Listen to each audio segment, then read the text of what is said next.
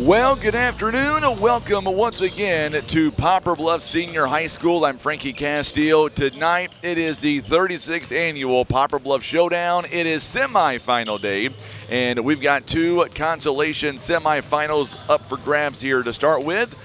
And then we'll turn our attention to the 7 and 8:30 ball games, and that'll be the championship side of the bracket. Lots of great things going on. Today, we've got the bracket. We're going to get that set for you. We also had a big slam dunk and three-point contest earlier today. It was great, and we'll talk about that coming up as well. So sit back and relax. Last night, we went all the way till around 10:30 last night. But tonight, we are expecting just as much fun and chaos as what we saw last night, and hopefully tonight does not disappoint. First game up for grabs, it is Germantown. They'll be the home team against Urbana. Last night, Urbana went toe-to-toe with CBC, and that game went all the way into overtime. You see the bracket there on the screen right now, and there is a complete list of the winners and the consolation side of things. We are sitting with Urbana and Germantown, and then coming up directly following this ball game here today, it'll be Poplar Bluff and then McCracken County. That'll be the 5:30 matchup. And then at 7 o'clock, we'll turn our attention on the championship side. It'll be Memphis East taking on the Eagles from Vilonia, and then New Madrid, it takes on CBC at 8:30 tonight. Should be a very good ball game, a good afternoon and good evening of high school basketball coming your way this afternoon. Coming up just under 13 minutes away until we tip off coming up. In the meantime, we're going to go down, get the starters for Urbana, and then we will come back. Morgan tuning in right now on Facebook. I've got plenty of green drink, Morgan. I've got that freshly squeezed ginger as well. Should be a great night for high school basketball coming your way. Don't go anywhere. We're going to come back in just a moment, and we will have your starting lineups and so much more. It is live coverage. It is the 36th annual Poplar Bluff Showdown. It is presented by First Midwest Bank and the Poplar Bluff R1 School District.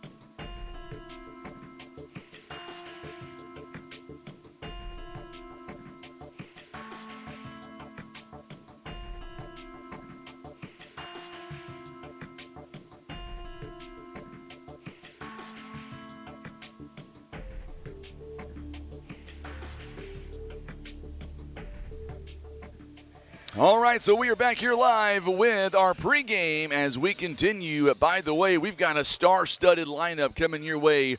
We're not talking about the games itself, but we've got some great color commentators coming in today. Matter of fact, coming in at the 7 o'clock game, the head coach of Germantown, a good friend of ours, Ratucius Spears. He'll be joining us on commentary coming up at 7 o'clock for the first semifinal game. I believe the assistant athletic director, Jordan Penn. Speaking of Jordan Penn, he is walking up here right beside me. He's got this first game with me as well, and we're going to have a lot of fun. We got to get you a bigger chair, Coach. I'm going to call you Coach. Is that okay? That's fine. That's what I've been used to. We're going to have to get you a taller chair, that's for sure. No worries, I can stand. Tell you what, first and foremost, what a great atmosphere. Now, those who don't know who Jordan Penn is, he comes to us from East Carter, made a living out of getting wins at East Carter, and now bringing those skills right here to Bluff as the assistant athletic director. And you've done a phenomenal job. And let's talk about this tournament, your first time with the tournament. Man, I think you bought every bottle of water in Poplar Bluff earlier. Well, you know, this tournament doesn't happen without the community behind us. They've done a great job of, you know, providing sponsorships and donating things. There's so many things that go into putting on an event like this, and, you know, it starts with Coach Keith. He does a great job running this event, and people don't realize what all goes into it. You know, people just come in and they sit down and they watch basketball and they think it just happens sometimes and don't really realize what all goes into it. And it's a load of work. And again, you got to have good people around you, good people helping you to put on an event like this. And Poplar Bluff's fortunate to have a lot of those people. Last night in day one, man, we had some great crowds here, and I'm only assuming that once we get deeper into tonight, those crowds are going to come back for two really good ball games starting at 7 and 8:30. The first two are going to be pretty good as well. Yeah, I mean, you know, anytime you bring in a team like New Madrid that's close and has got the talent that they have, you're going to have people come out and watch those guys. And then, of course, people always show up to watch Poplar Bluff as a basketball community, basketball town, and they're going to come support their mural no matter what. And you know, honestly, even though these teams are really spread out and come from a far distance, each team brings a decent crowd with them. And just their talent alone, the name, you know, when you say you're bringing in a Urbana, Illinois, or McCracken County, Kentucky, basketball fans in this area are going to flock here and watch good basketball. And there was a lot of good games last night, a lot of good players in this tournament, a lot of young players in this tournament. And it's just a great thing for the Poplar Bluff community to be able to put on and to be able to showcase high school basketball. I want you to put your coaching cap on, and you've been in this situation before. Last night, Urbana, they go into overtime and turn right back around. Last game last night ended around 10:30. First game today, yeah, they're young kids, obviously, but walk us through their mindset. What is right now? What do you think Coach Jones is telling his team or has told his team when they take the floor coming up in about 5 minutes? Well, I mean, Coach Jones, I got to meet him yesterday. Great guy and has been around basketball a long time. He knows how to get these guys ready to play. You know, they come a long way. They're not going to come in here and lay down. They went up against a CBC team who's got a great program, and, you know, they were toe-to-toe and just happened to fall short on a last-second three. But Coach Jones is going to have these guys ready to play. You know, they're here. They come a long way. They got some talent. They're, you know, ready to show that what they showed last night is who they are, and they're going to bring a little bit extra. It may be tough on them, but the first quarter has got to be key for them. They got to come out to a good start. That late game last night and early game this morning, first quarter is going to be big for them. You know, you talk about the star-studded lineup that we're going to have on the floor for both teams, and let's keep with Urbana. Last night, man, they shot the ball very well, but Malcolm Morris, 16 points, and then Kyrie Hillsman, he was everywhere, 14 points as well from last night. Those two guys, they contributed. And then if you look at the Germantown roster and what they are bringing to the game as well, you've got Ja'Cory Dixon, 23 points, and Chance Terry, 15 points. Oh, by the way, Chance Terry, also a great three-point shooter as well. We've got some star-studded lineups on the floor right out of the gate today. Yeah, I mean, these two teams are going to be fun to watch. They both get up and down. A lot of talent, a lot of ability, and again, a lot of young players in these groups. Germantown went up against a tough New Madrid team and competed with them. New Madrid just had too many horses to kind of pull away in that game, and, you know, Urbana competed with CBC up until the last second. And so I think we're going to be in for a fun one. I think this game here is going to set the tone for the night, and we're going to be in for 4 really good games of basketball. I hope you are correct indeed. Hit that share button for us on Facebook, and also subscribe to our YouTube channel as well. We are under 4 minutes now until we tip off. It is the first of 4 games. It is semifinal day. The first 2 matchups are consolation semifinals, and the last 2 games are on the championship side of the bracket. We're going to come back in about 2 minutes. You're watching live exclusive coverage. It is the 36th annual Poplar Bluff Showdown. It is presented by First Midwest Bank and the Poplar Bluff R1 School District.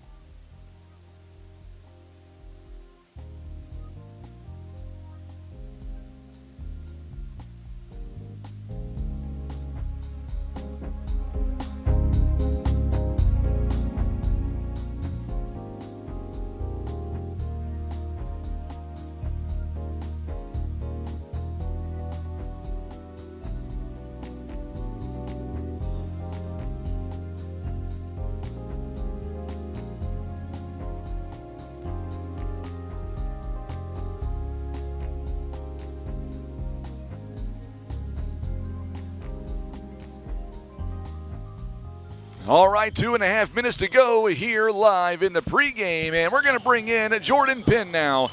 He is the Assistant Athletic Director for Poplar Bluff, and Coach Jordan Penn, there he is. How's the wife, and more importantly, how's that new baby of yours? Oh, man, she's awesome. She brings a smile to my face every time I get to come home from work, and she peeks over the recliner and smiles, and that makes it all worth it. That makes me know that I made the right decision, coming down here to Poplar Bluff and getting to spend a lot more time with her. Not coaching, I hadn't missed it yet. I'm still involved in sports, and so sure. that helps. But to get to see that baby girl and spend time with my wife is just it's invaluable. It's absolutely. It's awesome. And what's really cool is a lot of folks may not know this watching the broadcast. I've known you for a long time at your East Carter days, and man, you've always been a huge supporter of what Tim and I do on a daily basis when it comes to streaming, and it's nice to have you front and center, everything, knock on wood's working like it should, and that's always a great sign. Well, it's you guys kind of get the same attention that an athletic director does. People just don't realize what all goes into what you guys do and how much time you're spending away from your families to just showcase high school kids and allow them the opportunity to be seen and the communities to watch from, their comfort of their own home, and people who, live far away. I had a conversation with you yesterday, about how COVID brought a lot of negative things, but one of the positive things it brought was streaming and how people can watch games from wherever. And you and Tim do a great job. You guys were awesome for us at East Carter. You do a great job here at Bluff. So we're excited to have it's away from the official lineups here today. And we'll do Urbana. They're going to be the away team on the scoreboard, wearing their silver jerseys with the orange trim, orange numbering.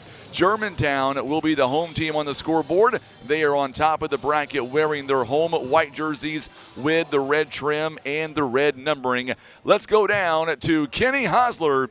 He is the PA man here today for this tournament, and he will have the official lineups, and he'll be introducing the coaches as well. It is Urbana, it is Germantown, and that matchup is coming up right now. Here is Kenny Hosler with our official lineups.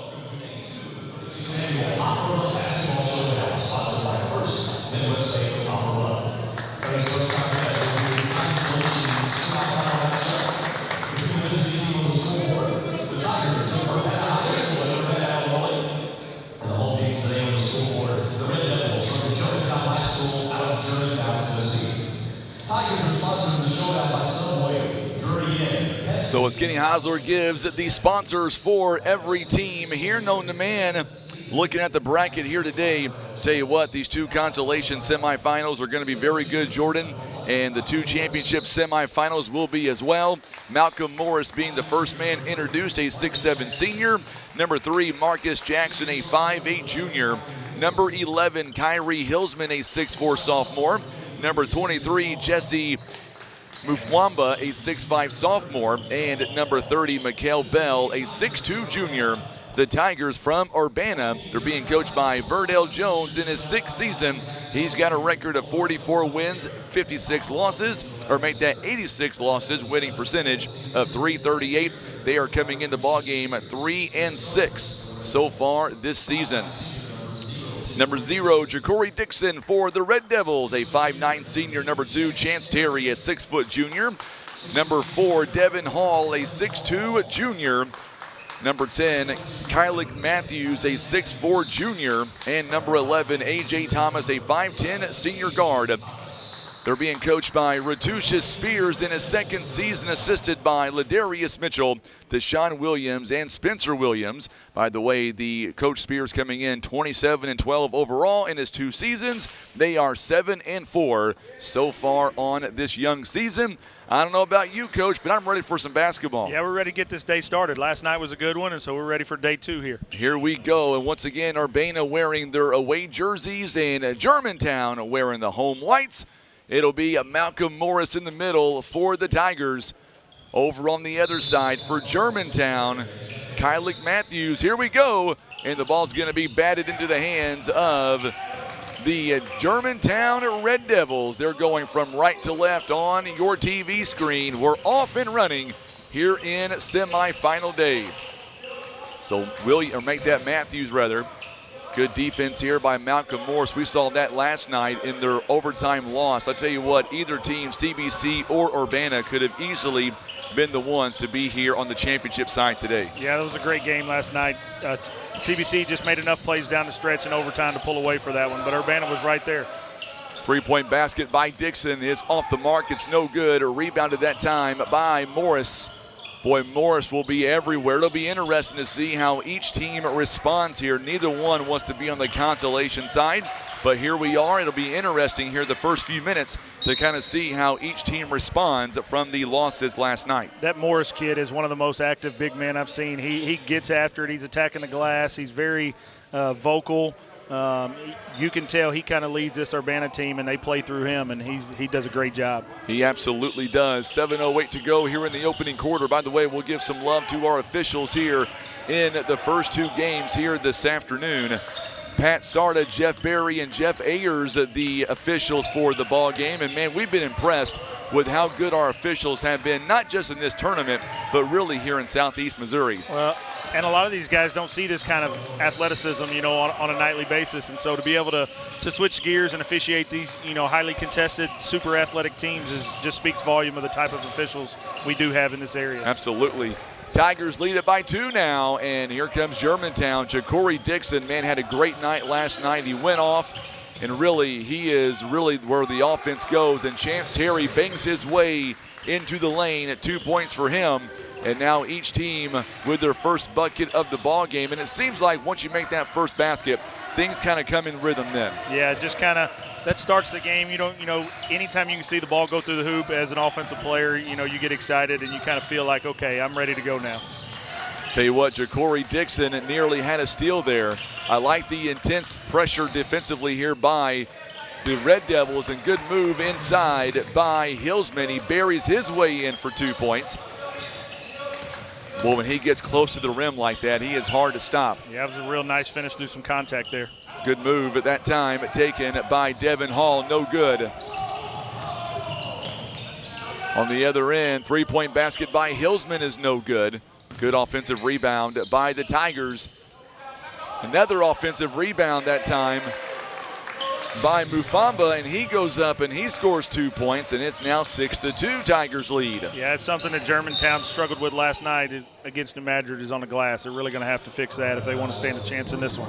Marcus Jackson gets called for the foul. The first foul by either team, 5:23 to go here in the opening quarter. It is a 6-2 lead right now by the Tigers. Any big New Year's plans coming up for you and the family? Yeah, I'm just going to spend some time with family. My wife's family's coming in from Tennessee, and they're at her brother's house in Arkansas, so we're going to go down there on Sunday and kind of hang out with them. We don't get to see them a lot because I'm so busy, and just anytime we get a break, it's all about family for us. I love spending time with all of our family, and as much as we can do, we try to make that happen. You're not going down to Vilonia, are you? I'm not. I'm going to Jonesboro. Jonesboro, all right. Jonesboro there. Well, you know, I had to ask anyway. They're going to be in the house later on tonight. Big at three-point bucket by McCall Bell. And all of a sudden, Urbana now out to a 7-point game.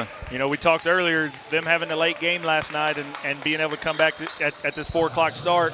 The first quarter was super important, and boy, they came out and proved that they are here to play. If you're Coach Spears right now, down by 7 points, what do you tell your team as so far in the ball game, nearly midway through, Germantown shooting 1 out of 4 so far, 25%. On the other side, the Tigers are shooting 80%, 4 out of 5. Well, they've already got 4 rebounds to Germantown's 0, so that's something you got to fix. You can't give this team extra shots, and they really got to try to protect the paint. Urbana's got some big guys, and that's where they're trying to focus at right now. If you're Germantown, you got to try to find a way to turn them over, and at the same time, you got to find a way to protect the paint. So Germantown set to inbound. First substitution, having some issues there getting it in, and now they do. Matthews on the bench right now for Germantown. It's going to be a whistle and a foul coming up. I believe it's going to be on Bell. It is on Bell. It'll be his first personal. Team foul number 2 now for the Tigers. Once again, throwing it into the backcourt there. Dixon tracks it down. Haven Terry checking in for the Red Devils for the first time. Tim Simpson tuning in. Glad to have you alongside, Tim. Offensive foul going to be on Ja'Cory Dixon of Germantown. Tim Simpson going to hang out with us, it looks like, for the remainder of the night. He is hanging out with us in Jacksonville, Florida. How's the weather down there, Tim? I know we got some little bit of rain, snow mix earlier this morning at my house, Coach. Yeah, it kind of, I was curious how long that was going to last, and it just kind of kept on, but didn't accumulate because it wasn't cold enough. But it was definitely cool to see something different. Hillsman turns it over, took one too many steps. 9-2 now the score, 4:11 to go here in the first quarter to play. First of 4 games here at the 36th annual Poplar Bluff Showdown. By the way, I made a phone call coming up at 5:30. Our next ball game. Guess who will be joining us on the broadcast? He's kind of a big name around here, Coach. Would that be Dr. Corman? That'd be Dr. Corman going to be in the house. Well, Dr. Corman, he's a big sports guy. Every time yes, I see him, he wants to talk about sports, and he does a good job with managing our school, but also supporting our athletics. He's at a lot of our events and does a great job. He does, but when he's on the air calling some basketball games, he's like a kid in a candy store. Let me tell you, he's not the same boss. Yeah, I could tell he was enjoying himself last night. He definitely was. 3-point basket by Dixon. Big at three-pointer. Boy, they needed that at Germantown. Yeah, that Dixon kid, he's what a coach calls a spark plug, man. He gets his team going. He defends at a high level. He's the engine that gets Germantown going. Big shot there taken that time on the other end by Hillsman. Another big shot, 11-5 now the score. As Terry goes inside, draws the contact. By the way, how cold do you think it is right now in Poplar Bluff? It's probably, what would you say? Mid-30s. Well, don't feel bad. Tim Simpson letting us know the horrible weather in Florida right now. It's in the mid-60s. Oh, geez, Tim. You want to switch places? No doubt. Malcolm Morris gets called for the foul. We'll leave Tim here. We'll go to Florida. Hey, I can handle some 60-degree weather in December. Haven Terry missing the first free throw. Coming in for the Tigers is going to be Jalen McElmurray. He'll come in for McCall Bell. On the other end, also Mufamba will take a seat as well. And checking in, Jaden Anito. Free throw that time is up, and it's good. It is now 11-6. Germantown trying to make their way back in this ball game. Tell you what, one thing about this Germantown team that we have learned, I don't think they could be down by 30 and still give up. They're going to go all the way. They get after it. They gave New Madrid fits, and even though the score didn't end up in their favor, I know New Madrid knew who they were playing, and Germantown was right there competing. It's like Coach Spears has kind of pounded in their head not to worry about the scoreboard, just compete. Big rebound that time by Germantown. Ja'Cory Dixon, they work it around. Good fake out that time by Thomas. Going inside, shot is up and no good. And we're going to get a whistle here and a foul as Terry could not get the shot to go down. A foul going to be called on the Red Devils. It's going to be on Haven Terry. It'll be his first. That'll be team foul number 2 now for the Red Devils. It's only a 5-point game right now. We've started out pretty good as the Tigers have got a big lead early, but the Red Devils are trying to make this close again. Miguel Murray now on the outside. Good lob pass that time. Good heads-up concentration by Hillsman. Malcolm Morris gets it outside. Three-point bucket is no good. Another offensive rebound and a block from behind, and now he'll get it and take it in and score. Well, they got to find an answer for Morris. If they allow him to feast on the glass, it's going to be a long night. That kid works hard inside, and he battles for every rebound, and a lot of them seem to fall in his hands. A.J. Thomas is going to be the guilty party that time. At team foul number 3, Malcolm Morris. Free throw is up. It's no good. Rebounded by Chance Terry. It is now 13-6 now. 7-point game again. Chance Terry gets slapped and he'll go to the line. He'll shoot 2 free throws coming up. Well, we had some good competitors earlier on. Speaking of Chance Terry on that 3-point contest earlier today, and man, there was some kids that stole the show. Man, there's some kids in that thing that can shoot it, man. Their form looked great. You could tell they spent a lot of time shooting the basketball. There was a lot of kids that could shoot it. We even had some fun with the slam dunk contest. Some guys who really could get up off the floor and put the thing down. So it was fun to watch. So Hillsman going to take a seat. Coming in for Hillsman is Emmanuel Jones. He had a big game last night as well against CBC. Second free throw is no good. Batted around to Jalen McElmurray. 13-7 now the score. Good job again by Morris. This time misses the first shot. Another offensive rebound though. You talked about it a moment ago. The offensive rebounds right now really getting to the Germantown Red Devils. That time they pick up a big rebound. That's just a key in any big game you play against an athletic team like Germantown and Urbana as well. You got to keep teams off the glass. They're hard enough to defend one shot. You can't give them 2 or 3. Man, Morris right there with a big block. Running live is no good. Another offensive rebound that time. Tell you what, this Germantown team is being out-rebounded, but hey, hats off to them as Chance Terry steps inside the paint. Going to go out of bounds. Last touch, it'll belong to the Tigers. Yeah, that was one they would have liked to have back right there. They got a good look at the paint, and they just didn't finish it. It's like Caleb Johnson going to come in the ballgame. Devin Hall will take a seat. 1:35 to go here in the first quarter. 6-point game right now for the Tigers. They are shooting at 40%, and the Red Devils shooting only 22%.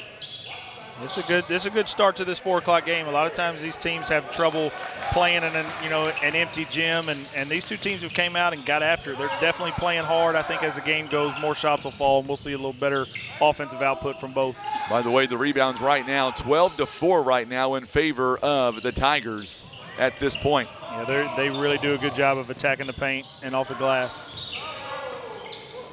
They rebounded right with CBC last night, who had a couple big kids, and they were right in there battling right with them. 3-point basket is no good. Good job that time by Jones.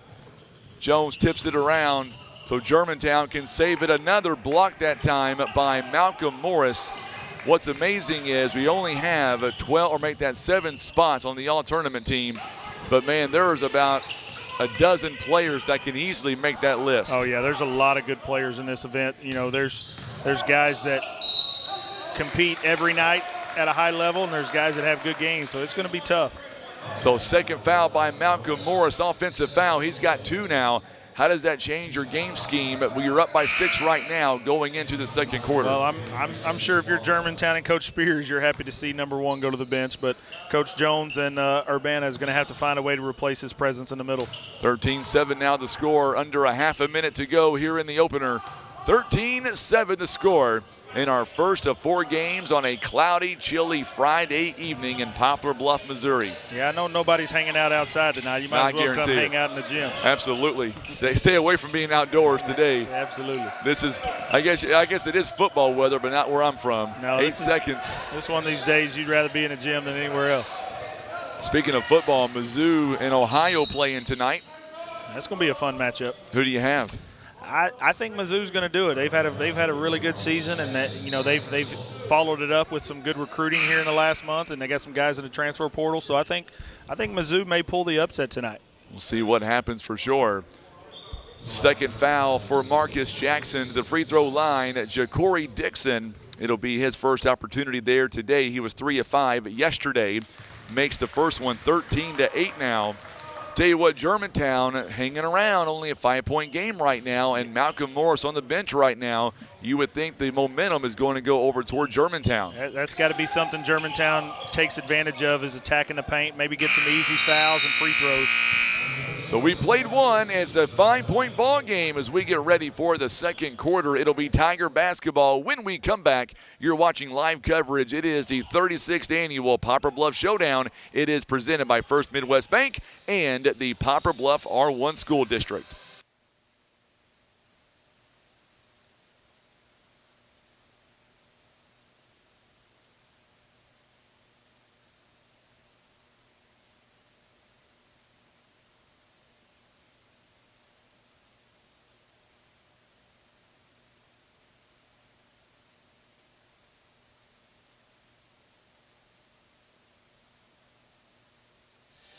And we are back here as we get ready for the second quarter. Kind of funny, Jordan, how Tim can put up a weather thing to let us know what the temperature is. Maybe he's got some kind of magic where we can predict the next few games here tonight. Hey, I'm sure if anybody can do it, it's Tim.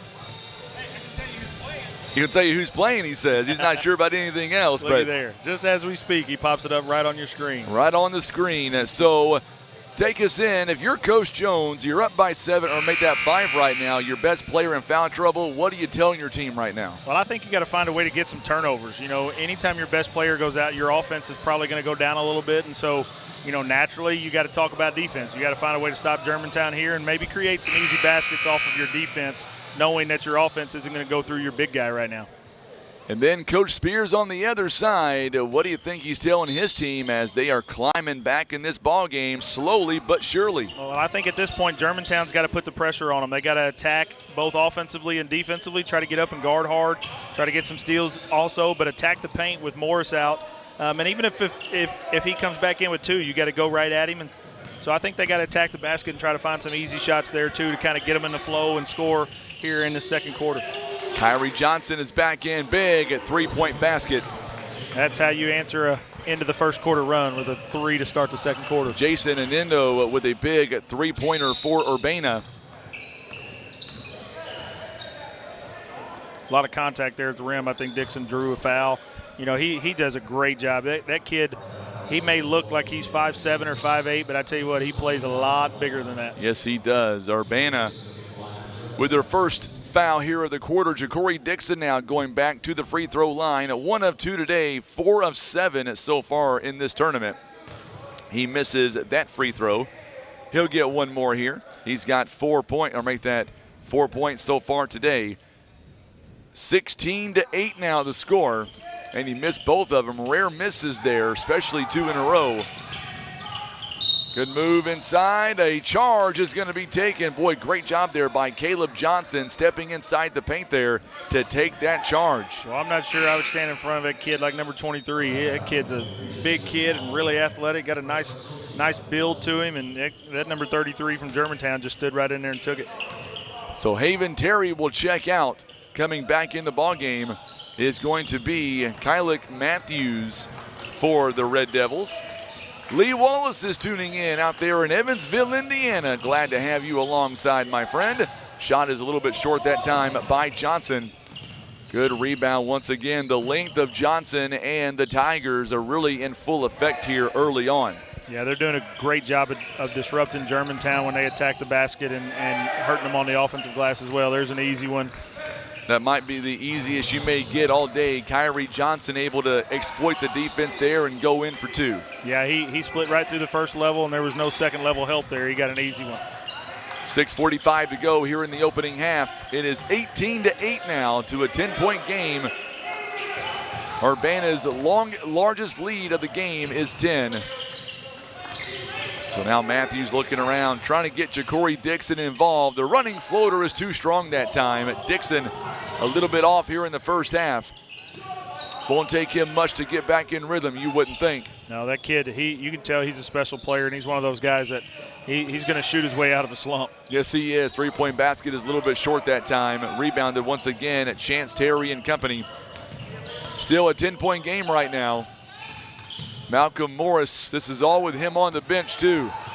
Yeah, Urbana's doing a great job of responding here early in the second quarter to really extend their lead while Morris is out. If they can do that and extend their lead here at the end of the first half, Coach Jones has got to feel really good about his chances. So far, that's what they're doing. Three-point basket is off the mark. It's no good by Chance Terry. Good rebound that time by Mufamba.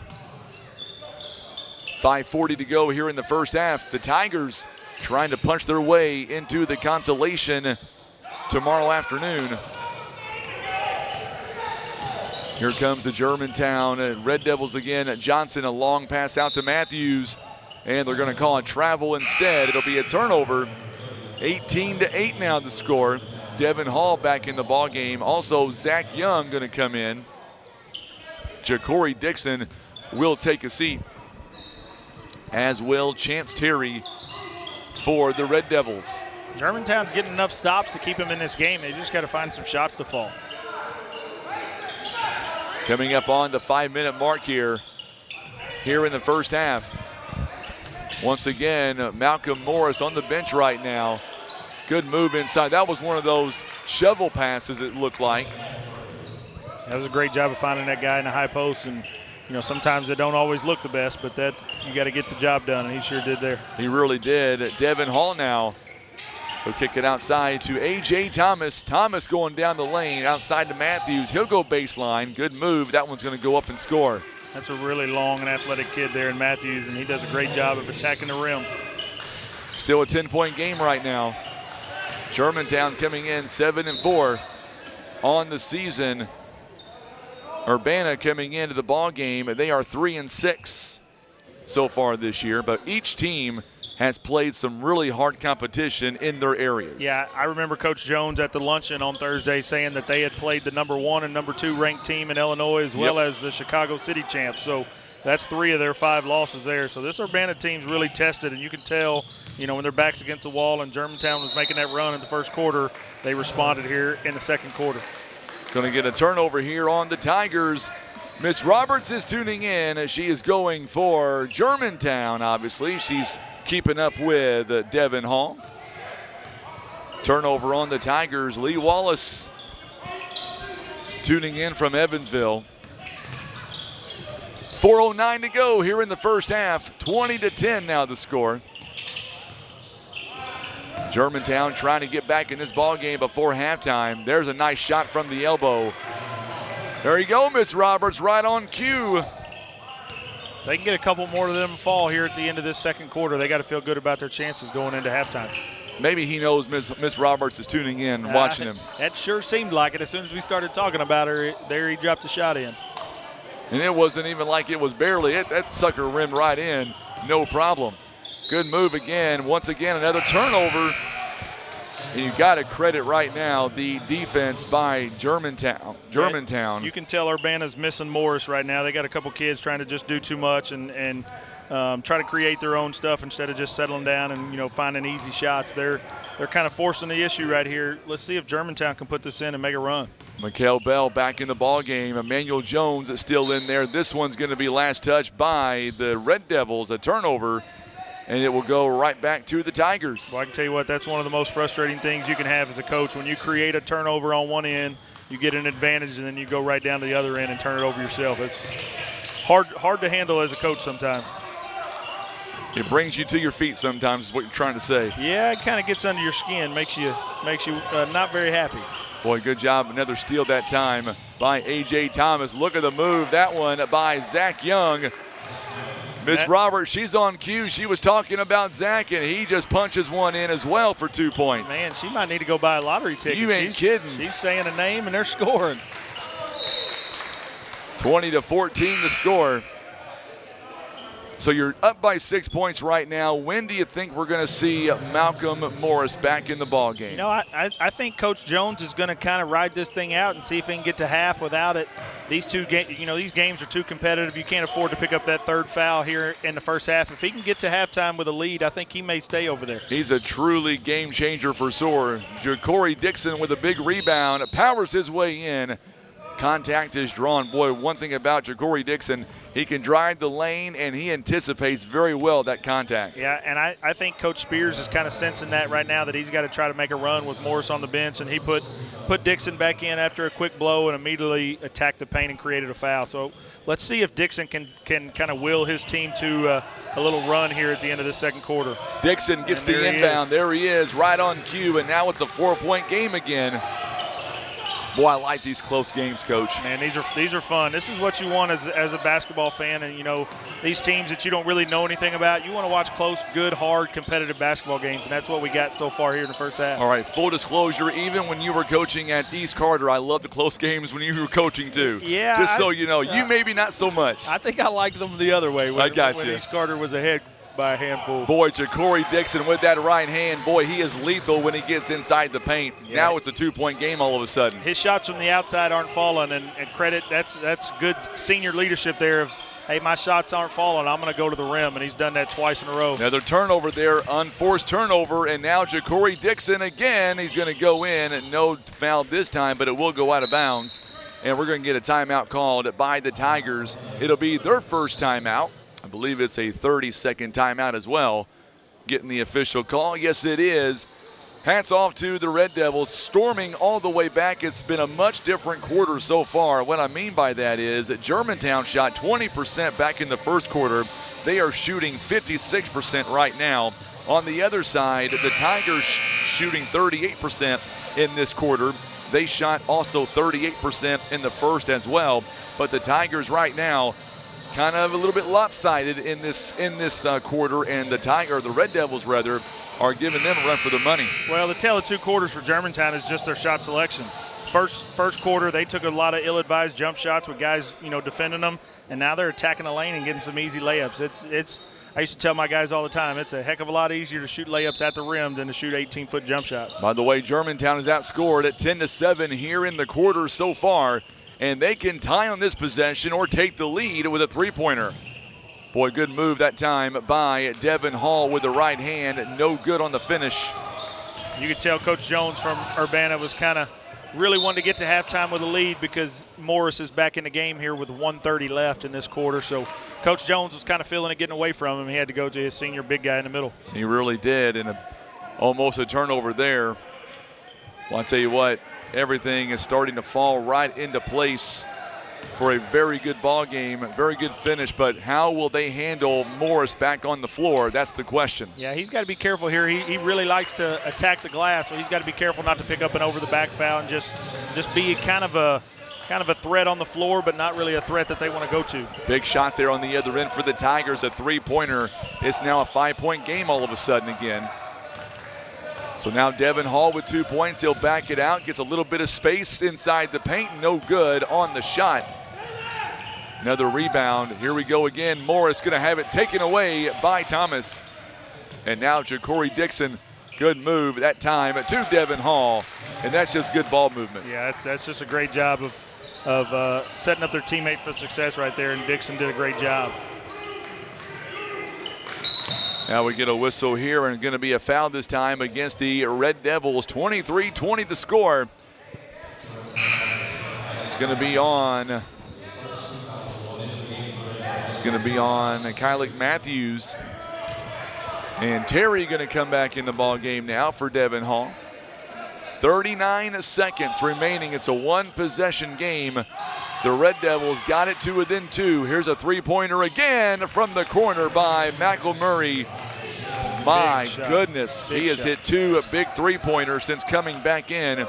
Extends the game to 6 points.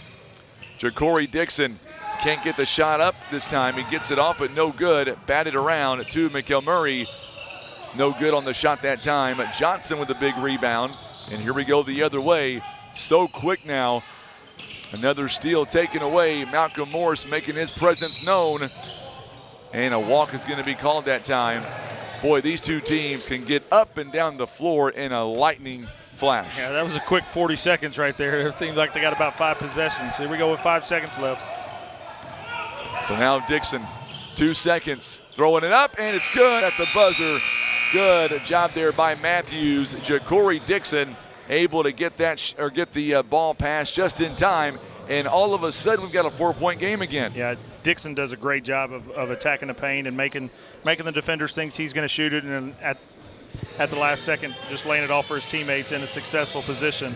That's just a true testament to a point guard there. It absolutely is. Don't go anywhere. We're going to take a quick break and come right back. We'll be back in about 5 minutes. It is a 26-22 score. It is game one of the semifinals consolation. It'll be the Tigers and the Red Devils.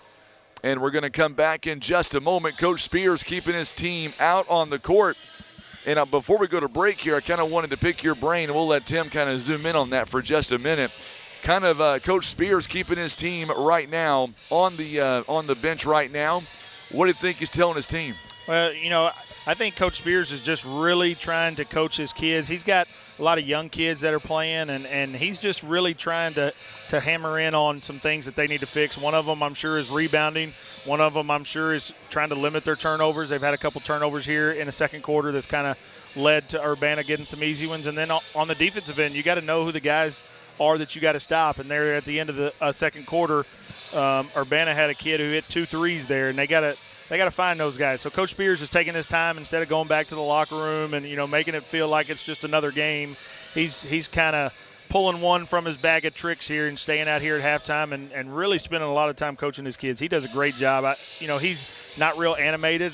A lot of times people think that just because the coach isn't walking up and down the sideline and yelling and screaming that they're not doing their job and they're not coaching. And he sits there and he got a lot of respect from his kids. They look him in the eye when he's coaching. They're dialed in on what he's saying, and I think he's really doing a good thing here, and I think this may pay off for Germantown in the second half. Tell you what, Coach Spears, by the way, he'll be our guest commentator at 7 o'clock tonight. He started this tradition last year. Great guy, great friend of mine, and I can't wait to have him up here later on tonight. Yeah, as soon as they got off the bus on Thursday, I was at the door kind of greeting the teams as they come in, and he was super nice and just grateful for the opportunity to be here. He said, I've been here before. I know what I'm doing, and I know where I'm heading. And I said, okay, well, we're glad to have you back. And he was just super thankful, just a great guy. And that's one thing I really like about this tournament is everybody that's been here so far has just been nice and super thankful for coming to this community and just enjoying the time that they get to spend with their teams. This is a fun time for teams to be able to get away a little bit and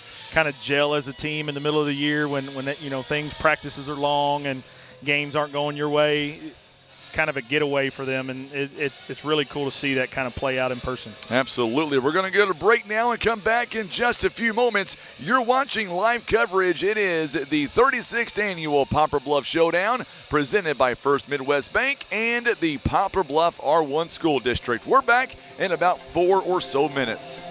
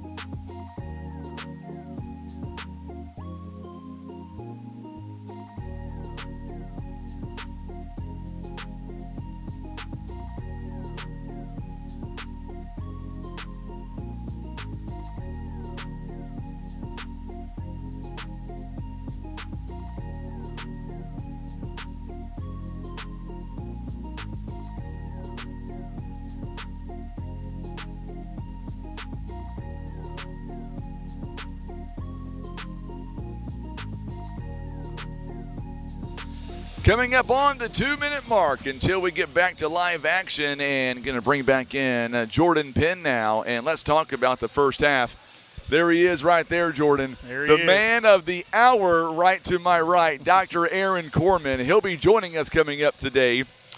He was out wrestling a deer with his bare hands earlier.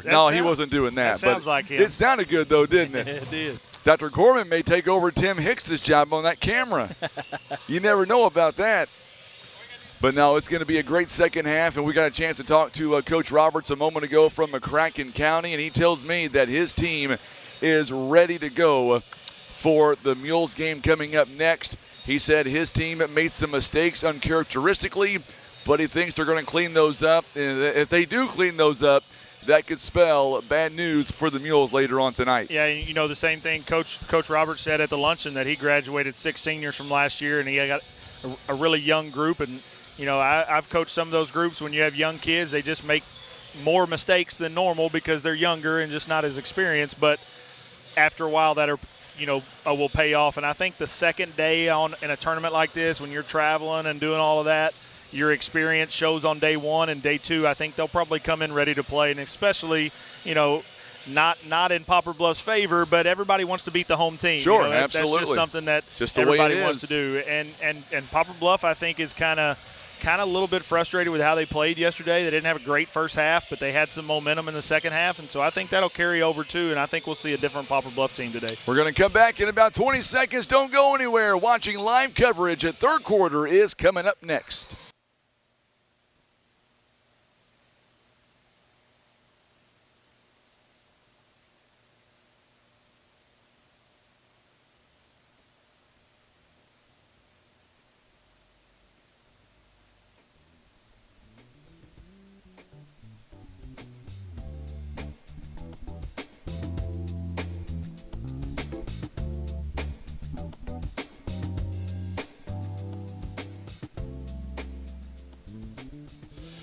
All right, so we're about ready to begin the second half. 8 minutes now on the old scoreboard. It's a 4-point ball game, and really this is anybody's game. But we'll see what adjustments have been made, and I think the first 2 or 3 minutes will dictate how the rest of this half may go for either team. Anytime as a coach that you make some adjustments at halftime, you want to see them pay immediate dividends, and you know both coaches are looking for that. So we should be able to tell by the play on the floor kind of what the coaches emphasized at halftime.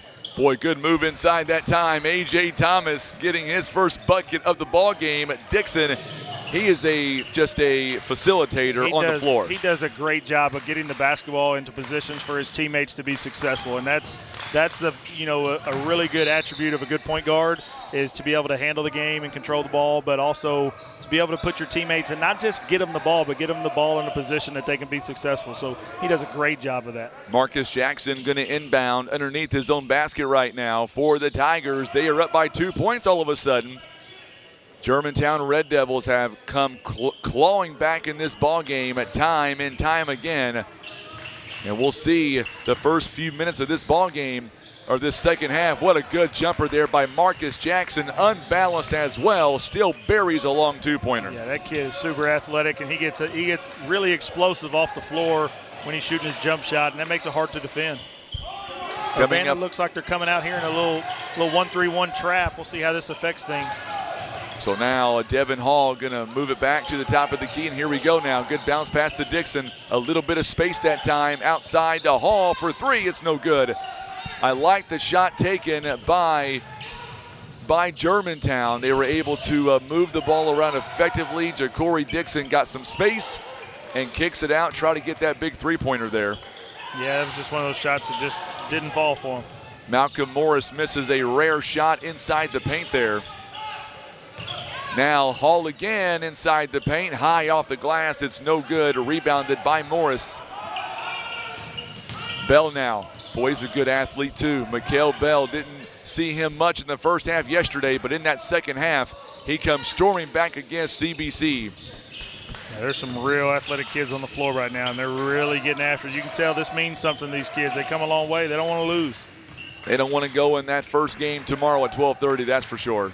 Yeah, they don't. Nobody wants to play that early game. Big three-pointer by Mikael Bell, and what a good job by Malcolm Morris.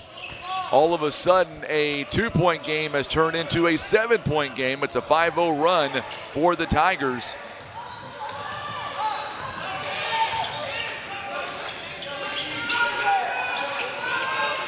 Three-point basket is up, and it is no good. Terry now can't get the shot to go down. On the other end, Bell again, a quick 9-0 run. That's not what you wanted if you're Coach Spears in Germantown. Or 7-0 run, rather. 33-24 now.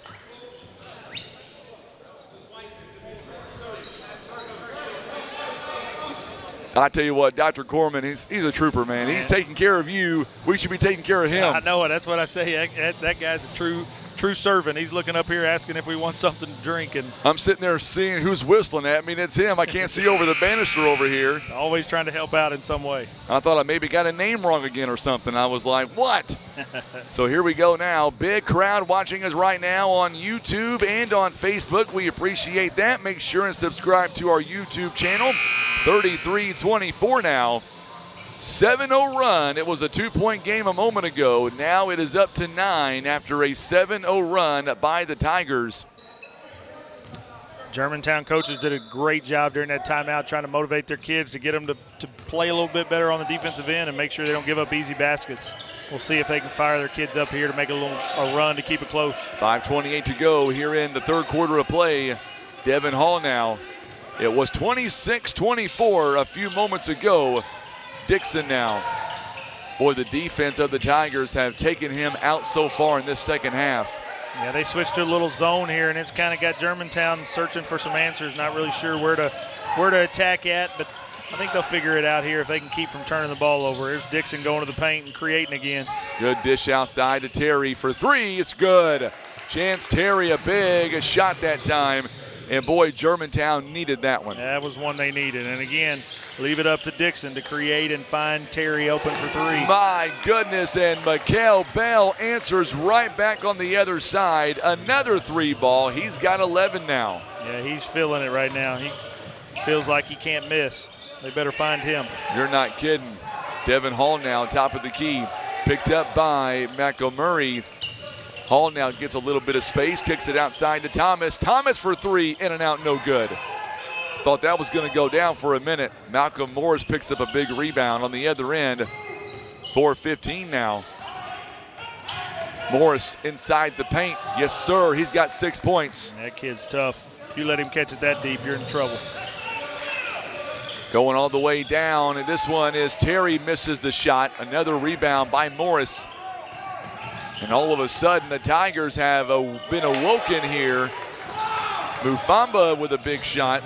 And all of a sudden, a 2-point game has turned into a 13-point game. Urbana's just taking this and use this zone to kind of slow things down on the defensive end. But, boy, they've sped it up on their offensive end to get out and run. Boy, Ja'Cory Dixon, they needed that one in the lane. The running floater, it's down to 11 now. And they need a bucket. They're going to go to him. The ball's going to be in his hands.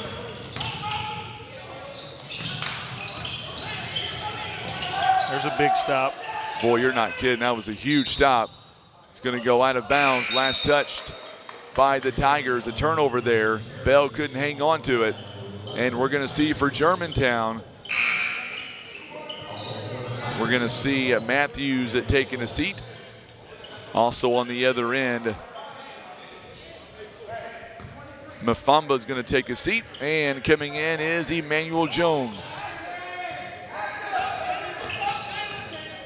Haven Terry checks back in for the Red Devils as well. 3:12 to go here in the third quarter. 11-point game. If you're Germantown, before the quarter comes to an end, you would like to see this down to what, maybe 7, 8 points? Yeah, I think you want it to be a 6-point game. That gives you a little bit of room for error, but it's hard to come back down anything more than 6. But there's Dixon again in the paint. He did. I like the Euro step right there in the paint. They're able to position himself to not travel and make it down to single digits yet again. Yeah, they need to stop here. They've cut it to 9. If they can get a stop here and go down and get a bucket, they're going to be right back in it. 2:35 to go here in the third quarter. Nearly another turnover there. Good job by Emmanuel Jones. Going to get a whistle here and a foul. Good job that time by going to be a foul on Devin Hall. Coming back in for the Red Devils now will be Caleb Johnson. Johnson going to check in for Devin Hall. Boy, Kyrie Hillsman playing some really good defense right now. On the inbound, it's no good, but a foul is called. Hillsman, speaking of him, he did a great job there on the inbound. It's going to be a foul on Terry. That's his second personal foul. 2 quick fouls for him. Also, Marcus Jackson staying in the ball game. Also, Mikael Bell. Free throw coming up. It is on the way, and it's good. These free throws here at the end of the third quarter with 2 minutes left, these are big free throws to keep Urbana kind of feeling comfortable with the lead, and as Germantown's trying to battle back in, these are going to be huge. Second one is no good on the shot that time. A chance Terry goes a long way. You're not kidding. Terry goes a long way for the rebound. Dixon going inside the paint. Good ball movement here by the Red Devils. Shot is no good. I love the hustle by Dixon, though. Tries to save it going out of bounds. I can tell you what, I would have loved to coach a kid like number 0. That kid flat gets after it, knows how to play the game. You can tell he's played a lot of basketball. Super athletic kid, too. So now quickly the Tigers now going coast to coast. Shot is no good. Dixon with a big rebound. Dixon, by the way, with 12 points. Ball is on the floor. Scramble is on. It's going to go to the Tigers. Man, that's just a good play there all the way around. I mean, that's 2 plays in a row. Dixon ends up on his stomach on here in the baseline, runs down in transition, gets a rebound, and then pushes it and ends up on his back the next possession on the other end. Just a kid that gets after it. So Marcus Jackson now, and we've got a whistle here and a foul.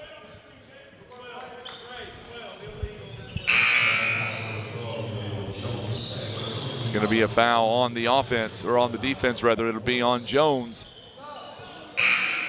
It is his second personal foul. Coming back in for the Tigers for Mikael Bell is Kyrie Johnson. 1:53 to go here in the third quarter.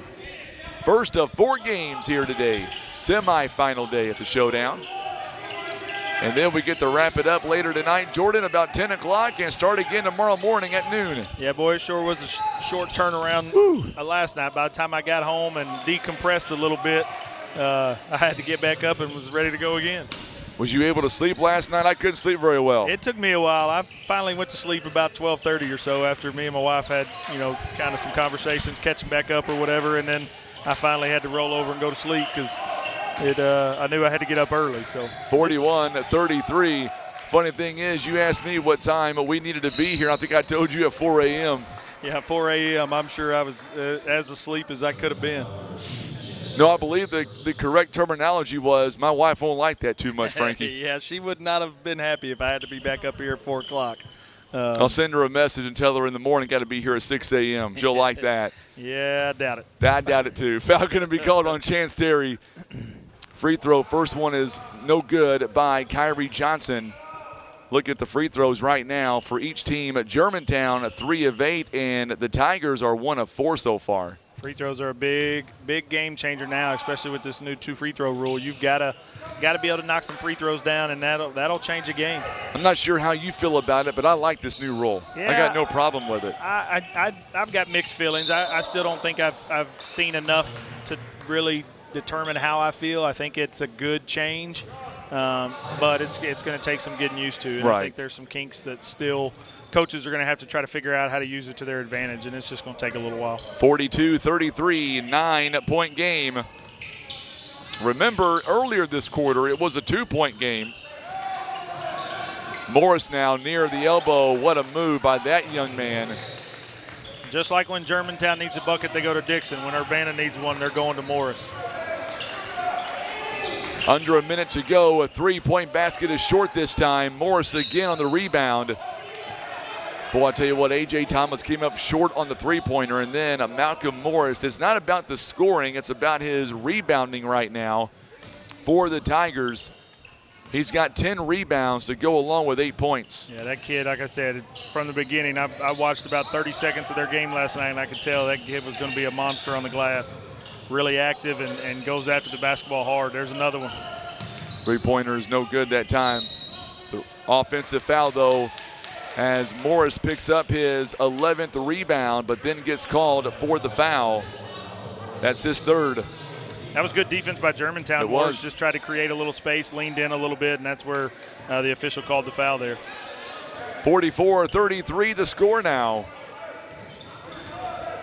Boy, if you're Germantown, you want the best shot possible, but are you looking for a three right now? I just think you got to take what the defense gives you. They're in a zone here, so there's an opportunity to find a three, but you got to take the best shot here and try to finish this half with a bucket. Good job again by Morris. My goodness, Terry could not get the shot to go down. We have played 3 quarters in this one, and it's a 44-33 score.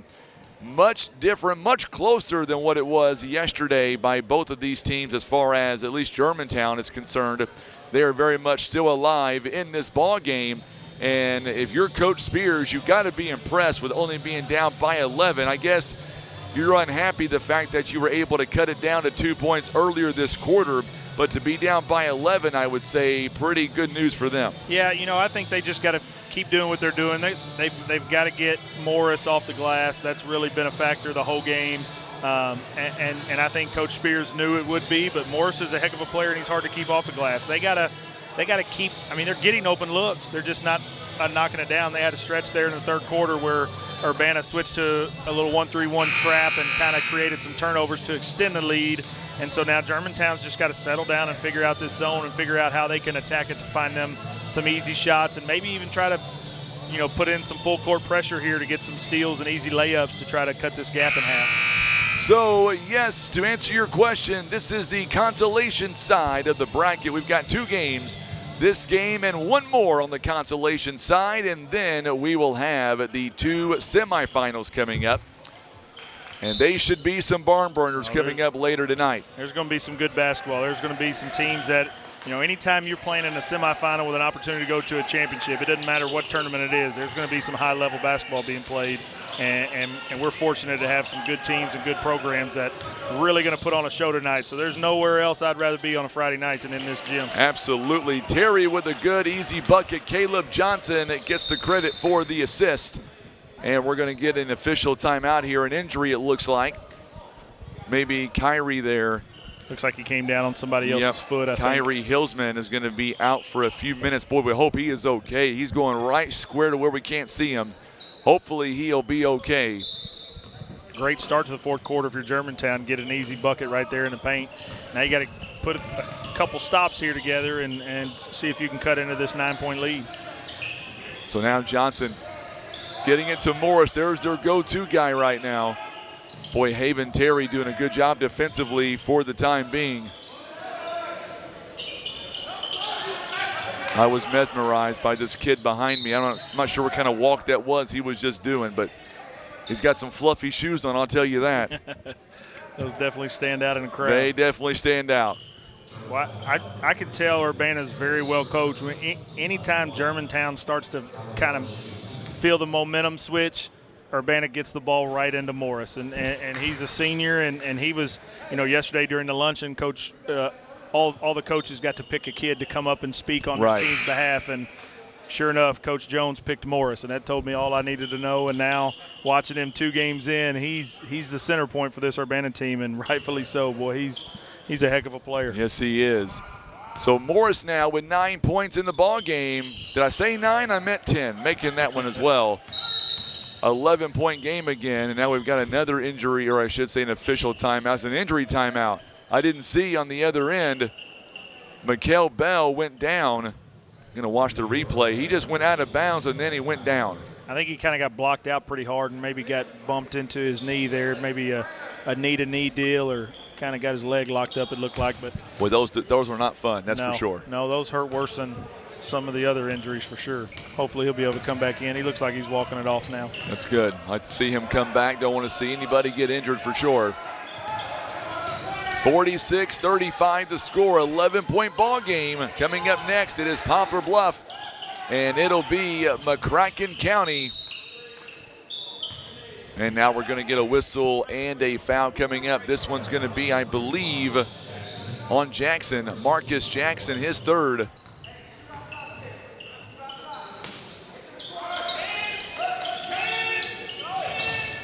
Ball's going to be inbounded.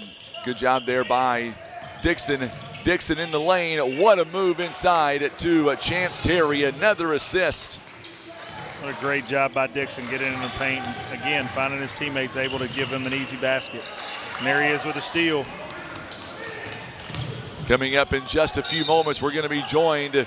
We'll be joining our radio audience for the next ball game, Poplar Bluff and McCracken County.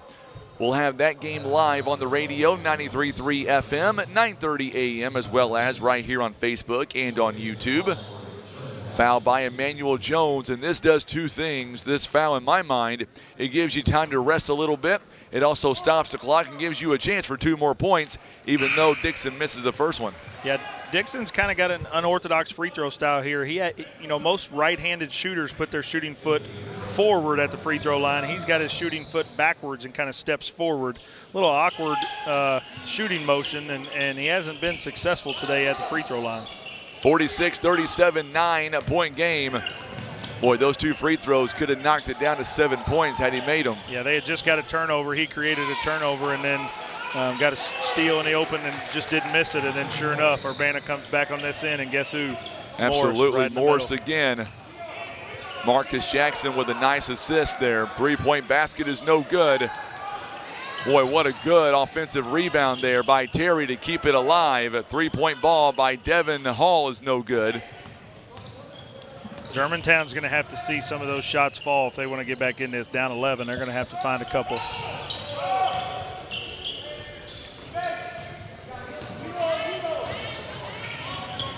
.543 to go here in the ball game. 48-37 the score.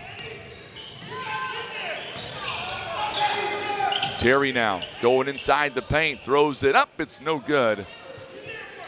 Good job again by the Tigers. Man, they have won the rebounding game today, no doubt. Yeah, that's been a big key in this game. And anytime you're down, close to double digits, that rebounding normally plays a big role.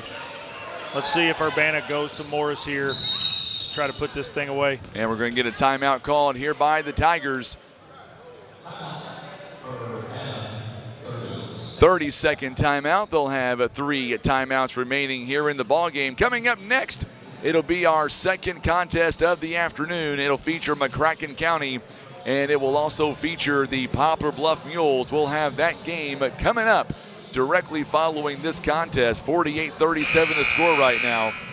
The Red Devils shooting 38% overall, 16 out of 42, but they're 3 out of 10 right now on the free throw line, down by 11 right now. On the other side, the Tigers are 4 out of 7 free throw wise, but they're shooting 50%. Big difference in this game too. I think Germantown's shooting 2 for 11, and I think Urbana's made 6 of them. So that's a big key. If you're not able to make the three-pointer, in today's game, that's going to really hinder you and affect you in a lot of different ways. If shots aren't falling, your defense isn't as good, and it's just kind of affects you. You got to see the ball go in the hoop, and it just kind of builds momentum from there. 5 minutes to go as we get a whistle here and a turnover, a travel. And that's what you don't want to see if you're the Tigers. You don't want to see any unnecessary turnovers right now. Well, especially right out of a timeout. Coach Jones doesn't stand up very much, and he's stand up right now and pretty adamant with his team. That's, again, you burn a timeout trying to set something up, and your team comes out and turns it over. That's one of your coach's biggest pet peeves as well. This zone that Germantown or that Urbana's put is kind of held Germantown in check. They realize that they're not shooting the ball well, and so this zone has kind of hindered them a little bit attacking the paint. They're going to have to knock some shots down here from the perimeter if they want to get back into this. Dixon with a big 3. This one is short. Another offensive rebound. Money by A.J. Thomas. That'll help. Boy, he was in the right place at the right time. 48-39, 9-point game. Stops is the key to the game right now. You got to get a couple stops. You can't afford to trade baskets with 4 minutes left. You got to keep them from scoring and then put the ball in the hole yourself. Big shot there taken, no good. Once again, Morris again with the offensive rebound. Shot is up and it's good. Woo, a three-pointer that time by McElmurray. That'll hurt. He's got 11 now, 51-39. Like I said, these teams are so good and so athletic that if they're hard enough to stop once. If you let them get 2 or 3 chances at it, it's going to be really difficult to be successful. Coming up on the 3-minute mark in just a moment. The next time out, we're going to be joined by our radio audience for the Poplar Bluff Mules basketball game. That'll be coming up directly following this contest. 3:28 to go here in the third quarter of play. Urbana's doing a really good job here of making sure they get the shot they want with a 12-point lead. They want to make sure they get it where they want it, as well as taking some time off the clock. They're doing a great job. They really are. Marcus Jackson now good ball handler for the Tigers. Trying to make their way to that second game. Good move. That's what you want. When you hold the ball for about a minute and a half, you want to finish with a layup, and they got one uncontested right there. 53-39. If this score holds, then Germantown will play for 7th place tomorrow beginning at 12:30. They moved the times up tomorrow. Good move by Devin Hall. 51-43. And then that would put Urbana, they would be in the 5th place game coming up at 2 p.m. Yeah, I'm kind of happy that those game times get moved up, and I know these teams are too. They're ready to get back home and absolutely spend some time with their family over the break. So getting them in, getting them out of here, and still providing a good quality tournament on a Saturday is going to be good. Folks like you and I get a even shorter turnaround in the morning, but you know what? It's worth it. I think I'd rather have a shorter turnaround to be able to get home a little earlier. That's right, absolutely. Germantown going to make some substitutions now. Eugene Pratcher going to check in the ballgame. Chance Terry, also Zach Young. Carlos Fitzgerald, we saw him earlier in the three-point contest today.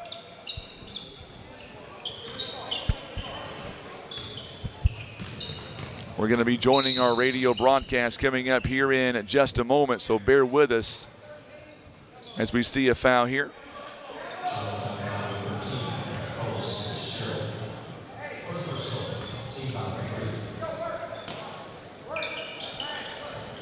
Foul, by the way, was on Fitzgerald. Big shot that time, again, by McElmurray. That is one of those shots as a coach you call a dagger.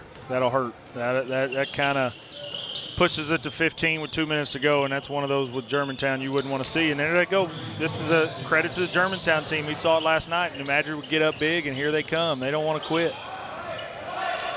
1:53 to go here in the ball game, 56-44.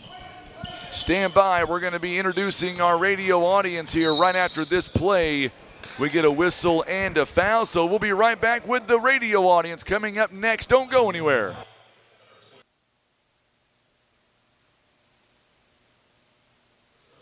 And welcome in now if you're tuning in live on 93.3 FM at 9:30 a.m. KWOC. We're also on Facebook and on YouTube as well. Wrapping up the Red Devils and the Tigers game right now. I'm Frankie Castile alongside Jordan Penn, the Assistant Athletic Director for Poplar Bluff, who has joined us for this first game. And right now the Red Devils trail the Tigers 56-44. So right now, Jordan, it looks like that coming up in the 7th place game, Germantown will move over into that side at 12:30, and that means Urbana will move over to the 5th place round, and they will play coming up tomorrow beginning at around 2 p.m. You know, I know their Urbana team really felt the effects of that loss last night. It was late, and they kind of lost there at the last second, but they really showed up today and kind of proved that was not a fluke last night, and that they were pretty upset that loss hurt them, and they don't want to play for 7th place. They want to go for that consolation and be able to take a trophy home with them. Well, they are right now doing just that. So Marcus Jackson makes 1 out of 2 free throws a moment ago, by the way. 1:27 to go here in the ball game, and we're seeing some subs now by Urbana. Urbana rather, and you know what that means? That they are gearing up tomorrow to take on either McCracken County or Poplar Bluff, and we'll see who wins that game coming up in the next matchup. As a coach, these are some times where you'd like to see, you know, everybody that made the trip and some guys that maybe not normally see a lot of minutes, they're able to get in and maybe give you a little glimpse of what they can help you in the future. You know, you're always looking for somebody to give a spark off the bench or a guy who can rebound or knock a shot down, and these, you know, these minutes to some people are in, you know, they don't mean a whole lot, but I guarantee it to these kids that are in the game right now, they mean a lot. They're trying to prove something to their coaches. Yes, they do indeed. It is a 60-47 game now. 13-point game. Tell you what, hats off again to Germantown. Man, they never gave up, Coach. No, they're still fighting. They stayed the whole time, stayed the course. Still competing, and that's a testament to Coach Spears. You can tell that's something he preaches on a daily basis because his kids, you know, now 2 nights in a row have really battled, and even though they've been down, they play until there's no time left on the clock. So now 30 seconds here to go. Coach Penn, I appreciate the opportunity, my friend. You stepping in. Great job as always, and it's nice to have you on the mic when we get the opportunity. Yeah, anytime. You know, this is something I think I've said before that, you know, my dad did radio back in the day at Portersville, and this is something that has meant a lot to our family, and it's just something I enjoy doing, getting to watch these kids. I say it all the time, you know, what the profession we're in is all about kids and getting to see them do what they do. This tournament is just another aspect. It's kids from different towns, you know, but they're still high school kids, and they're still playing the game that they love and competing at a high level. And, you know, like I said, I want to take a minute to thank all of our sponsors for this showdown. Absolutely. You know, like I said at the beginning of this game, this stuff doesn't just happen by accident. There's a lot of people, a lot of sponsors that help get this thing done, and, you know, we sure couldn't do it without them. There's the bosses right there for sure. Here they right come. There behind you. Should I let her know now that she'll be coming in at 4 o'clock in the morning? Should we do that now? She probably wouldn't like that. I got the boss lady here with me. Oh, my goodness. She looks just like you, Jordan. That's what everybody says. Oh, my goodness. I think she looks more like her mama. I won't put her on camera. I don't want to get Mom mad at me, but my goodness, she is a gorgeous doll. Yeah, this like I said, this makes it all worth it when you know have to step away from coaching and do some things. You get to spend a little bit more time with your kids and your family. It just makes it worth. Here in just a moment as we wrap up this ball game here, 7 seconds, foul called. Tim, if you don't mind, let's turn that camera around real quick, and we'll put the star of the show on camera. Look at her, there she is. There she is. There she is, right there. Can you wave at the camera? Can you say hi? We'll put that full screen here as we get. Can you say hi to him? She is just a doll. She's taking it all in. I'm taking out my eyes off the game to look at her. Funny story about her, man. If we're at the house and it's just me and Kristen, you know, sitting there, whatever, and she's taking a nap, if we cough, she wakes up, but she'll sleep all night in the gym, which is where she was at when she was, you know, in mama's belly or whatever. So she's used to being in a gym, and she really enjoys it. She likes to look around, and, you know, this is cool. She's already got that maroon going, too, a little bit of maroon showing. I like it. The maroon's been a tough change for us, I'm not going to lie. We've been used to red and black for a while, but the maroon is growing on us. And like I said, the Poplar Bluff community's been great to us. They've been my mom and my dad both graduated here from Poplar Bluff, and I've met a ton of people that have, you know, known them, and it's just cool to kind of come back and get to see a lot of people that my family has kind of been involved with, you know, their whole lives. Man, I wish my kids behave like she does. Hey, my goodness, I've got one over here to my right, and he's a menace. This one we're super blessed. She's pretty good. She sleeps through the night, and she doesn't cry a whole lot, so we're really blessed. We hope enjoy it while it lasts. You can't see it on camera, but the other one, he's on his phone nonstop. that's what the world's come to now, Jordan. Yeah, that's what we're hoping. We're hoping we can make this good baby stage last for a long time. Well, man, thank you so much for blessing her today, and go have a great tournament. Can't wait to see you again very soon, my friend. Hey, I appreciate it, Frankie. I'd like to say again, you guys do a great job, and we're just so thankful to have you guys. Well, thank you so much. Jordan Penn, the Assistant Athletic Director, joining us live. There she is on full camera there. We appreciate him sharing her with everybody, and we'll let him enjoy his family as first game is in the books now, and that means tomorrow Germantown is going to play coming up at 12:30, and that means the Tigers of Urbana is going to play beginning at 2:30. We will have Final stats and everything is still to come. On the way next, we're going to be joined by head coach Will Durden. He is going to join us real quick, and we'll talk to him coming up here, and we'll get his thoughts on the ball game in itself for Poplar Bluff. And then we're going to turn it over to Dr. Aaron Corman. He'll be with us as well. Going to wait here and see if Coach wants to talk now or maybe a little bit later on. Oh, he'll walk over here now. We'll get him on the air real quick and get him back to his team. Welcome in Coach Will Durden of Poplar Bluff. And Coach, you and I talked about this at the banquet yesterday. Tough field to get 3 wins, and last night your Mules came up a little bit short, but they gave it everything they had. You know, I thought the second half we played with max effort and we played as hard as we possibly could. And you know, if the game started and ended with that, you know, we definitely go home and feel good about ourselves. I thought the first half we looked tight. We looked tight, and we looked like, you know, we were playing with the pressure of the world on our shoulders, and we shouldn't be that way. We should be going out there and figure out a way to have fun and play the game that we like to play. So hopefully we'll give a little bit of effort and play a little bit looser tonight in the first half. You start talking about this team from McCracken County, and you start talking about Consolation. The road may get easier, but this year, Coach, I think it gets tougher. No, it's tough. You know, this tournament, you know, talent-wise is, you know, a little above our CMO Conference tournament, you know, just with some of the outside talent and the outside athletes. But you know, it's no good way to go in this bracket. I mean, you go wrong side, right side, you're going to play against a talented team. And you know, McCracken come in with one of the better records in the tournament, and they're a good ball player club, solid and well coached. Absolutely. So let's get right into it here. What are you looking for from your team tonight as they do battle with the Mustangs coming up in 16 minutes? You know, just we want to get off to a better start. You know, I thought we got out to a decent start the first 2-3 minutes of the game, but like I said, we just got real flat there, and especially in the second quarter, we need to be more consistent. All right, Coach, and of course, starting 5-wise, we're going to go with about where we ended up yesterday. Yeah. All right, Coach. Well, best of luck to you and your team. We'll see you guys afterwards. All right, thanks. You betcha. Head coach Will Durden joining us live on the pregame. It is Mules and the Mustangs. What we're going to do is we're going to take a quick 3-minute timeout. We're going to come right back, and we're going to have Dr. Aaron Corman with me as well. We'll be back in 3 minutes. You're watching live coverage and listening to live coverage. It is the 36th annual Poplar Bluff Showdown. It is presented by the Poplar Bluff R1 School District and First Midwest Bank. This is the Southeast Sign and Graphics Mules Radio Network.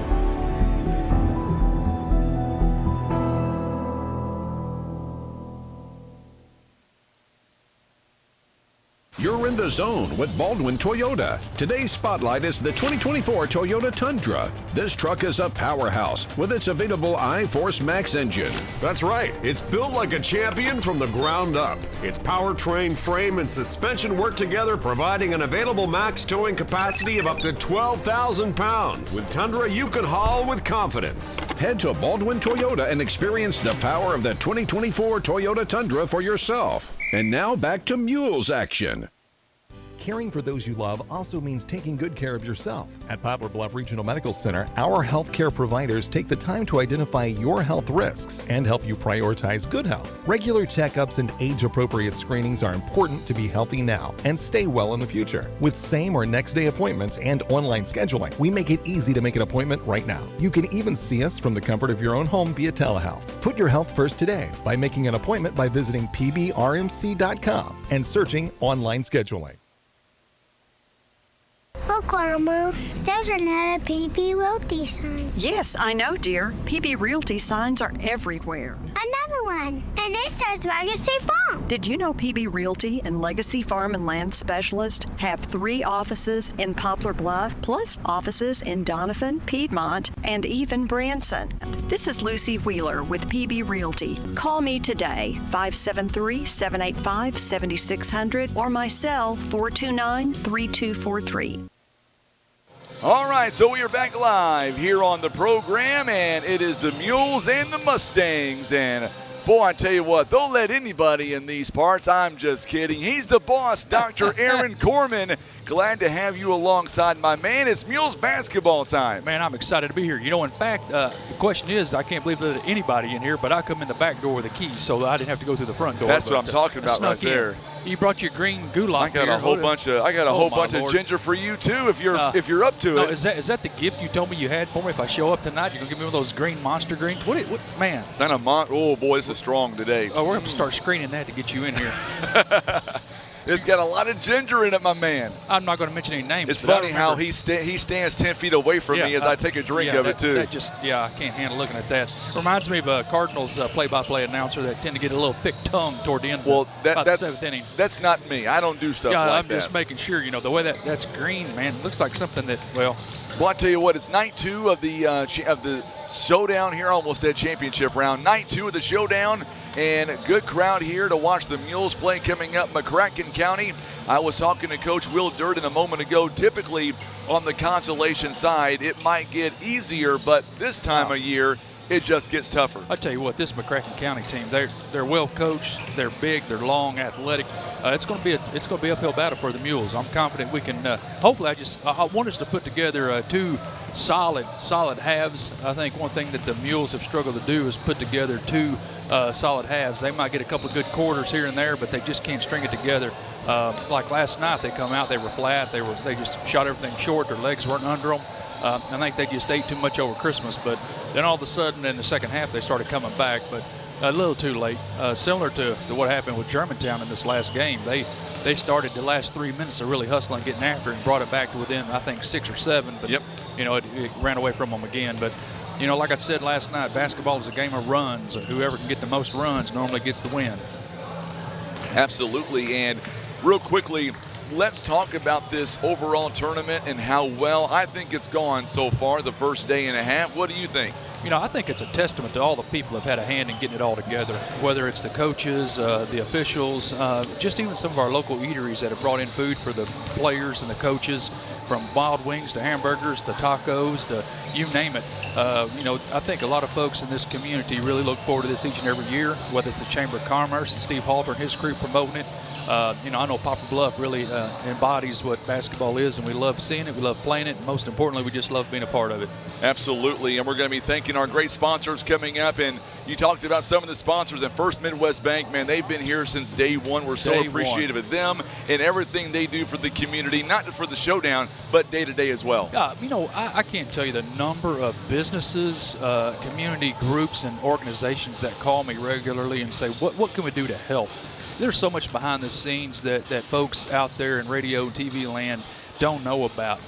For example, we have Sleep in Heavenly Peace, which is a wonderful organization that donated 671 beds. I think it's over 700 now to children that don't have beds. And it's hard to believe in today's society that kids are having to sleep on the floor in the United States of America. But I'm telling you, here in Poplar Bluff, Missouri, there's 700 kids that now get to sleep in heavenly peace. Just so many great organizations that care for kids, that want to be a part of kids. Whether it's our Lunch Buddy crew, we have lunch buddies that come in and have lunch with our kids.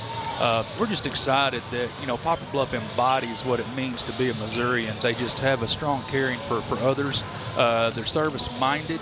They're philanthropic. They look to give back. And First Midwest Bank is a testament to that. They were in my office a couple of weeks ago, their PR person, saying, what can we do to be more involved in the day-to-day of the school, to do what's in the best interest of kids and help assist in that endeavor. So we really appreciate all of our partners. Absolutely. And looking at the Mules right now, they are coming in 7-5 overall this season. Last night, Preston Moore and Marlon Hickman-Roberson each having 17 points in the game last night. The Mules shot 30% overall. They were just 16% on the three-point line, 3 of 18, and they were only 7 of 12 on the free throw line last night.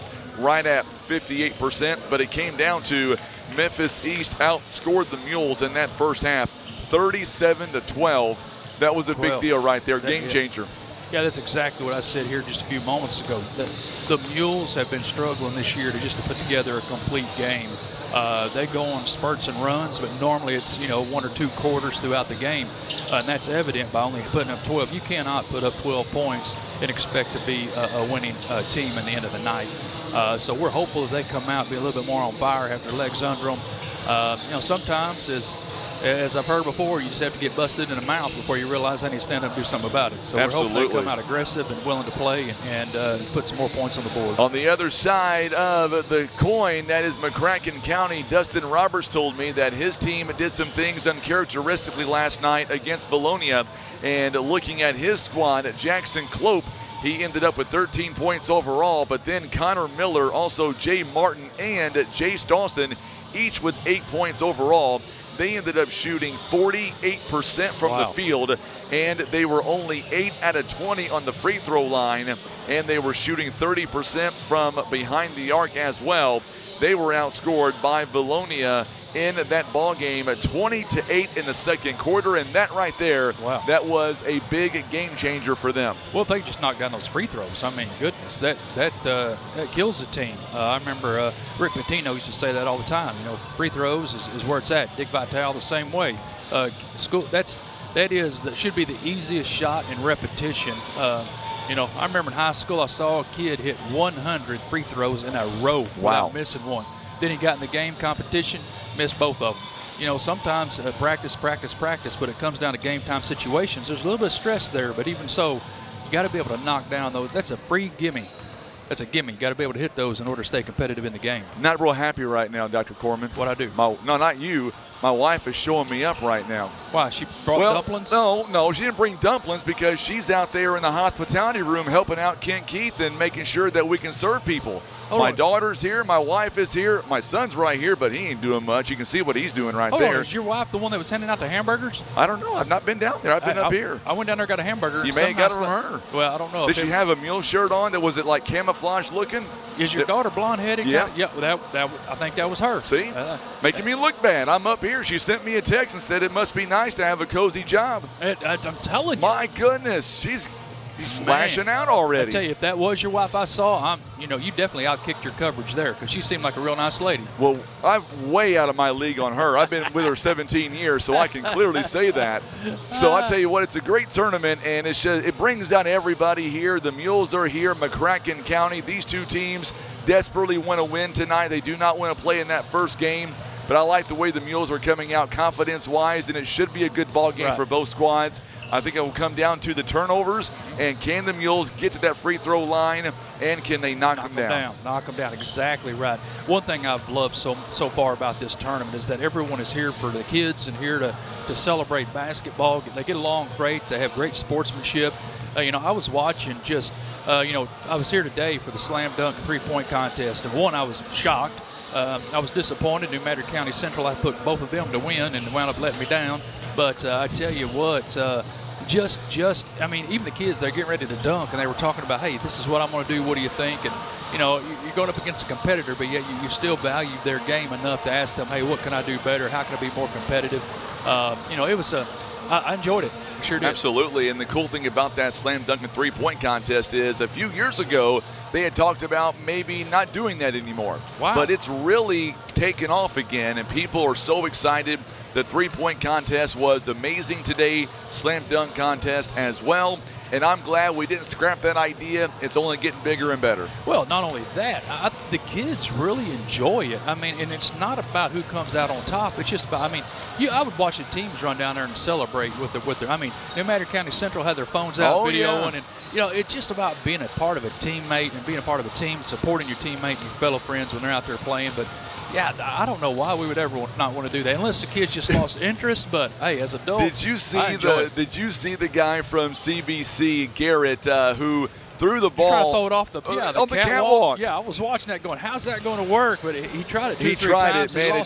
He couldn't come up with it. In the end, I think it wound up costing him. Same thing as Jarvis there in the end. He tried to do try to throw himself an alley-oop and go between his legs and dunk it. And after about the second or third time, I'm in the corner saying, man, you got to move on. You can't keep trying to go back to that. You're not going to get your 3 dunks in. But and actually it wound up, I think he only got 1 in the final round. Only got 1 in the final round. In the end, back in your prime, could you do those dunks, those alley-oops to yourself? I know I could. Yes, could not. I absolutely could, 100% on about a 9-foot goal. I might need even shorter than that to get it done, my friend. Well, you know what? I couldn't dunk real good till I got in college, and real good, but it depends upon relative. Real good is just relative. Who determines what real good is? No, but, I know. We used to have a great time. Of course, playing ball in Gideon and coming up out of Southeast Missouri, we had a lot of great ball players. Now I mentioned Anthony Bean last night. We had Mike Miller. We had so much talent down in the Boot Hill back in the mid '90s that. Early to mid '90s. That I think that really kept basketball alive in this area. But interesting, when I was superintendent out in Southwest Missouri, girls basketball was king out there, or I guess I should say queen. Girls basketball rocks. So it's great to see kids being involved. And this is what I tell our coaches. I know to our community it's about wins and losses, but to me it's about 3 things. Sure. Your players should have a better self-image having played for you. That they've accomplished something. They've set individual goals. Number 2, that they've learned more about the game for playing for you for a year than they had when they started. Because I think in anything we do in life, it's about growth. And lastly, that they learn to accomplish things as a team. In life, you have to work with people as a team, and you have to be able to work together and collaborate in order to win. So, to me, that's the 3 most main things we should always instill within our student athletes. I need to call security over here. Why is that? Don't let anybody in. Roger Hanner's back in the building. Where did that come from? I need it. He wants to know if he needs to come up here and get on the radio. I'm telling you. Here he comes. He's going to say to you now. He's something to say to you, not me. He loves me. Yeah, he wanted to know if we need to call security, Director Hanner, see if you need Director Hanner, look at him. My goodness. I know they give the shortest guy in here the smallest seat. We've got 90 seconds until we tip off. Let's go to a quick timeout. We're going to come right back in 30 seconds. You're watching live coverage. We're back in 30 seconds on the Southeast Sign and Graphics Mules Radio Network.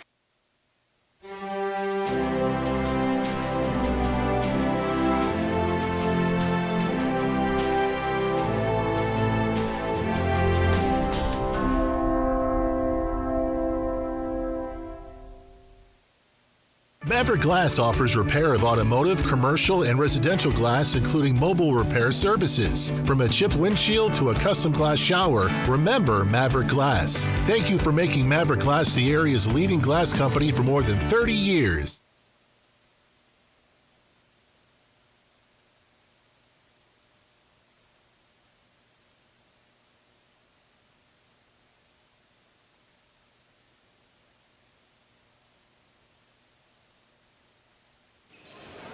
All right, so we are back and we're about ready for the national anthem. Dr. Aaron Corman and myself here, Frankie Castile, Tim Hicks on the camera.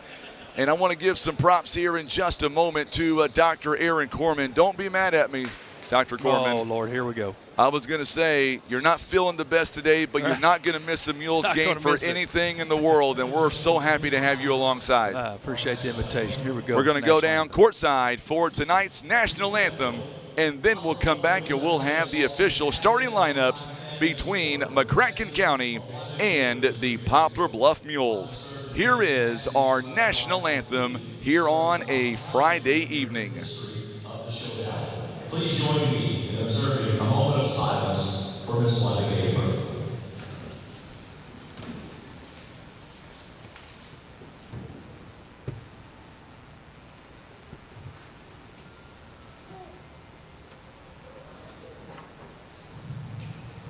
Thank you. Now, if you please remain standing as we honor America by joining the playing of our national anthem.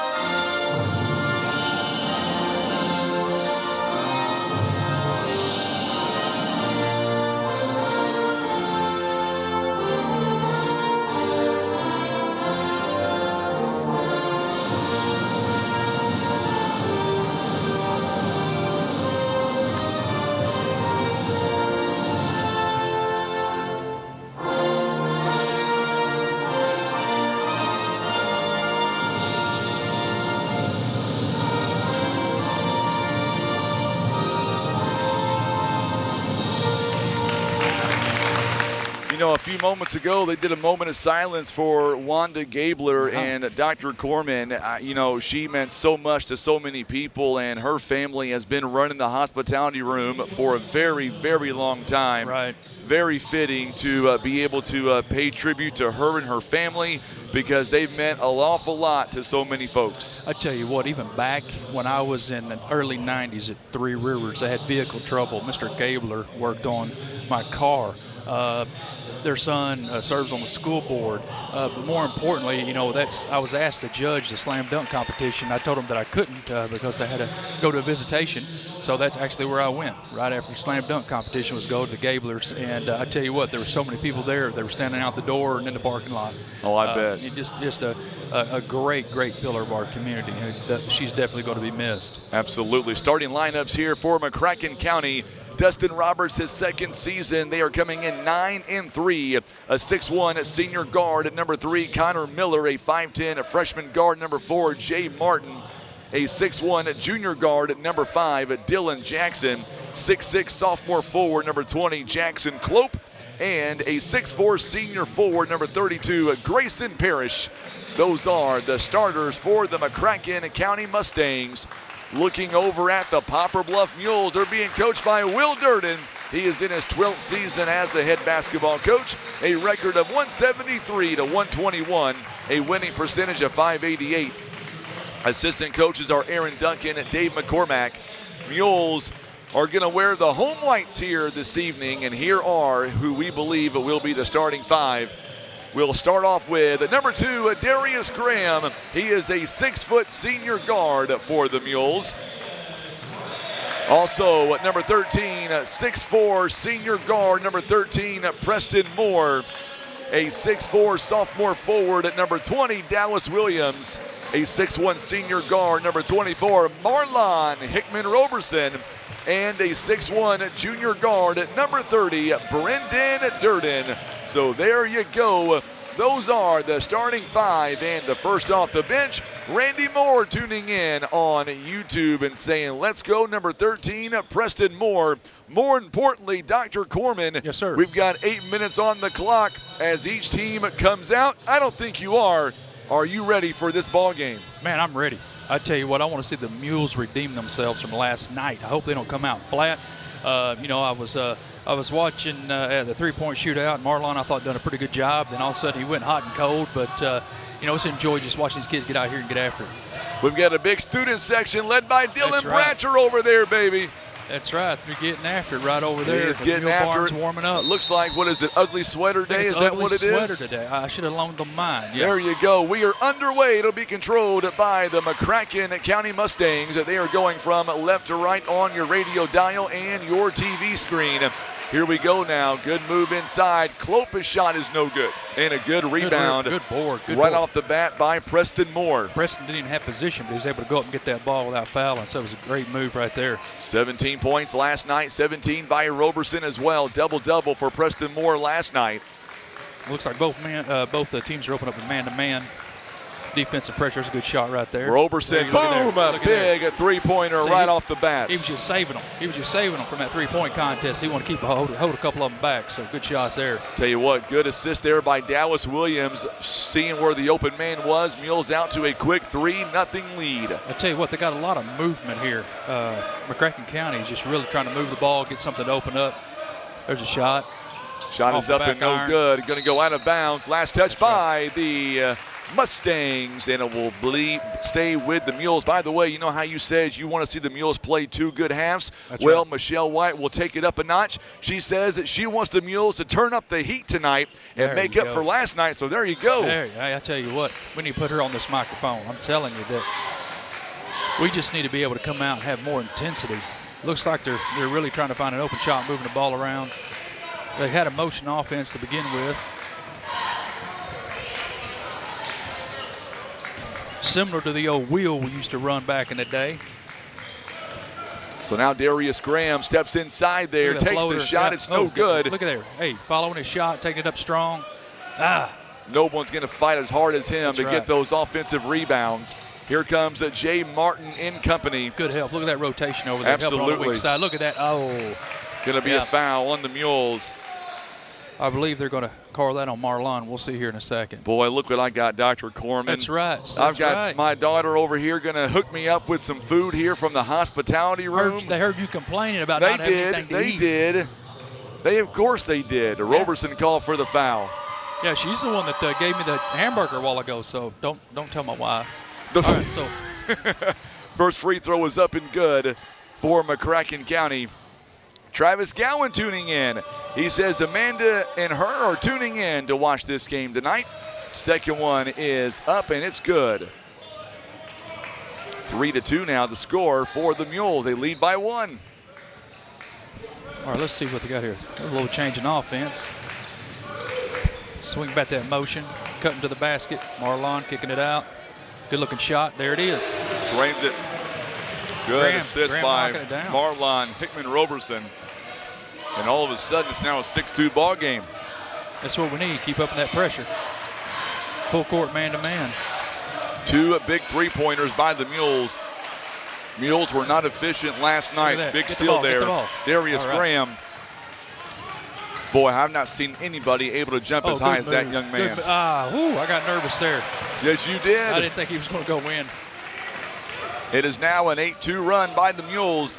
Another big assist by Dallas Williams. That was a walk right there. Good defense. Look at there. Good job pushing the ball. Darius Graham gets a wide open lane, and he draws the contact, and he'll shoot some free throws. So a much different team than what we're used to.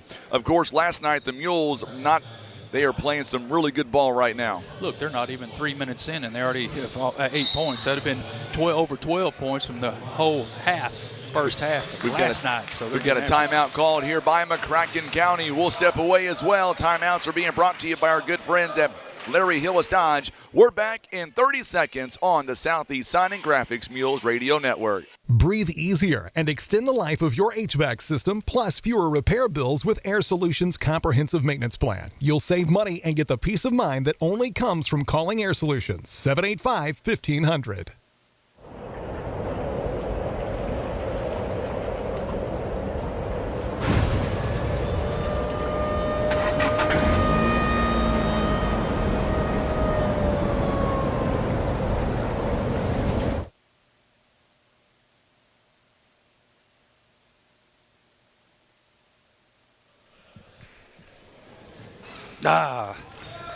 Wait, we're back on the air? We are. Man, I'm grumbling over missing a free throw here. Graham misses that first free throw. I tell you what, I was sitting here thinking, man, I hope he knocks this down. Missing the first one. There it is. Second one is up and good. How about the graphics? You can give a shout out to your guy here, man. He's got wonderful graphics on the computer here. I hope the folks at home can be seeing all that. That's awesome. He's a one-hit wonder, my friend, or a one-man show. He told me he made that tornado out of coffee grounds in a mason jar, eating a 7-year-old kid. That's pretty interesting. 9-2 now the lead. Jay Martin works it around.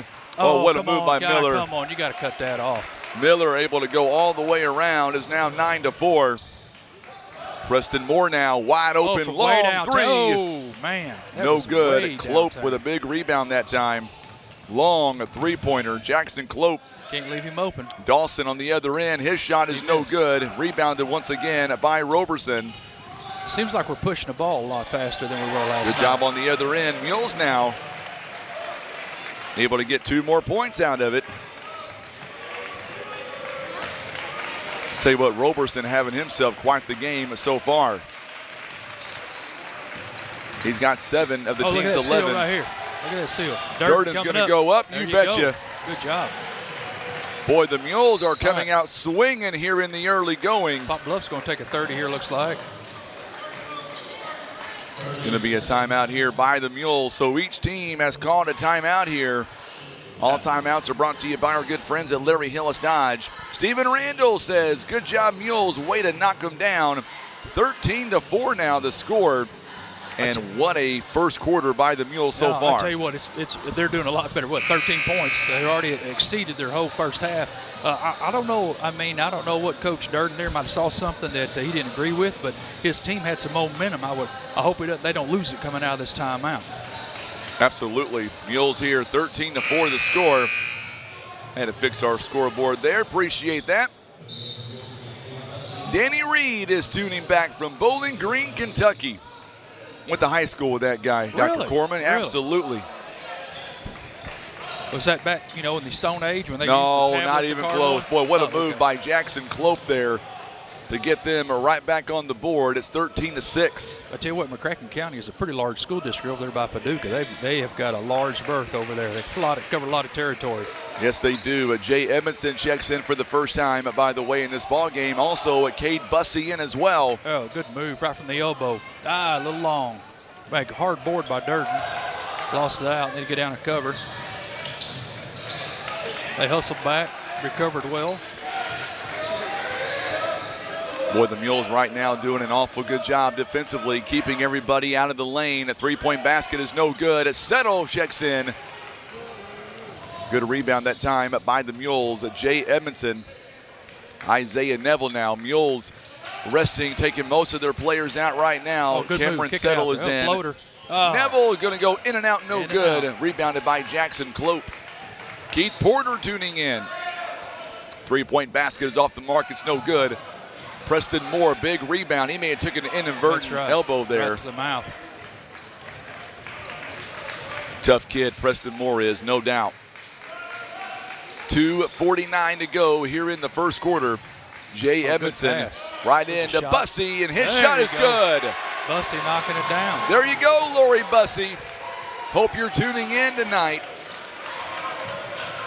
Nice jumper by Cade Bussey. Mules now lead by 9. They had a good trap right over here in the corner. Look at that, good defense. Boy, what a good job there by Cameron Settle. So Settle making his mark felt early in this one. I tell you, it doesn't look like they lost a step out coming out of that timeout. Nope, not at all. Jay Keep the Edmondson. pressure up, feeding down into the block. Good spin move. Look at that, and one. Tell you what, Preston Moore doing all he can right now. Man, I tell you what, I'm jealous now. Jessica King is watching us all the way from the AT&T Stadium in Arlington, Texas, prior to the bowl game tonight. Oh, wow. There's a big bowl game going on. Big bowl game going on. All right. Knocked down the first one. Connor Miller with a foul, by the way, going to be his first personal. Preston Moore knocking it down. Free throw presented by our good friends here this season. Free throws are brought to you by Larry Hillis Dodge. Big shot there as Moore will go back up for number 2. It is up, and it is too strong that time. Yep. Rebounded by Connor Miller. Tell you what, so see Bluff returning back, trying to slow down the pace, but pushing it on offense. I like the substitutions that we saw a moment ago from the Mules, able to get their guys in and out. Jay Martin, what a move. Good board. And a better rebound by Darius Graham. Oh, good feed. Oh, good fake. I tell you what, look at that. Roberson again. Get in there. No good on the shot that time. I guess I need to do a better job on this, microphone of trying to represent both teams, right? I'm kind of leaning toward the Mules. I get it. It's our Mules team. Nikolai Combat going to come in the ball game now for Preston Moore. 1:35 to go. I tell you what, though, this McCracken County team, they doesn't look like they're getting winded. They're a very good team. They're pretty. They have a lot of depth. Three-point There's a basket is shot. good That that time. looked good going Dylan Jackson, good assist there by Jay Martin. Our good buddy Tim Funky at Air Solutions tuning in as well, seeing the Mules are doing good. So far, 16-9 is the current score. Denny Bratchard pumping up the Mule Barn over there. They've been very active so far tonight. There's a long one. Three-point basket is no good by Williams. Good job by Roberson. Tried to save it there. I tell you what, this looked like it. During that shot right there is, I guess, the first really critical thing I can say. No one was crashing the boards. Everybody was standing there watching. That ball goes up. They need to be hitting the boards, but their time, I guess everyone was confident it was going in. Caden Fulcher checks in as well, number 25 for the Mustangs. Big crowd watching us right now. Make sure and hit that share button. What a big jumper by Caden Fulcher, who just checks in the ball game, making his presence felt early on in this one. I mean, he just stepped back and knocked it down. It's out of bounds there on McCracken County. He's going to retain the Bluff. 40.6 seconds, all that remains here in the first quarter of play. Mules lead 16-12. So now Durden going to inbound. Gets it all the way out to Dallas Williams. Williams now over to Combat, Nikolai Combat. And we're going to get a whistle here and a foul coming up. It'll be against the Mustangs. I got a suspicion they're going to start calling a little tighter now. At the last game, I noticed they were calling hand checking quite a bit. They didn't call that hardly any last night. So got to be confident and careful in your defense. That's a good pass in right there. Yep, he got it. Offensive foul, yep. Offensive foul. Dallas Williams going to be called for the personal. Just about any time you duck your shoulder trying to go into a plate or get space, they're going to call it. You know, back in my day, you had to actually fall down. You know, now they just get bumped backwards and it's a charge. 28 seconds and counting. Bluff is still going to a 2-3, but they're doing a matchup. Good job there by Dawson. That was a great shot attempt, and Mago actually going to be on Dawson as well on the rebound attempt. By the way, we just talked about Fulcher a moment ago. His mama just logged in. She's watching us, and she's recovering down in McCracken County, and she says, go Caden. Hey, I tell you what, a kid's a player coming off the bench like that, knocking it down. Impressive. Absolutely. 12 seconds and counting. Mules lead by 4. They've led by as many as 9 here in the ball game so far. Durden now, good screen. Step back 3, bang. Oh, my. That was pretty all the way through, and that's how you end the first quarter right there. Mules lead it by 7, 19-12. We're back in 1 minute on the Southeast Sign and Graphics Mules Radio Network. Imagine playing sports, reading, or driving without needing contact lenses or glasses. The eye LASIK procedure at Eye Care Specialists could be the answer to help you improve your vision. Call Eye Care Specialists to schedule a free screening. Imagine playing sports, reading, or driving without needing contact lenses or glasses. The eye LASIK procedure at Eye Care Specialists could be the answer to help you improve your vision. Call Eye Care Specialists to schedule a free screening. Here's a quick and easy test to see if you need new tires. Insert a penny upside down, and if you see the top of Honest Abe's head, your tread is too right low. now, if you don't, you're good to go. It by so 7, when it's time for new tires, 19-12. remember, Christian Automotive and Tires. As the quarter came to a close, big shot taken by the Mules. I mean, I tell you what, that was a long shot. I bet he was 4 feet behind the three-point line. That was a great stroke. So now the Mules will inbound. Roberson back in the ball game, also Durden as well. Isaiah Neville is also in the ball game for Poplar Bluff. Nikolai Combat as well. And the Mules right now going to get a whistle. It's going to be a foul coming up. This one's going to be on the McCracken County Mustangs. It'll be on Dylan Jackson. It'll be his first personal. A little too aggressive going after the ball. But hey, you can appreciate the defense trying to get a steal. 7:46 now to go here in the first half. Mules lead at 19-12. Almost seems like wheel versus overload. Oh, we just threw it away right there. Jackson Clope now with a big steal on the other end. Good defense, way to recover, get the ball. Miller could not get the shot to go down.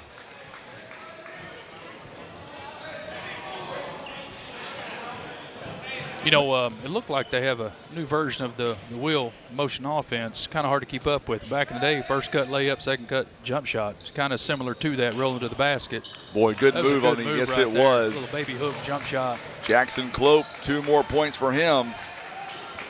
So now Nikolai Combat. He'll take a long 3. This one is no good. Good job on the rebound there by Parrish. 7:13 to go here before halftime. I don't think we settled in real too good on that last possession. We didn't get the offense going. We need to get an offensive set. Oh, foul going to be called on Jay Edmondson, I believe. Yeah, I believe so. Edmondson will be called for the personal foul. That'll be number 1 on him. Going to the free throw line, Connor Miller. He's been there today, 2 for 2 so far. He is 3 out of 6 in this tournament on the charity stripe. First one is on the way. It's up and it's good. 19-15 now the score.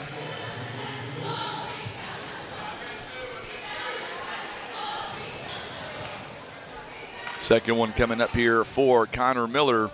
He's got 5 points here in the ball game. It is up and it's also good. Another one down. Make it 6 points here in the ball game. Bluff led by 9. Now they got to cut to 3. They need to settle into their offensive set here and see what happens. The games of runs. That's right. 6:55 here as Isaiah Neville gets the rock. He'll go down the lane. Good block that time by Fulcher. You like to see the little fellas getting up like that. Like our slam dunk champion. I was going to say, he was the shortest guy out there. Got a chance to interview him. Josh Lawrence from Vilonia. A good drop step. Good. Take it up strong. There you go. Preston Moore shot not able to go in. A good offensive rebound that time by Darius Graham. You know, I see these kids trying to adjust their shot where they're being blocked. You know, just take it up strong and maybe something good comes of it. If not, you get blocked. It is what it is. Not going to be the end of the world. Get one thrown up in the second row. Parrish going to be called for the personal foul. Preston Moore also checks back in the ball game now. Oh, there you go. Rolled in. Oh, Darius Graham, free throw is up and it's good. Presented by Larry Hillis Dodge. Mules now lead by 4, 20-16. Second one is on the way. It's up, and it's good. Also good. He's got 6. Tim Simpson loves what Brendan Durden did a few moments ago with that big jumper from behind the arc. Oh, what a good block out there. Connor Miller, whoa, my. He said, I should have been in that slam dunk contest. Cut? Oh, my. What a great back cut. Got to give him props there. 21-18 the score now. Mules are playing a lot better here tonight, and I don't know if it's just maybe the confidence is with them. Good move there, Darius Graham. Cut right there.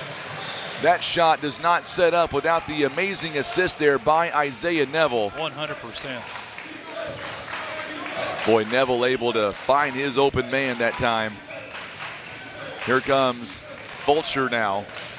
Well, they're great at rotating the ball. They really are. Clope goes up, it's no good. He thought about dunking, realized he was too far away, and then he lost the ball, lost the handle on the way up. Parrish had the rebound opportunity. Preston Moore comes right back with it. Darius Graham, pull-up jumper. It's going to rim out. Man, it touched every part of that rim except going through. Yes, it did. Boy. That's a walk. Oh, he got it for a carry. Yep. So that's why, like Dick Vitale would say, it's the big fella. That's why you don't let the big fella handle the ball. Unless you're Jarvis from New Madrid County Central, you let him handle the ball all he wants. But Dick Vitale would always say, hey, the big fella coming with the ball. Isaiah Neville takes a seat for the Mules. Brendan Durden back in the ball game. Also Roberson as well. Boy, the Mules right now making a lot of substitutions early on. Preston Moore got it to Roberson. You betcha. Roberson, 9 points already here in the ball game. Tell you what, I'm surprised they didn't call an hour and a half in the lane. He was camped out in there a long time. Mules had only 8 assists the entire ball game last night. Already 6 right now. We still have a whole quarter to go before halftime. Big three-pointer there by Dylan Jackson. Big three-pointer. They need to leave that young fella in quite a bit because he can knock them down. Jay Martin picks up an assist as well. 4:57 to go here in the first half. Roberson picked up by Dawson. Graham. Good spin move. There's a good back kick ball. Try to get it to settle. That was a kick ball, but they didn't call that. Jay Martin now gets it over again. A three-point basket is no good. Dawson with a big rebound. And we're going to get a whistle. They're going to wave the shot off. It went in, but they're going to wave it off. How did that one fella get that ball between 4 Mules jerseys? Dawson, I'm telling you, this kid is fun to watch. Preston Moore calling for the foul. He'll come out for the time being. Coming back in is Cade Bussey. Also, Cameron Settle in the ball game as well.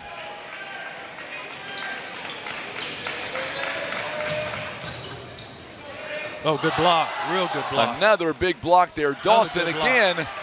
Pushing the ball. Here we go.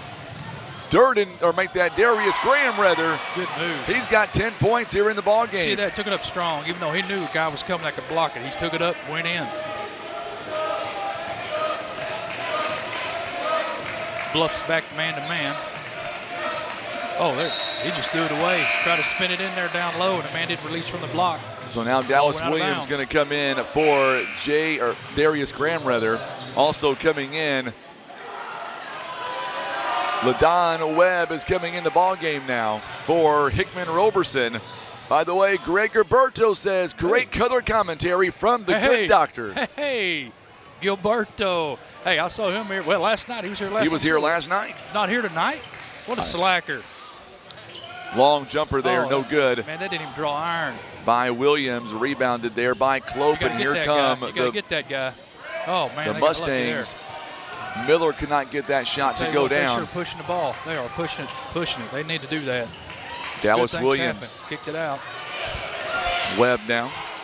Three-pointer is up. It's no good. Durden coming up, hobbling a little bit. Mike Deal is tuning in. He is watching on the way from Tri-Cities, Washington. Wow. How's the weather out your way, Mike? Big three-pointer foul. Oh, it's going to be a turnover, rather. Wow. If it's Washington, I'm sure it's raining. Well, not all parts. Seattle, you know. I hear Kent Keith down there cheering for the Mules. Yeah. He's getting loud and proud down there. Hit that share button for us on social media if you don't mind. 3:16 to go here in the first half. Mules lead by 6, 37-21. Man, it seems like we should be leading by a lot more than 6. I mean, they get on these good runs, but McCracken County just keeps fighting back. Good big three here or a couple of free throws. Durden's shot is no good that time as he fell to the floor. Jay Martin picks up the rebound. Martin now. Tried to draw some contact on that shot. It just didn't work. The Mule Barn down there trying to cheer on the boys. What a move again by Jay Martin. That's 2 in a row. Durden's got to do a better job of getting those boys ready to play, cut back and cover that block. 27-23 the score. That's on the weak side. They should come over and help assist. That's nice move by Dallas Williams. Boy, he needed that shot. His first bucket of the ball game, 29-23. Well, Mike says, Dr. Corman, it's windy, cold, and snow in the mountains. There you go. You can have all that snow your way, my friend. Good backdoor cut again. Count it and the foul. Oh, wow. Boy, this Jackson Clope kid, he is the real deal. 6 points here in the ball game at 29-25. He moves so good without the ball. If you notice his footwork, oh my goodness. He's always trying to be in the mix, calling for the ball, whether it's on a back cut, and his team knows what he's going to do. He doesn't even have to holler. He just works toward the basket, and they know where he's going to be. Isaiah Neville back in the ball game for the Mules. On the other end, Jay Martin will take a seat. Coming in for him is Carter Hawes. Shot is no good by Clope. It's an air ball, didn't touch the rim. So it is Mules ball now. Preston Moore also back in the ball game. Boy, the Mules doing a lot of subbing in. I like that. Keeping the boys fresh. There you what go. A good move to Roberson, you betcha. Backboard. Use the backboard, too. 11 points for that young man. Good assist once again by Isaiah Neville. Seems like the Mules are in chase defense right now. They seem to be chasing rather than playing a man. They're just chasing them around the floor, and it's opening up and allowing them to get shots. 31-27 now the score as Fulcher able to hit a big jumper on the other end. There you go. Work it down. Oh, here we go. Going to be a backcourt violation, I believe. Yep, going to be a turnover there on the Mules. And for Poplar Bluff is turnover number 4. McCracken County, they've got 6. If you don't mind, want to say a big hello to Grandma Jackie tuning in on the radio tonight. She doesn't do social media. Yeah. 90 years old and most independent lady I've ever met. I tell you what, glad she's able to tune in and listen to Mules.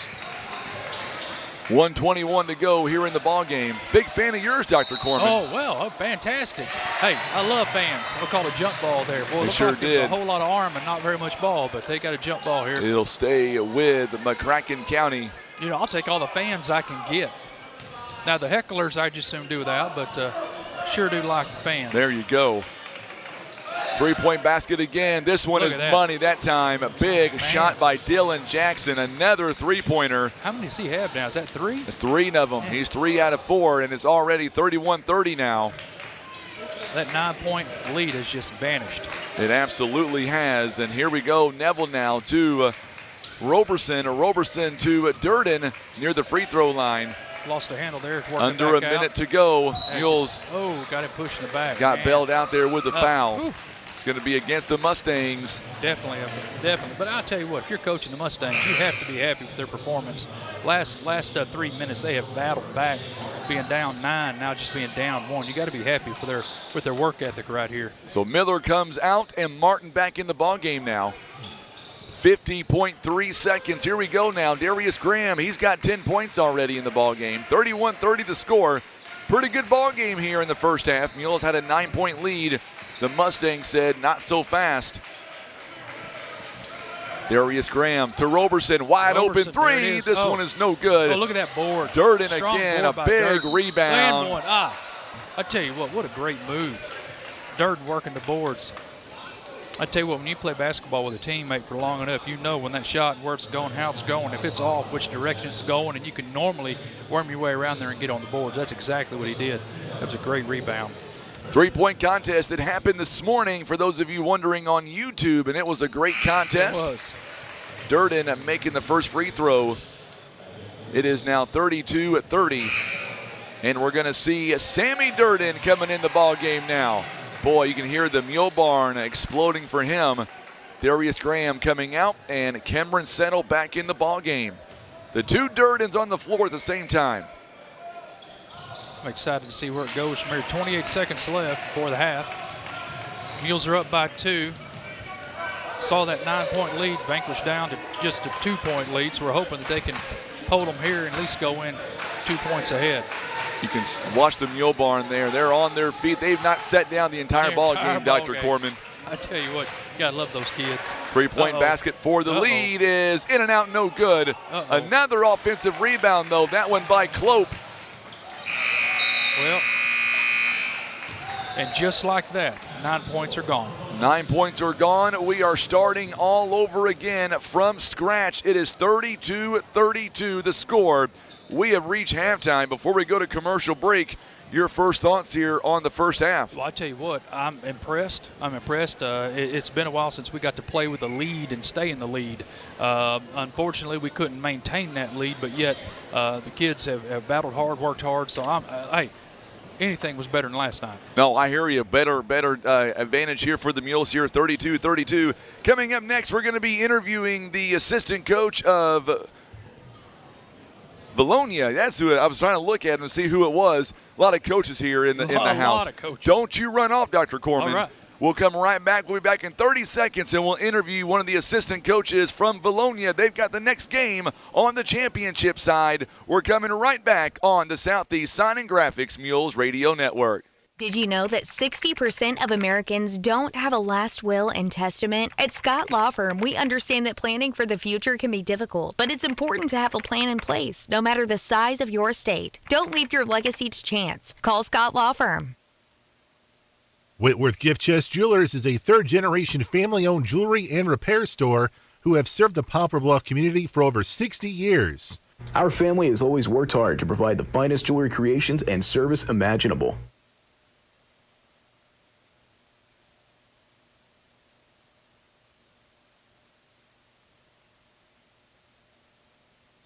All right, so we are back here live at the half, and the Mules right now, they are tied up. It is 32-32. And, of course, coming up in just a moment, we're going to be joined by the assistant coach, Eric Lewis here of the Vilonia Eagles. And I got it right that time. Last night, I think I called you guys Vilonia and everything in between. But I have learned it is Vilonia, and we're going to be bringing on Coach Eric Lewis now, and his Eagles are in the championship semifinal. So first off, Coach, welcome in here at halftime. Your guys are coming up next, and what a couple of days of great basketball. Let's talk about your team against Memphis East coming up in the next matchup. Yeah, absolutely. Appreciate you guys having us on, absolutely. By the way. No, we're excited. Memphis East is a very good team. We're very excited to have the opportunity to play them. Very nationally known program, so to have the opportunity to see what we can do in non-conference versus a very good team. They're pretty athletic, pretty young team for the most part, but we feel like we match up pretty well with them. But you know how it is. It comes down to just see if we can execute and get the job done. So absolutely. And then, by the way, we saw earlier today 3-point contest, slam dunk contest. Who would have thought one of your guys walking away with that prize on the slam dunk contest? Are you kidding me? I know. Well, it's funny because a lot of guys, they assume we probably had, Deshaun Spence, 6'6", but we have a lot of guys. Josh Lawrence, super athletic, 5'10". You don't see a lot of 5'10" dudes, come in and are that athletic. So that was awesome to see, but that's something we kind of see every day in practice, you know what I mean? So it wasn't a huge surprise for us, but that was awesome to see in front of you guys. So. And what the cool thing is, we talked to him on the air right after his win, and I asked him point blank, can we see some of those dunks, do you think, coming up in the game? And he said, I'm going to try my best. I hope so. Hey, that'd be good. 5'10". I've got him listed at 6 foot, but 5'10", you don't see that kind of jumping around here. You don't. Hey, it's special, man. It is. It's fun to see, but for us, it's something we're kind of used to. But hey, 5'10", it's not something you see, all the time. And he's a super good athlete. Hey, he'd be a heck of baseball, football. He's basically a basketball kind of guy, but he'd be very good at different sports if he played in those sports. So what about Memphis East? As you go back last night, watch their game against Poplar Bluff, what is it about their game that may concern you as you guys get ready to tip off here in about a half an hour, or an hour and a half, rather? Yeah, but yesterday they had a really good game versus Poplar Bluff. They have 3 or 4 really good shooters. For us, our biggest thing is we have to be able to maintain and basically find their guards. Don't get them really no open looks. Sure. That's the big thing. Number 12 is a really good player inside, but what concerns us is basically the 3-point shooting. And for us, basically just have the ability to stay in front, turn their shooters into playmakers, right? Make those dudes put the ball on the ground and see what they can do. We talk about, Deshaun Spence, and boy, he's an athlete, but Ethan Dietz, this kid can flat out rebound, and he can shoot from anywhere on the floor. Yes, now Ethan's a good player. 6'7", lefty, has the ability to finish inside, has the ability to drive a little bit. He's kind of still getting better at that, but he's a very good shooter, and hopefully it's a huge game tonight. We're definitely going to need it. In your mind, what's it going to come down to beat Memphis East and move on to that championship night tomorrow night, 5 o'clock for the championship?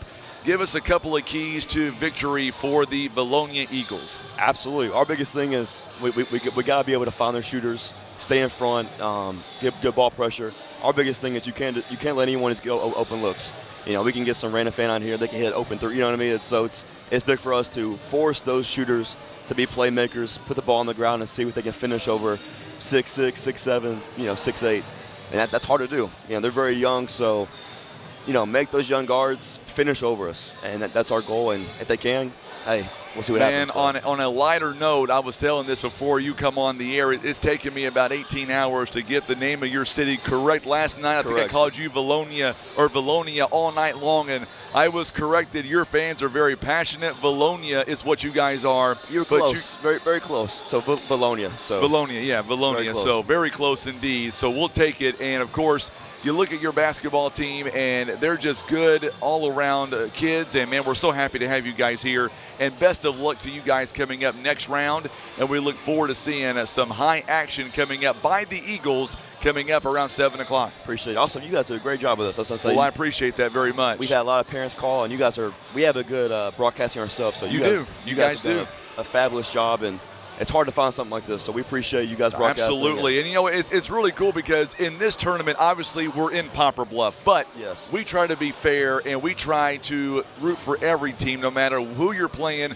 We just want to see good ball games all the way around. Absolutely. Yeah. We don't want to see – you want to see a blowout maybe. I want to see a good tight ball game. Yes. If it goes into overtime, that's just bonus for Tim and I. Ideally, you're right. Win, but – hey, easier said than done, so. Well, man, go get them. Best of luck to you. And I know coming up at 7 o'clock, our feeds are going to be blowing up with your fans back home. They were in full force last night, and I'm assuming they'll be here again coming up at 7 o'clock. Absolutely. Hey, go Eagles. Go get them. Let's go, baby. All right, Coach, joining us here today, Eric Lewis. We're going to come right back. Don't go anywhere. You're listening and watching Mules Basketball on the Southeast Sign and Graphics Mules Radio Network.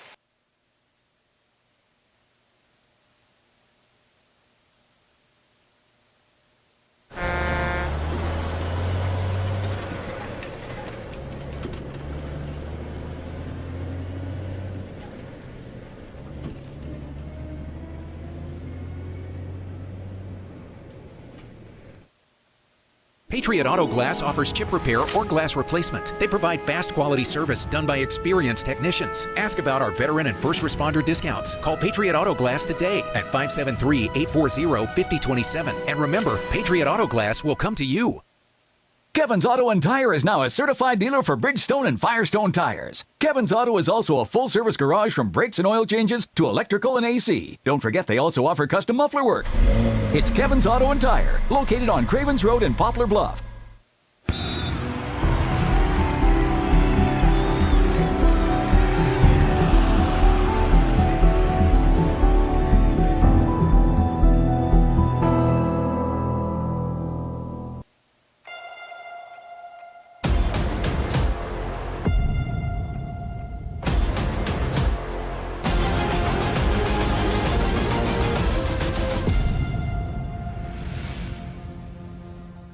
These home selling tips will help you maximize your profit.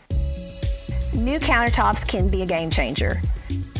A fresh coat of paint can yield a return as large as 400% on your investment. A well-maintained yard, new mulch, and even a new door can add curb appeal. We are tied up at 32. Declutter and make We're your in a home feel tournament, tidy, larger, and we want to say thank you again to. Call me, Amy McClain at PB Realty West Branch, and let's get started today in boosting your home's value. Appreciate him as always, and his team, man, they are so good.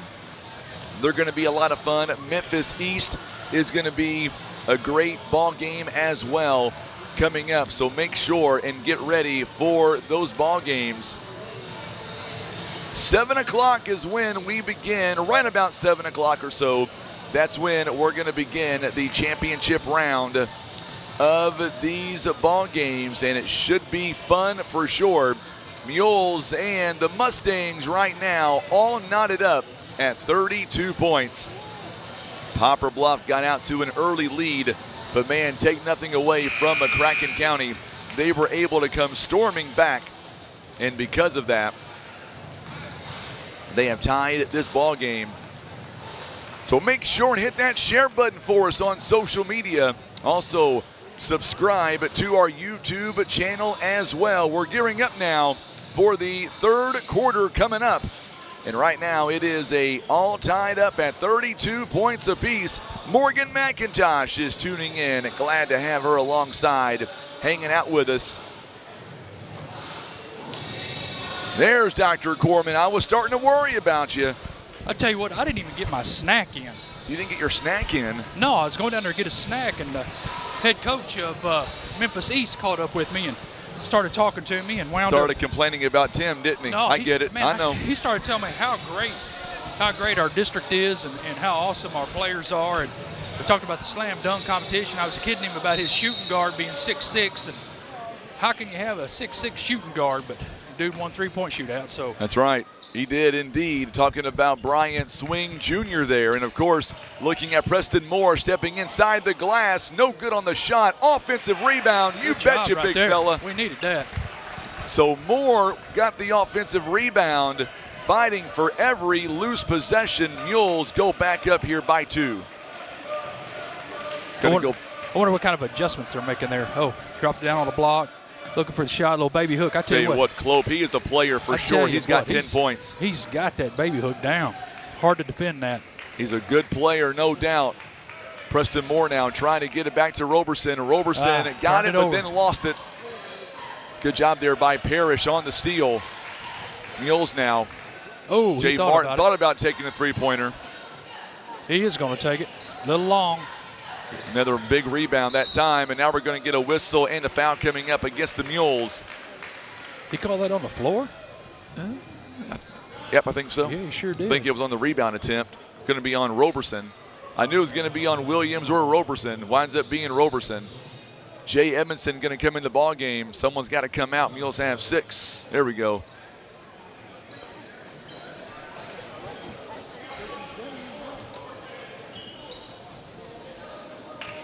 Got a little confusion here on the court, trying to get things lined out. Here we go. Back in play. There's that drop step again, that baby hook again. There it is. I tell you what, that's a go-to guy. Yes, it is. He is definitely the go-to guy. He's earning a living down there on the block. Jackson Klope, 12 points here in this ball game, but it's about his rebounding right now as well. There's a 3 right there. Good looking shot. Look at that one. That one was in. Darius Graham. That's a confident shot right there. A huge three-pointer. He's got 13 in this ball game. It is now a 37. Oh, good defense right there. Oh, he saved it. Ooh. Darius walking Graham. a tightrope there, coast to coast. Hey, left it short. Shot is no good, but board. Preston Moore will pick it right back up and score. I'll tell you what, he's been cleaning up the boards all night. He's got 5 points in this ball game. Mules now 3-point ball game again. Oh, he about had the ball.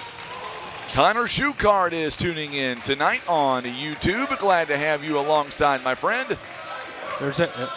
Look at there. Okay. So that weak side is now going to start coming over and helping, but he didn't get there quick enough, wound up getting the foul. So the first thing I notice here as we get back to live action is going to be a foul on Jay Edmondson, going to be his second. One thing I notice here on the bench, I don't see Brendan Durden on the bench right now, so I'm not sure if he was injured earlier here in this half. We have not seen him come back out just yet. Yeah, he was the one that got tangled up with the ball and slid out of bounds there, but yeah, you're right, he hadn't come back.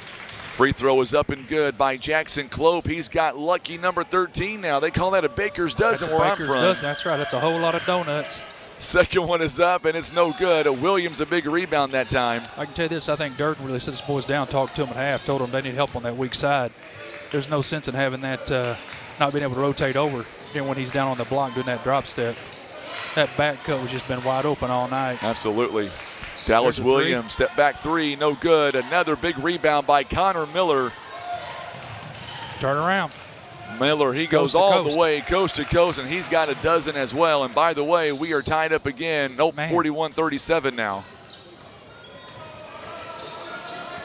It's 39-30. There we go. I was going to say the scoreboard here was wrong. I was right. They were wrong. Moore's shot is no good. Rebounded here again by Miller. What a good bounce pass that was to Jackson. No good on the shot, but he does draw the contact. It seems like the Mules are just way out of position on a lot of different possessions here. They're trying to rush a shot. The first half they were working the ball around. They were looking for good shots. They were pressuring on defense. Now it looks like they're having trouble getting up and down the court. So Jay Edmondson picks up his third personal. We're going to see Isaiah Neville coming in the ball game now. First one is no good by Dylan Jackson. He's got 9 points here in the ball game so far. Mules are 4 out of 12 from behind the arc. The Mustangs are 4 out of 10. Darius Graham also checking out of the ball game. Durden, look at that. Durden's back in the game. Another offensive rebound. Tell you what, they're just not blocking out good tonight. That's about the 10th offensive rebound they've given up. Good move here. There's a shot. We needed that. Good shot. So Roberson ties the ball game at 41. Boy, good ball game here between the two teams. Going back and forth, nobody. The Mules got a 9-point lead earlier tonight, but other than that, no separation between the two. I don't think the Mustangs have led all night. Look at that swarming defense right there. Good job by Miller, throws it up. Preston Moore, big rebound. Oh, man, he threw it away. Turnover there on the Mules. Going to go right back to the Mustangs. Cade Bussey going to come in. Boy, Bussey's played some good minutes here tonight. Yeah, correct. As Dallas Williams will take a seat. Let us know who you're going for tonight. I think Preston Moore was just trying to throw it down there and leave it for Isaiah, and he just threw it too far. He just couldn't get to it. So now Clope again, going to hand it off to Miller. Clope has 15, Miller has 12. Martin now, long three-pointer. This one no good. Roberson, believe it's going to be out of bounds on Roberson. He tried to say, I didn't touch it, but I thought he did. We need instant replay right there. No. They're going to get together, and they say, nope, Roberson was the one that touched it last. You have to understand, I'm way, way, way far away from that, but I seen I believe number 20 is the one that put a hand on that ball, knocking it out. But to rewind that and watch it. So now here we go now as the Mustangs going inside again. Clope shot is no good, but look at that rebound. What are you going to call here? My goodness, it's going to be a travel, but how about the hustle by Clope getting his own rebound. Turns it over, and we're going to see coming in the ball game now, Caden Fulcher going to come back in for Dylan Jackson now. Mules and the Mustangs all tied up at 41 apiece. Winner gets Urbana coming up tomorrow at 2 o'clock. So now Durden, good job driving inside with that right hand. Couldn't finish, rebounded by Miller. That's a push-off right there. There's another push-off. So now Miller again going in the lane, and a foul going to be called. I believe it's going to be on, well, there's two mules there, either Preston Moore or Cade Bussey. We'll see which one it was. It's going to be on Cade Bussey. It'll be his first personal foul. Team foul number 4 for the Mules. Each team, by the way, with 4 timeouts remaining in the ball game. Looking lopsided on fouls up there right now. Miller goes to the free throw line. The first one is up, and it's good. They lead by 1 now, 42-41. That's right. I think that's the first lead of the game. Darius Graham comes in for Preston Moore. Moore's got 5 points, 7 boards here in this ball game. Let's see how the Mules are going to respond, working from behind now. Second one is up and good. 14 points now for Connor Miller. Darius Graham down by 2 now, gives it to Durden, back around. Mules moving the ball around the perimeter. Cameron Settle going to check in momentarily. Roberson now thought about taking a three-pointer, backs away from it now. Boy, good defense here by the Mustangs. It's smothering, isn't it? 2-3 zone, and right now it's giving the Mules some fits. There it is, another turnover there. Good steal. Trying to feed it down low, just didn't work out well. Fulcher now kicks it around. Parrish going to go down the lane. Pull-up jumper is short. Another offensive rebound, though, by Clope. Clope is going to end up with a double-double before it's all said and done. He's got 9 rebounds. Another steal by Isaiah Neville. He goes up and scores. And guess what, Dr. Corman? You know it. We're all tied up again. That's right. Knotted up at 43. 2:35 left in the third. Mules are seeming a little flat on defensive end right now. Jay Martin picked up by Neville, top of the key. Clope now, guarded by Bussey. He'll go down the lane, drops it off to Parrish. Good defense there. Good defense there. Bussey picking it up, kicking it out. And Durden is going to draw the contact. Boy, he hits the deck more than I've seen anybody. He just gets contact after contact. Pretty sure if I hit the floor that many times, I might need some recuperation. You'd be stove up for sure. I'll be laid up for a while. Connor Miller hits the foul there, his third. I hope he can knock these down. We need these 2 points here. Free throw up, and it is no good. First one by Durden, no good. Cameron Settle, Preston Moore coming in. We're going to see Cade Bussey coming out, and Roberson as well. On the other end, Parrish will check out of the ball game, and Jace Dawson is in. This one to give the Mules a 1-point lead again. It is up, and it is good. Mules now have a 1-point lead. Jay Edmondson going to come in now for Brendan Durden. 7 points, 1 rebound, 1 assist.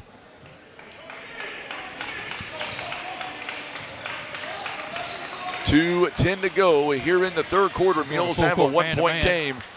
Good could right there. Nearly could have been backcourt violation there. Fulcher now going in, tries to dump it off, and he does. Good shot taken that time.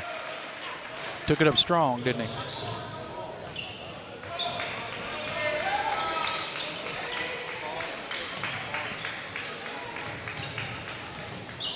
I tell you what, have you noticed down there how Cameron Settle's just working the block, calling for the ball? Hopefully they'll feed it down in there to him. He's got position.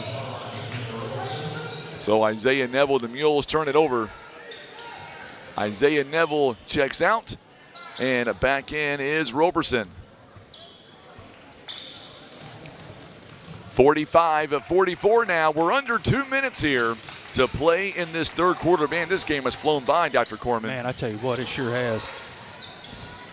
I think the pace of the game slowed down considerably from what it started.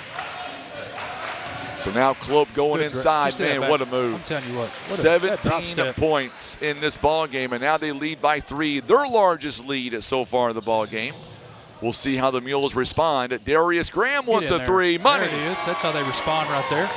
That's a big 3-point shot. That brings Dr. Corman back up on his feet. You got to get up here and watch the rest of this, get a little closer to the action. Good job on the turnover there. Mules defensively doing everything they can right now. Well, I think they were trying to throw that to Dawson. Dawson threw his hands up and then went off his hands and then actually come off another player's hands. 20 out there. Yep, Jackson Clope. And lost the handle, went out. We are tied up again, 47. What'd you say, Tim? Tim said the game is going by so fast, he'll take overtime. No, he didn't say that. He didn't say that, Dr. Corman. Not in this game anyway. Under a minute to go. Darius Graham inside the paint. Pull-up jumper. Bang. He's got 18. I tell you what, this quarter has been back and forth and back and forth. 49-47 to score. Hit that share button for us on social media. Subscribe to our YouTube channel. We are live on both platforms and 93.3 FM and 930 AM. Dawson tries to get it to the big man Clope. Oh, what a good move. Dawson, a big block. Good block. You can hear the smack all the way up here. Yeah, these microphones on our head. Telling you can hear all that. What a play by Darius Graham. And that young man, did I tell you that he set the all-time state record for the high jumper in Missouri? No, I didn't know that. My goodness. This past summer. Man. And with moves like that, now you know why. Dawson's shot is no good, out of bounds. Last touched, I believe, by Williams. Wow. Now the officials get together. It's either Dawson or Williams. I think it was last touch by Dawson. Yeah. Okay, they're going to change it. They're going to change it. I like the way they get together and change it. One official was out of position. He knew it. He asked for help, and that's how it's done. That's how it's done. Sway, hey, back in my day, there were only 2. Now there's 3. That's right. I think it's helped the game considerably. 13 seconds and counting. 49-47 now. Mule's going to play for one shot. Smart idea. Smart idea. Now we just want them to knock it down. Preston Moore takes a 3. This one is going to be short. Goes out of bounds. But the Mules are back in business. If you're a Mules fan, you like what you're seeing right now. They lead by 2. We'll take a 1-minute break and come right back on the Southeast Sign and Graphics Mules Radio Network. You're in the zone with Baldwin Toyota. Today's spotlight is the 2024 Toyota Tundra. This truck is a powerhouse with its available I-Force Max engine. That's right. It's built like a champion from the ground up. Its powertrain, frame, and suspension work together, providing an available max towing capacity of up to 12,000 pounds. With Tundra, you can haul with confidence. Head to Baldwin Toyota and experience the power of the 2024 Toyota Tundra for yourself. And now back to Mules action.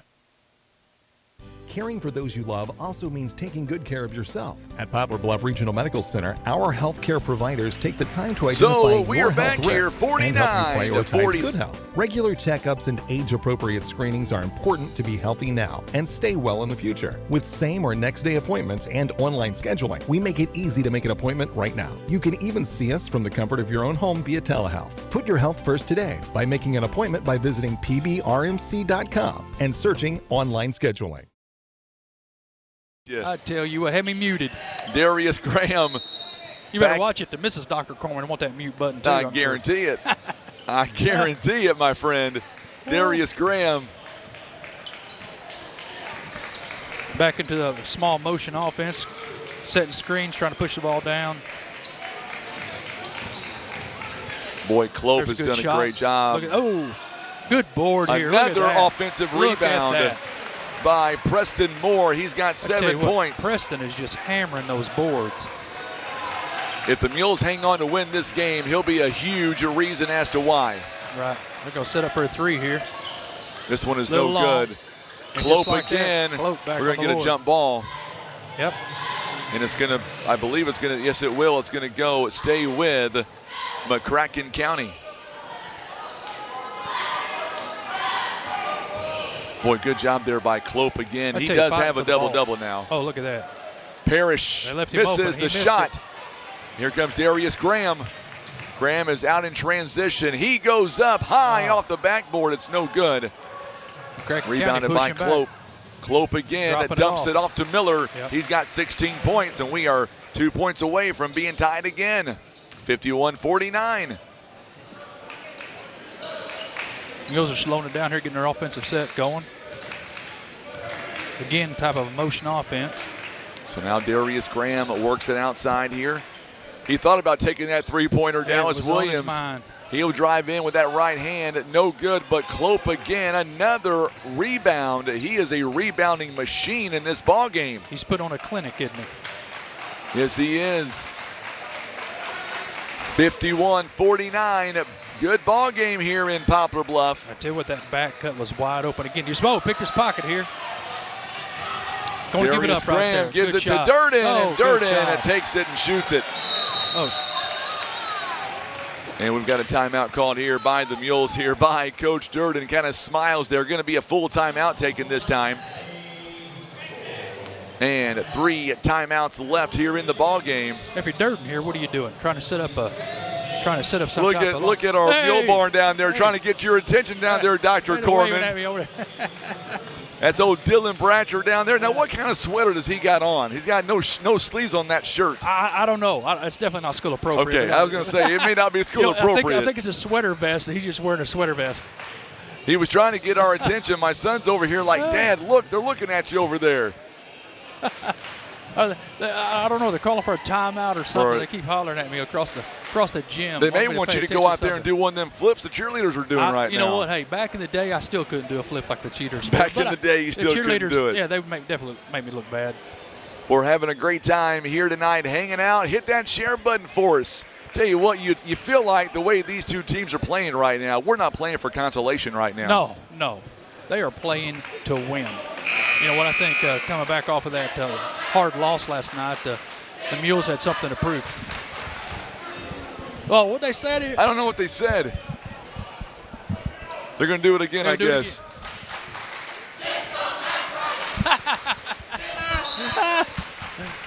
Yeah, they tell me get some act right. I like it. I love it down there. I had to come. I visited with the entire high school, 1,500 kids, and told them, listen, you better not forget to bring your act right to school. We expect you to act right every day. Be here every day. Learn something new every day, but don't forget your act right. Oh, good backdoor cut there. Miller again. We are 2 points away. Jackson Clope again. A big assist. This kid can do it all for McCracken County, man. You know, he is so fun to watch. I think he's having a better game tonight than he did yesterday. He is, I don't think he had that great of a game yesterday. And I tell you, if he plays like that, this team's definitely going to be hard to beat for anybody. Mules. They're fighting for the ball, but they gave it up. Still up by 2. They got a trap going right here. Got out of it. And Parrish will give them the lead. We are tied again at 53. Man. Goes back to what we said a moment ago. Neither team, as Darius Graham is going to come in the ballgame. He's got 18 points. Kind of hard to keep him off the bench right now with that kind of production. I tell you what, and not only that, they're just distributing the ball well. You know, it's a quiet 18 points. Roberson's shot is no good. Rebounded. Here we go again by Clope. Clope is pushing 15 rebounds. A three-point basket is no good. Ball is batted around to who else? Clope again. It's just going to come down to who wants the ball. Oh, there's a steal right there. Good job by Durden that time. Pull up three. It is no good. This time a big rebound by Miller. I just don't know if that was the best shot right there at that time. Now he's riding him down the court and got called for the foul for reaching in. Going to be a foul on the Mules. Brendan Durden, his first. We're going to see Darius Graham back in the ball game now. He'll check in for Dallas Williams. I tell you what, Durden had a clear open lane, but he pulled up for that three. He didn't have enough support down underneath the basket. But, hey, you know what? In those times, when it goes in, you look great. When it doesn't go in, you're wishing you would have dribbled a little closer to the basket. That's right. It's just going to come down to who wants it. That's just all it is. It's been a gritty game, tough on both sides. It's been a good ball game, honestly. It's been a real good ball game. Very tight. 53 all. Darius Graham, great job defensively there. Miller could not get the shot to go down. Darius Graham, a big rebound. Taking it all the way to the rack. He's going to go in the hole. He'll draw the contact there. Listen, the Mules should have been doing this the entire time. They had to take it to club number 20 and just try to get him to foul out. Try to get him in foul trouble because they're not able to stop him right now. He's just doing too good of a job on both ends of the court.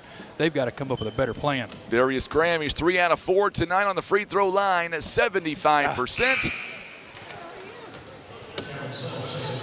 And we're going to see Cameron Settle back in the ball game now for the Mules. He'll check in for Durden for the time being. This one to give the Mules a 1-point lead here in this ball game. Deanna Bratcher says, let's go Mules. I'll tell you what, Miss Bratcher, your boy down there leading the charge on the chance over here toward Dr. Corman. Gotta love it, man. Gotta love it, indeed. I tell you what, kids just love to be involved. We love for them to be involved. You know, here at Bluff, everybody has something they can be involved in. On the other end, Roberson, the tip in by Neville is good. Wow. How did he get that tip to go? That's his 4th point in the ball game. A moment ago, Darius Graham had to go up high for another rebound. The Mules have increased their lead by 3, 56-53. Boy, is starting to pack in here now for the last 2 games of the night. Oh, good defense. Parrish misses the shot. Oh, my goodness, he took That's a tumble. And we're going to get a whistle and a foul. It's going to count it and 1. They missed the walk first. I just want to say that on record. I saw a walk from somebody. As I said, what I say last night, they walked all the way to Walmart. All the way to Walmart, you said. So it's going to be a foul on Preston Moore, settled back out of the ball game.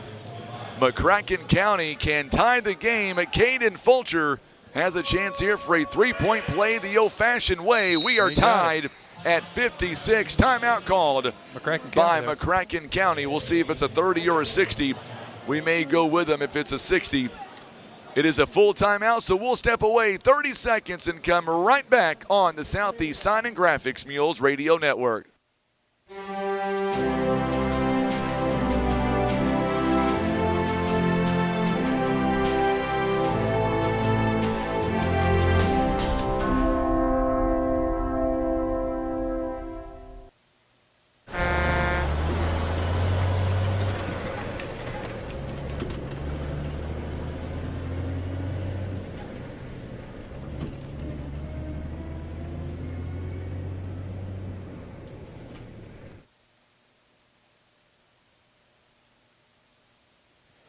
We are tied up yet again at 56 all and 3:38 to go here in the ball game. Dr. Corman, and what a fantastic atmosphere tonight. The student section has been amazing so far tonight, and it's only going to get bigger as the night grows. You got to love those kids here supporting the Mules. Of course, you know what's interesting is they're always here. Whether it's football, it doesn't matter the sport. They're there to support the kids and be involved. Excited to see them here tonight.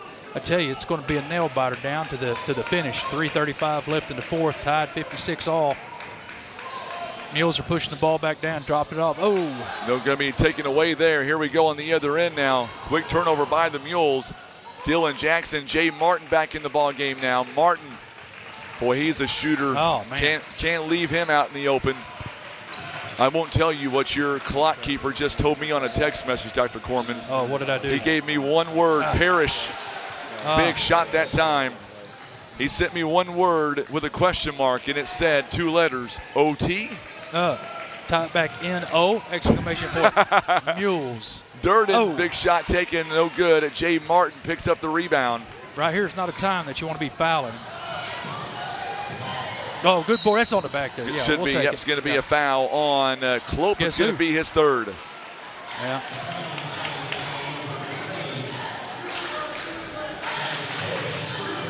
I tell you what, that Clope, he's an impressive player. He really is. He's just in the mix of everything. Boy, this next possession for the Mules, so critical. Down by 2 points here. A lot of time for the Mules. Durden. Looks like we're trying to force a lot of things. Good job getting into Neville. Neville's going to go baseline. Good job by Parrish and by Clope. Look at that. And it's going to be taken away by Miller. Here comes the Mustangs again. Miller inside the paint, and they're going to wave it off. Yep. Yes, sir. Boy, you know you're in a good ball game when half the crowd loves it. Well, 3/4 of the crowd loves it. The other 1/4 doesn't like it so much. We got a timeout called here on the floor by the Mules. Walked all the way to Walmart. I'm telling you, he had that is you're saying. Yes, it is. I'm going to coin that phrase. 2:26 to go here in the ball game. Mules now down to 3 timeouts remaining in the ball game, and the Mules are down by 2. Man, if you're not here and in the Bluff area, you're missing a great basketball game. You're missing a great game. So glad to have you alongside, whether you're watching us on social media, watching us on YouTube, Facebook. Let us know where you're watching from and what team you're going for. And if you say the Mustangs, I won't let Dr. Corman you said that. That's right. Please don't. He's a superintendent, so we got to be careful. No, I'm kidding. He's all for everybody out here having a good time, and bringing some good competition. You know, I was talking to the coach from Memphis East, same thing. I said, hey, he said, this is a great town, great basketball town. He told me that they had dinner at Big Whiskey's. They're going to Lemonade House Grill tomorrow. And I said, you know what, great supporters of our district. But more importantly, you're going to find everyone in this town just loves kids. They love being around them. They love keeping kids involved in school because, you know, everyone has to be involved in something to stay in school. That's right. So I'm hoping here in the last 2 minutes we can show our involvement in this game and knocks down some good shots. Coming up on the 2-minute warning now. Still lots of time here. Mules don't need to force anything. There's Durden, off-balance shot. Oh, look at that board. He fought no for good. It. Clope again. Oh, good steal. And now it's going to be a jump ball. It's going to be Bluff ball. It's Bluff basketball. Oh, look at that good sportsmanship right there helping him up. I tell you, I believe they took a little offense to that. But anyway, I think we're still fighting to stay in the game, and you got to be aggressive. Oh. Going to be going to be a foul. This one going to be on Clope, and that's number 4. I'm going to have to side with the Mustangs on this one. I think that was all ball. Well, Jane Heath just sent me a private message on Facebook. I guess she didn't want you to see it. She said, #Go Mustangs. Hey, you know, that's there okay. You go. That's okay. Listen, everybody has to root for their team. That's right, absolutely. What's important is we all root for kids. That's right. That's the main thing. So the first free throw good by Roberson. This one to tie the game, and we are not going to be tied. Clope again on a big rebound again. Boy, this kid, he has been everywhere tonight. I tell you what, he's been in the mix of everything. I told you he'd have 15 rebounds. He's got them. I tell you, we're having blueberry muffins. He'd be in the mix of that too. Tell you what, look at the right hand finish. It is just hard to defend that. 19 points for that young man. 3-point game. No reason to panic. That's right. Good job by Neville. Shot is no good though. Ball batted around right to Darius Graham. Graham 21 points on the ball game. 60-59. You got to quit riding him down the court. Student section coming alive yet again. Miller going to go up top. You betcha, bangs it in and scores. He's got 20. The Stars are shining bright tonight in Bluff. We need a quick 2 right here and then call a timeout. Or we'll take a 3. It doesn't matter. We need something here real quick. Darius Graham calling for the rock. He's got the hot hand, 21 points. Oh, look at that. Going to be tipped away, taken away. That's turnover by the Mules. Right 46 seconds. Timeout called by the Mustangs. I guarantee you they're going to set up they're just going to put up some type of offense. It's going to spread the court, try to burn the time. It's going to be a 30-second timeout here, so we'll keep it with us. Greg Roberto, Poplar Bluff Blessed, Austin Jefferson, one of our football coaches. He says, let's go Mules. I tell you, I hope he doesn't get mad when I'm fixing to say about Coach Jefferson. Let's hear it. He's going to be a dad very soon. Congratulations to Coach Jefferson. Absolutely. He's so excited about it. You tell him to get all the sleep he can right now. That's right. I'm looking over at my kid right beside me, Austin. I still don't get no sleep. He's 13. You never stop worrying about him. I got a 20-year-old I can't sleep. She keeps me up. Always worrying about her. Well, my kids are in their 20s and above, and you still worry about them. Of course, my mom will say I'm in my 50s, and she still worries about me. So I think you never stop worrying about your kids. I tell you, but talking about worried, I'm a little nervous right now. I'm not going to lie, Frankie. I'm just a little nervous. Stephanie Fulcher says, #Mustangs. We're going to have to get a big stop here. The Mules are going to have to come up big on this and a defensive possession here to try to stop the Mustangs from scoring. Well, I'll tell you what, a lot of folks here loving what they're seeing tonight. Very close ball game. That's all you can ask for. 62-59. Mules. Oh, here we go. It's going to be a backcourt. That was not touched. We'll take that. So the Mules have another advantage here. They have one more opportunity. I'm so glad they listened to me, right? That's right. They got mics out there. That's right. So 40.5 seconds left. You don't need a 3. If you can get a 2, you've got plenty of timeouts to use as well. But you don't have time to be delaying here. They need to get the ball, push it down. Got to attack. So now Neville gets a little bit of space. Back to Darius Graham. Shot is up, and it's going to go out of bounds over the top of the backboard. 21 points on the night. Darius Graham could not get the shot to go down, and now they got to play some defense here. 27 seconds. Get back. They've got Connor Miller all by himself, and he'll go in. 22 points. 64-59. Darius Graham going up and off the backboard. It's no good. Missing both opportunities. Who got the board there? Who got the board there? Klopp again. That's right. He's got 19 on the ball game. 19 and 16. What a ball game for that young man. 8 seconds to go. And there was some confusion there that maybe a timeout had been called. No timeout called. 8 seconds here. Man, look at that. Another, oh my goodness, a baseball style pass again to Connor Miller, and he's put his mark all over this game. 66-59 is the score. The Mules now will move over to the 12:30 ball game tomorrow, and they will take on Germantown.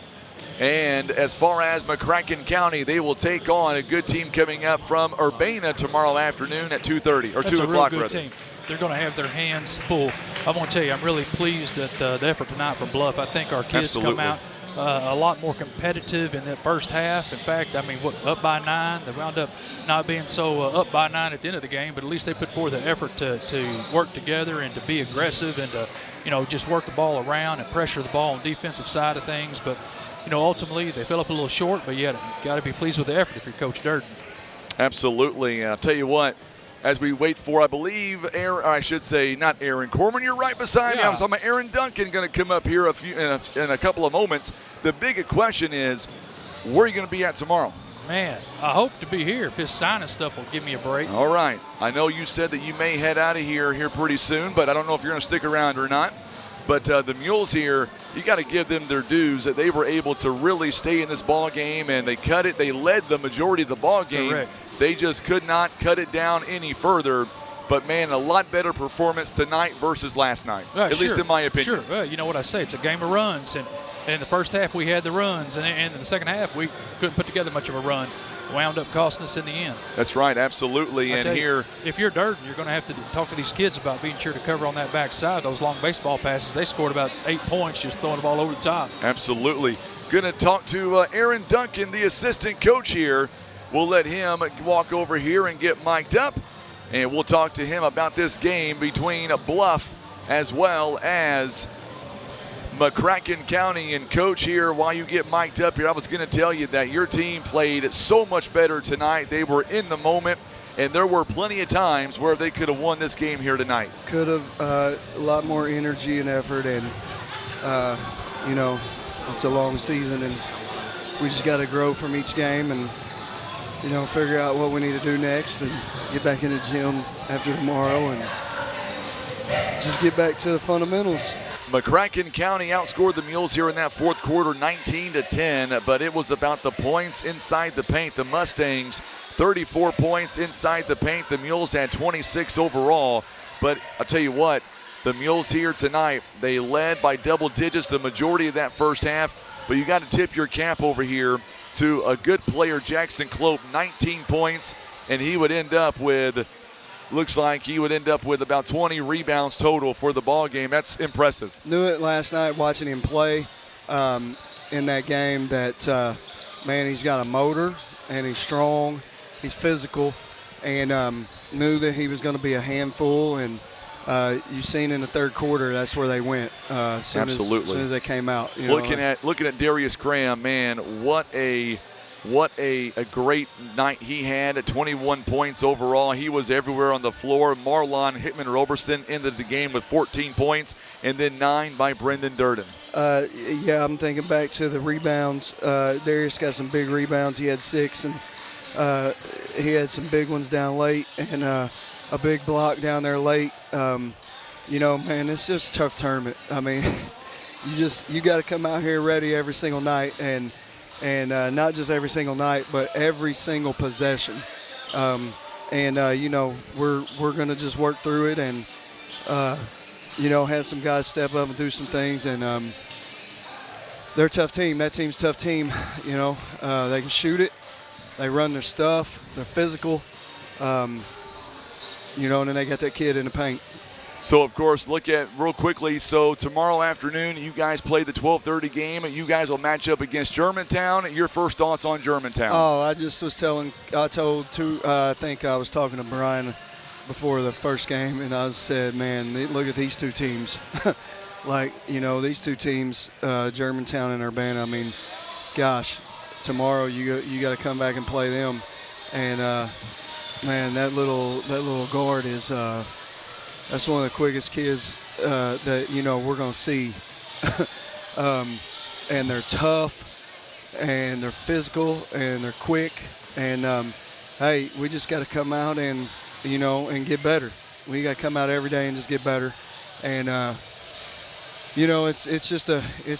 was talking to Brian Rosner before the 4 o'clock game, and we were just talking about just how competitive this tournament is, and just like how we finished over the course of the years and different things. And he was just talking about how some of the teams that played in the 7th and 8th place game throughout the years end up in their state finals or end up in the semifinals and different things like that. So, I mean, it's a good challenge and it's a good test for us.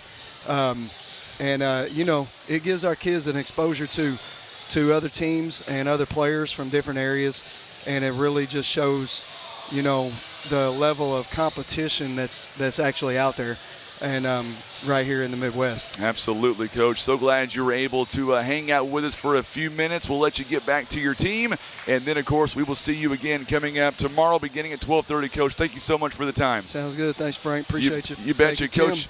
Absolutely. Coach Aaron Duncan joining us live. For those of you watching us or listening on the radio, we're going to get back to live programming. In the meantime, stay with us on Facebook and on YouTube. We're coming right back. It is the championship side of the bracket. When we come back, you're watching and listening to live coverage.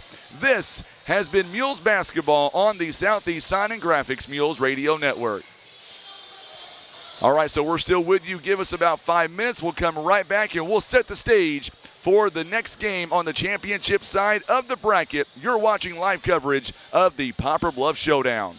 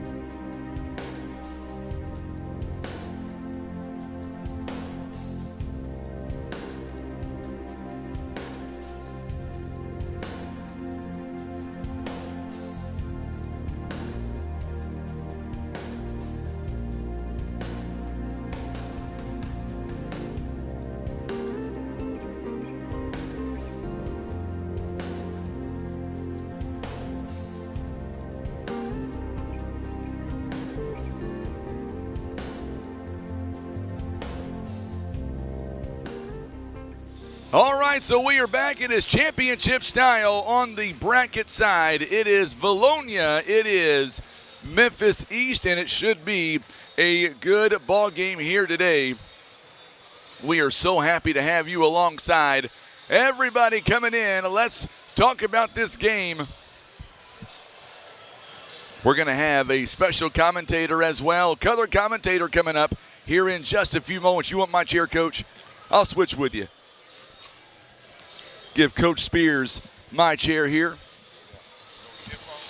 Yeah, oh yeah, you can put that mic on whenever you're ready, Coach. Let's welcome in Coach Spears of Germantown. Boy, we were in this situation about a year ago, Coach, and I am so happy to have you back on the headset. You've done a great job with your team, and we're going to see ourselves quite the basketball game coming up in about 4 minutes. No doubt about it. We're just happy to be here. This next game is probably going to be a barn burner. These two teams are tough. We see Memphis East all the time. They are rivals of us. They're other side of the city, but I know the coach personally, and the funny story about it, he was coming here, but he had a scheduled engagement like 8 years ago, and he told me about it, and that's how we actually got here. Wow, that is awesome. Yep. Boy, I look small compared to you, Coach Spears. My goodness, not usually I'm looking up at somebody. So you talk about these two teams, and you know them quite well by looking at them, and I expect this to be a very quick up and down ball game. One thing about it, both teams, the team from Illinois, we looked at them a little bit because we tried to scout a lot of the teams that we potentially could play if we would have advanced on, but we didn't. But both kind of play a similar style, so it's probably going to be who can control the tempo. I know East is young. They start, I think, 2 freshmen, but they're good. They're learning. Right. And then this team from Illinois, I'm learning, but I think they're good, and I saw them yesterday a little bit. I saw them on tape, and they shoot the ball very well, and they got some size. So it's going to be interesting, very interesting. Absolutely indeed. And by the way, we're going to see your team tomorrow afternoon, 12:30, Bluff in Germantown. Should be a fun matchup, Coach. I'm excited about it. Yeah, we're trying to get a win. Right now, no excuses made, but we got 2 starters out, 1 with a touch of the flu. And so now I'm turning it to a learning experience. But at the end of the day, we definitely want to win. I can't lie, we want to win. But like I said, every year we come here, it's always tough competition. And it's where you want to be at. It's Christmas holiday, gym's packed, it's ready for a barn burner. Hopefully we can come in tomorrow and get a win, but right now I'm ready. You know, I got that stench off of me now. I'm ready to go to the second career. Kind of relaxed now, and you're going to take over. We're going to have a great ball game, no Coach. doubt. We're going to come back in 1 minute. Don't go anywhere. It is the Eagles and the Mustangs. When we come back, it is semifinal action. The winners will advance to the championship round tomorrow. We're coming right back live on the 36th annual Poplar Bluff Showdown.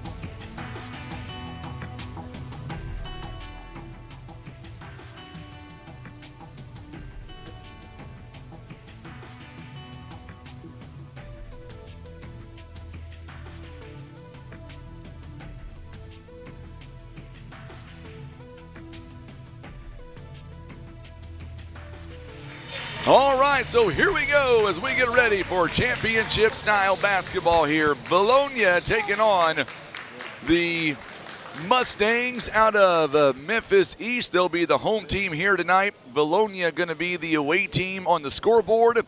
They'll be wearing their away black jerseys with the red trim, white numbering.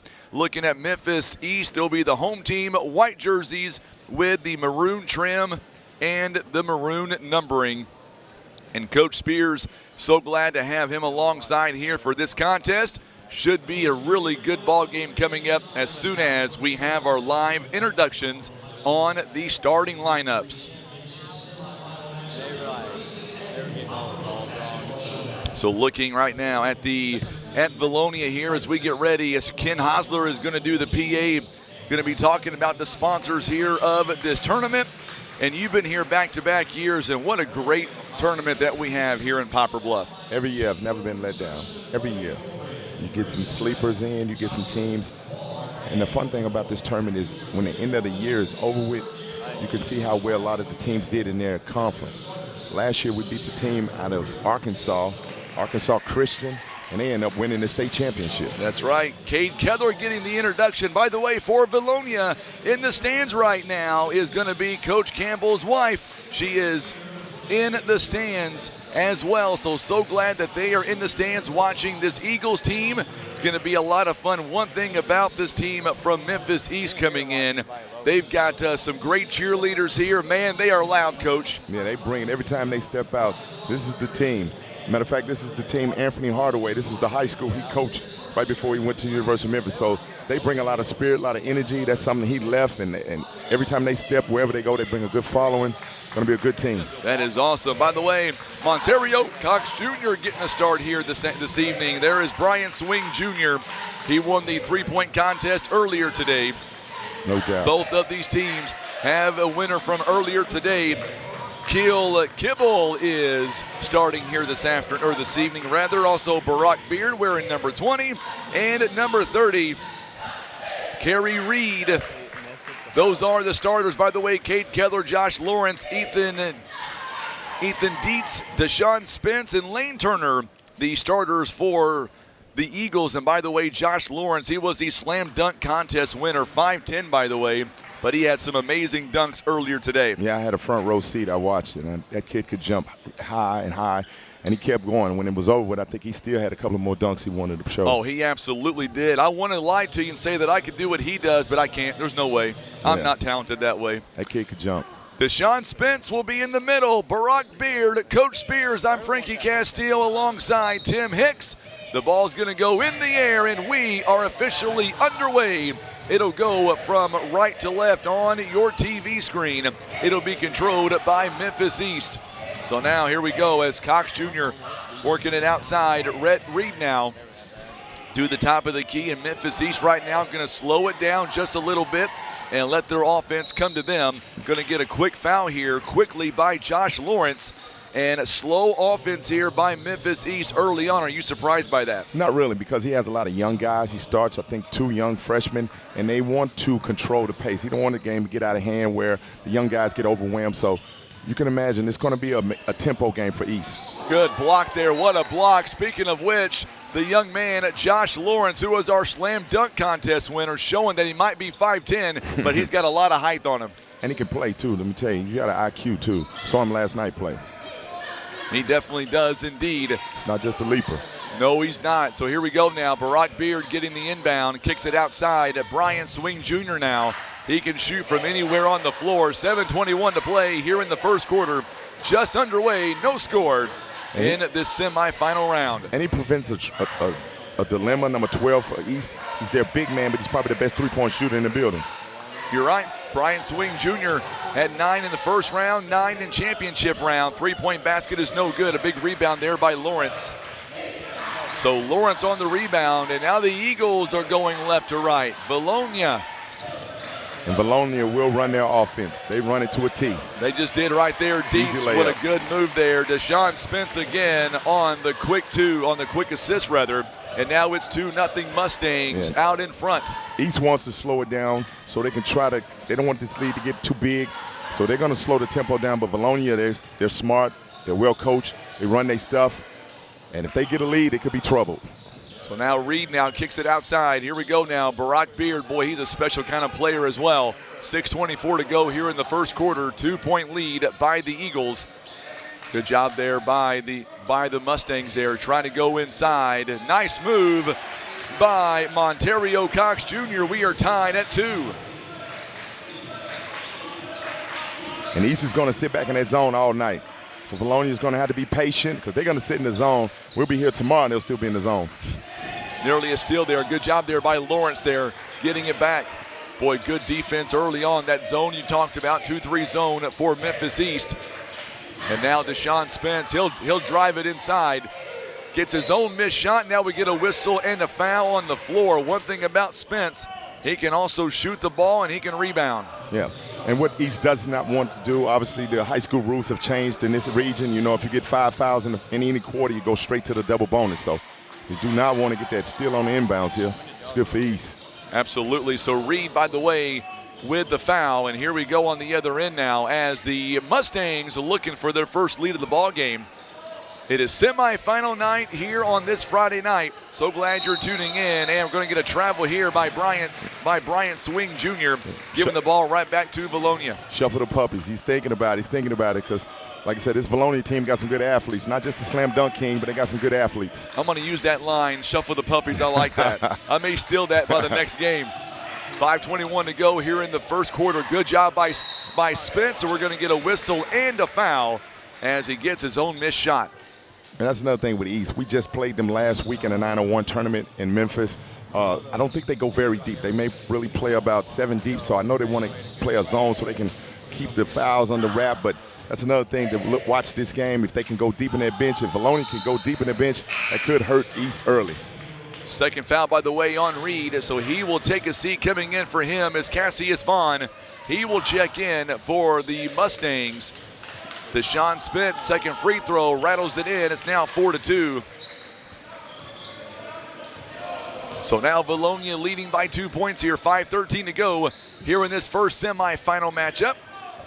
As Monterio Cox, love the way this kick, a backcourt violation right there on the line. And the defense is extending that pressure out, and then once again, East is young, and these guards have to realize that when they come out on you, got to attack, but good defense by Vilonia.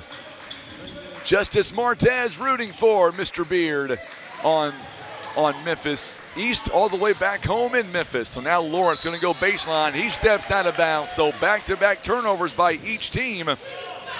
And just like that, it's right back to Memphis East. And they're both trying to fill each other out. I think Vilonia is trying to figure out the weak spots in the zone, and East is trying to slow this game down. They know they're young. They don't go deep. They want to keep it in the 40s. That's their goal. 4-2 now is your score. Monterio Cox Jr., good move inside to Barack Beard.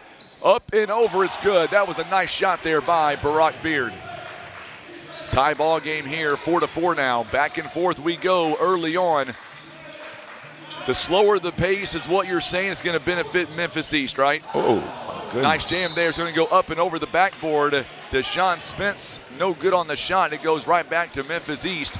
And that Spence kid, I was told that he could have been an early on favorite to win the slam dunk, and he didn't get in it. So he didn't get in it, absolutely. Yeah, but East wants to control that tempo. Right now, this game is where they want it to be at.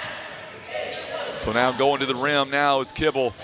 Good job there, good ball movement here. There is Vaughn now on the outside. Boy, this kid can light it up as well. Had a great showing in three-point contest today. There's a three ball. This one's going to be short by Bryant Swing Jr., rebounded by Spence.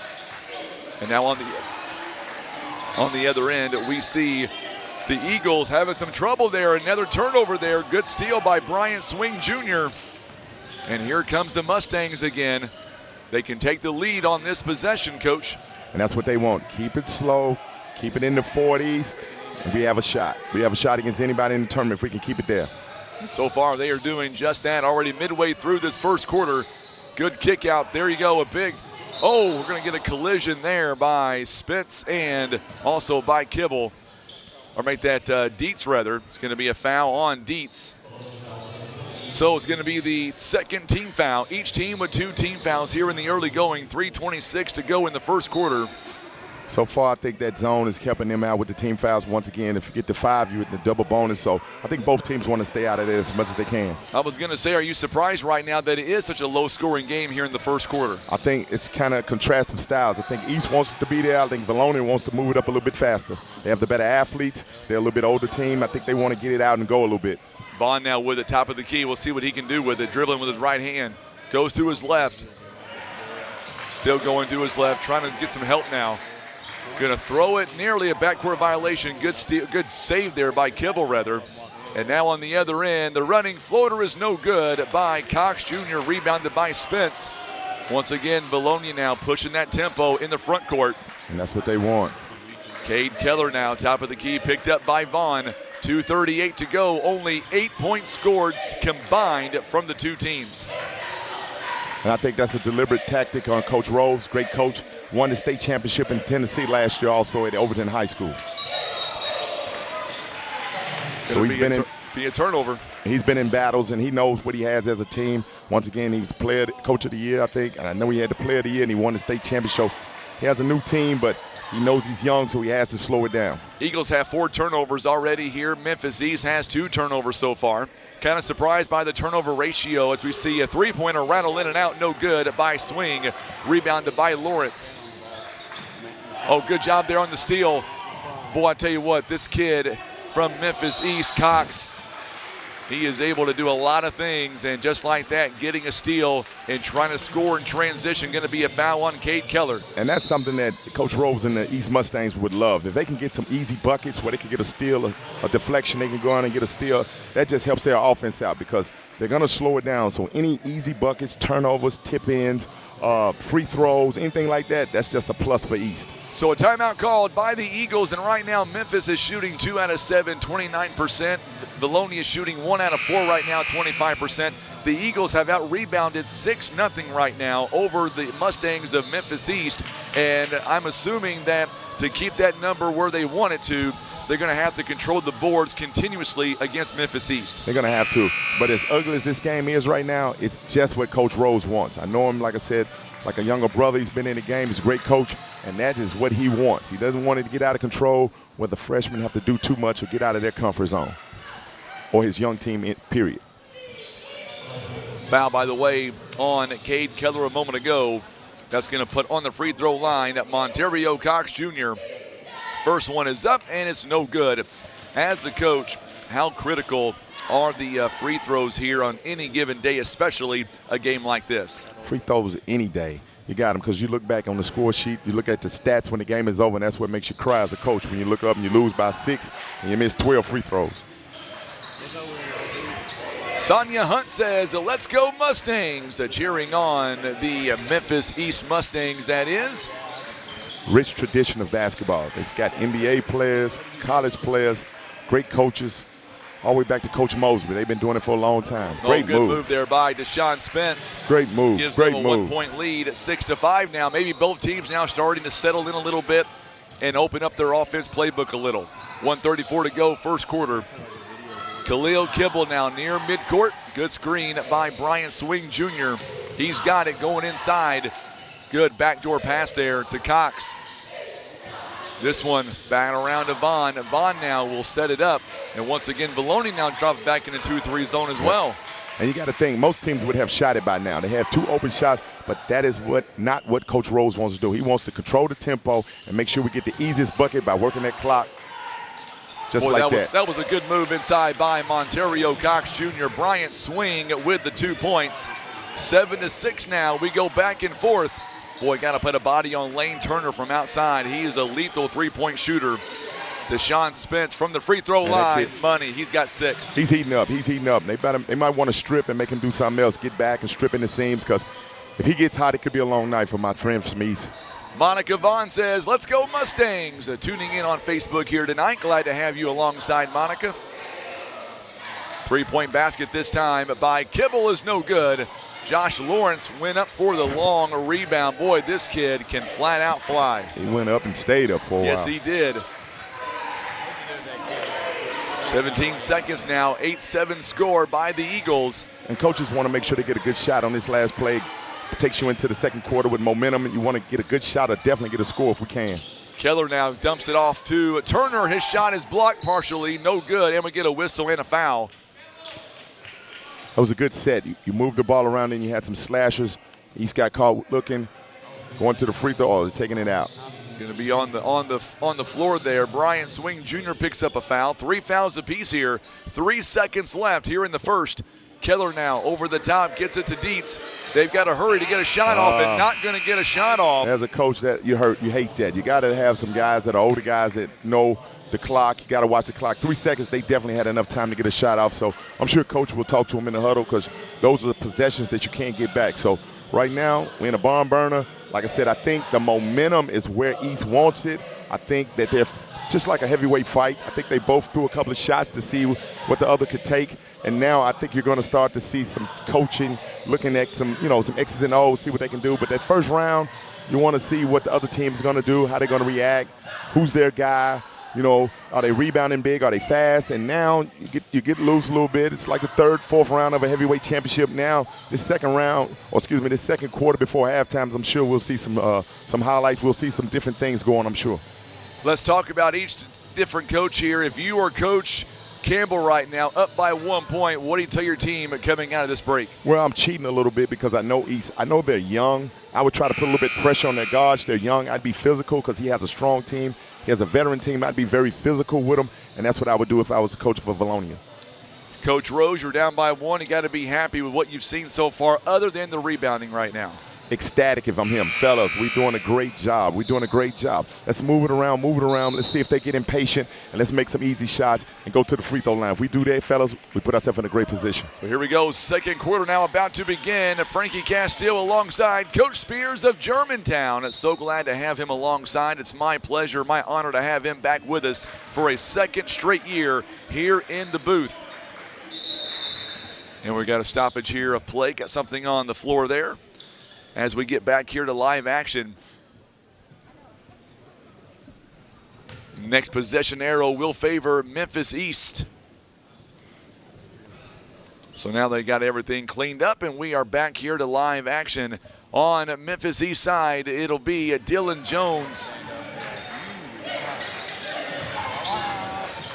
Oh, what a move again by Spence. He's got 8 points here, Coach. Like we said, that kid there supposedly was the front runner for the slam dunk contest, and he got to put a body on him. They may have to start doubling because he's too physical, too strong, and just a good player. Good move again. This one rims in for Mr. Monterio Cox Jr. He goes all the way in. He's got 5 points. And that's what East wants to do. 3-point big bucket. Shot. Whoa, big shot that time by Cade Keller. Clean look. That was a good pass. They rotated the ball from side to side. Got a good look. So now it's 13-9 is your current score. That was a nice shot taken by Cade Keller, his first three-pointer of the ball game. Maybe some misdirection here by Memphis East. And like I said, now I think you're starting to see Vilonia start to stretch that pressure out. I think they're starting to see that they may be young. And let's see if we can just be a little bit more aggressive against East. Monterio once again looking to get it to swing, and they kick it outside. Now Vaughn at top of the key. Vaughn looks around, guarded by Keller. East is doing a good job of being patient. You got to get some good out of this possession, though. We don't want to go down any further than we are. Just two possession game right now. A Swing Jr. now. Gets it outside to Vaughn. He'll take a deep three. This one is no good. Another rebound by Josh Lawrence. That was great defense by Vilonia, making them take a tough shot after they moved the ball around. Uh-oh. Oh, good job. Good steal. That taken away by Monterio Cox Jr. He goes up and scores. Just what East wants. If we can get some easy buckets, and now we're 2 points down, we're right here. We're right here, and we're playing our style. He's got 7 of the team's 11 points early on here in this ball game. If you're a fan of Memphis East, got to love what you're seeing right now. Turner going to have a strip, but Spence, it's going to be off of Spence in turnover. Spence got happy right there. He saw his second dunk in the last 2 minutes. I know what that look was. Harrison Lane going to come back in now for the first time. He will check in for Cade Keller. One thing you talked about earlier on, neither one of these teams are deep on the bench. And that may come into play coming up. Now you see Vilonia extending the pressure full court to try to speed East up. I think coach is realizing like they're trying to slow it down, whether he knows they're young or not. He's trying to slow it down. Now he's trying to speed East up, see if they can play a faster tempo. Absolutely. 5:38 to go here in the first half. 13-11. Pretty good ball game here. Very low scoring. Good job there by Memphis East. Nearly had a turnover, able to settle it down. Vaughn now top of the key. Going to be picked up by Lane Turner there. Little mismatch there. We'll see if Vaughn is able to get that. And you're starting to see Vilonia take some chances. I think they realize they're stronger. Got a foul, I believe, on Spence possibly. Yes, it is. It'll be on Deshaun Spence, his first team foul here in this quarter. Yeah, and that's what you want as a coach. You can be a little aggressive, look up at the clock. First team foul, we're still in good position. So Reed checks back in for Memphis East. He will come in for Khalil Kibble, who will take a seat. It was on the floor, so no free throws here this time around. Going to be nearly taken away. Vaughn able to save it. Three-point swing. This one is no good. Looked good going in, though, for sure. Vilonia did a great job of running him off the line, make him rush that shot, because I think if he set his puppies, yes, he did. You can count it good. 5:58 rather to go here in the first half. It is a 13-11 score. Long three-pointer, money. Okay, he shot that one from Chicago. Yes, he did. Lane Turner for three. And he looked good doing it. Now they're picking up full, trying to get East out of their comfort zone. It's a big possession for East right here. Don't want to go down much than 5 if you can avoid it. Shot is no good. The Spence with the rebound. Here he comes. Out in transition is Josh Lawrence. Probably going to get a timeout here. Got to settle your troops. Got a young team. You don't want this to get too far out because that's not the way they play from behind. They play a slow-down game. But Coach Rose has been there. He's been in the fire for a lot of teams. Like I said before, he won the state championship in Tennessee, the largest division we have. So he's been there, but he's just got a young ball club.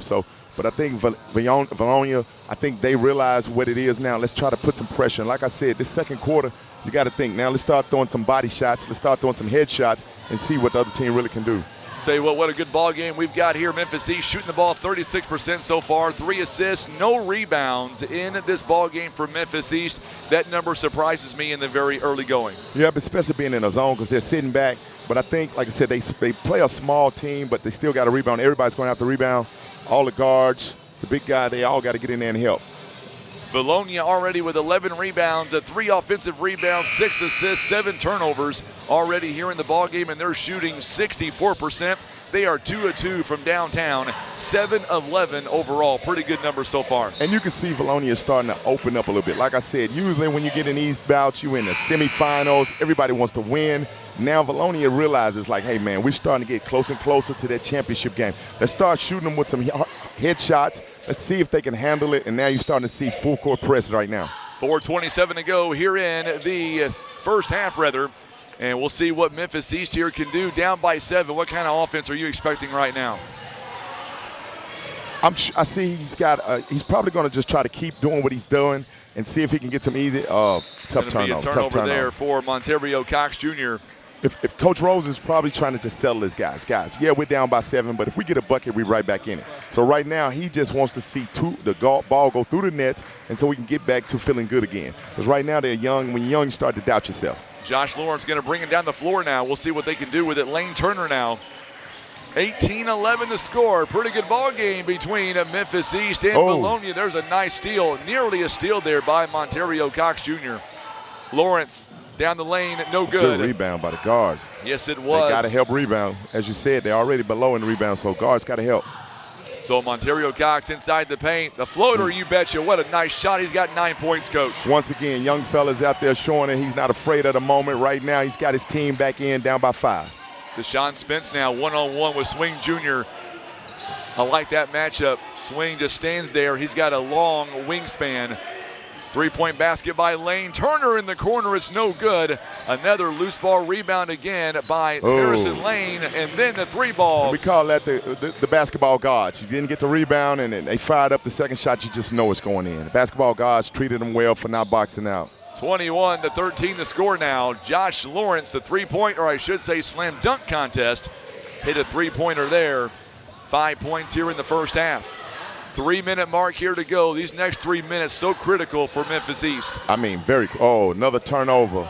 And now Spence is out. You got a high flyer coming. And he's going to draw the contact, and we'll shoot some free throws here for Mr. Spence. 8 points here in the ball game so far. He is 2 of 2 on the free throw line tonight.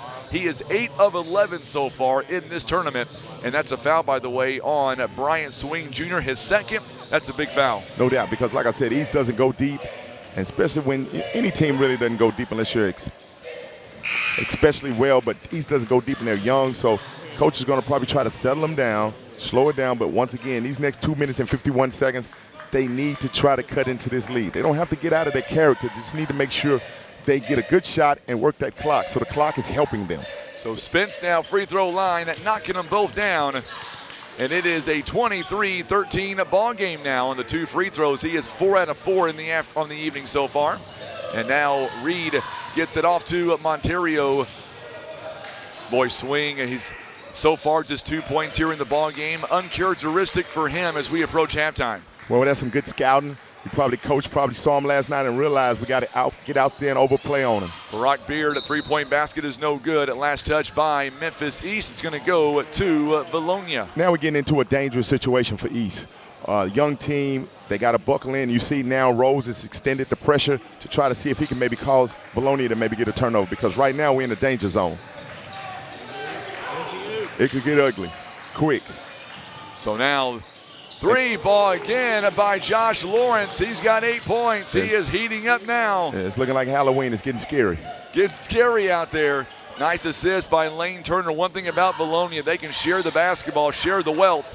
And see, shot is no good that time by Reed. And you see the frustration on Coach Rose's face, because he knows that the young kids are trying to get it back in one shot, and then you miss, and you give Vilonia a chance to come right back. 13-point ball game now all of a sudden. And this possession defensively for Memphis East could say a lot. Good job there by Monterio Cox Jr. They needed that steal right there. No doubt. And they need to stop the bleeding. They need to get a bucket or either get to the free throw line and see something positive happen. 26-13 the score now. 1:40 to go here before halftime. Nearly a takeaway. Good job there by Kibble. Working it around. 3-point by Reed is no good. Ball is batted around and comes away with Turner. No, is going to be batted right back to Kibble.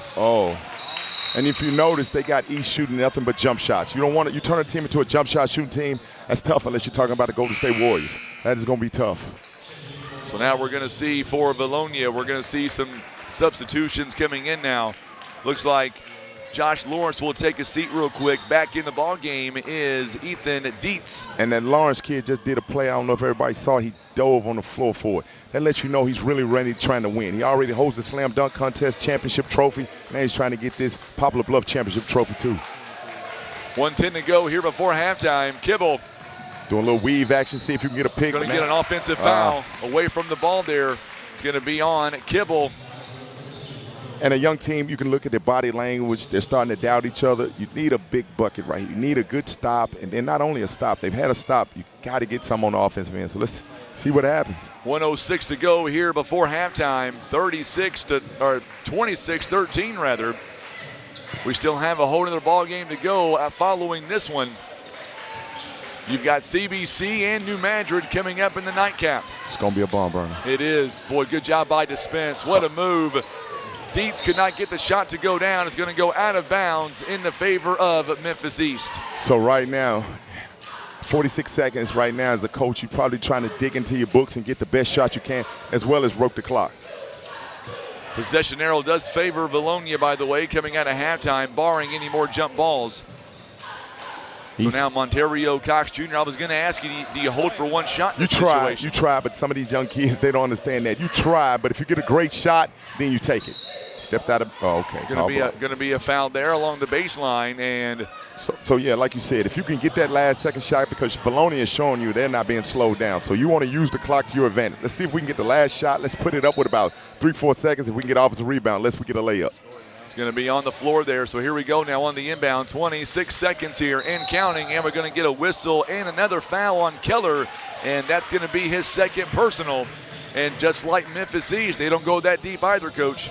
And Vilonia coach doesn't want this. We don't want to put East on the line. Even with 25 seconds, you got 2 more fouls to go. 25.3 seconds here in the first half. 13-point game. I would look for something like a pick and roll, something coming off a screen. This one goes off the knee. They're going to say backcourt violation. It was not touched by another player. So a turnover there, unforced turnover by Kibble. And now you got to be stout. Now you got to be real stout and see if you can hold for 15 seconds. Vilonia once again and see if they run a set play to get an open three or a pin down. 15 seconds here before halftime. So now Vilonia can do a 2-for-1 here, take the final shot, and they've got the ball coming out of the halftime. 6 seconds and counting. They're going to try to do just that. Long pass. It's going to be a turnover. A turnover on Turner, trying to get it to Spence along the outside, and a little too high. Let's see if East can get a solid shot off. I think Vilonia's going to pick up the pressure, make it hard for him. 3 seconds here. Here we go. They throw it up and no good on the buzzer. 26-13 is your score. A couple of things I'm really surprised about here going into halftime. Number one, very low-scoring ball game. You may have expected that, but the other big thing I'm surprised about is Bryant Swing Jr. averaging double figures so far this season, held the 2 points so far. Well, one thing about it, high school coach, college coach, professional coaches, with the technology we got now, you can watch games, you can get on Huddle, you can get on all these technology streams and see games, so you know that kid can play. You saw him. I'm sure Coach was here last night and saw him. So right now, if somebody beats us from East, it cannot be that kid. We have to really knock that kid down and make sure that that kid is not the kid that beats us. And so, that's great for, a coach's strategy to make sure that it's one person. If we're going to lose, it's going to be somebody else, not this one kid. So that's a great coaching job for the coach for Vilonia. I mean, that's excellent. He has the game where he wants it. He has East trying to play a slowdown game. And now what's going to happen in the second half, more than likely, he's going to get East out of their comfort zone and make them have to pick it up. And that's not their strength. So we'll see.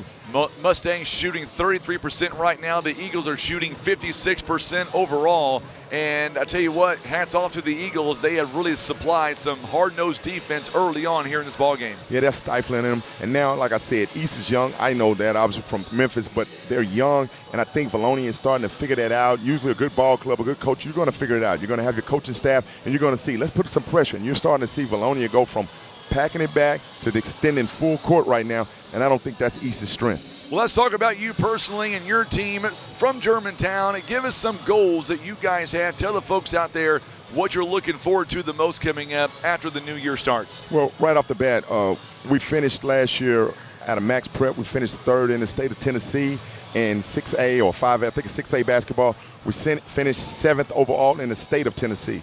We knocked off about 7 ranked teams. So we had a good team last year. Great team led by a kid named Anthony Matlock. Right now, we lost about 6 seniors.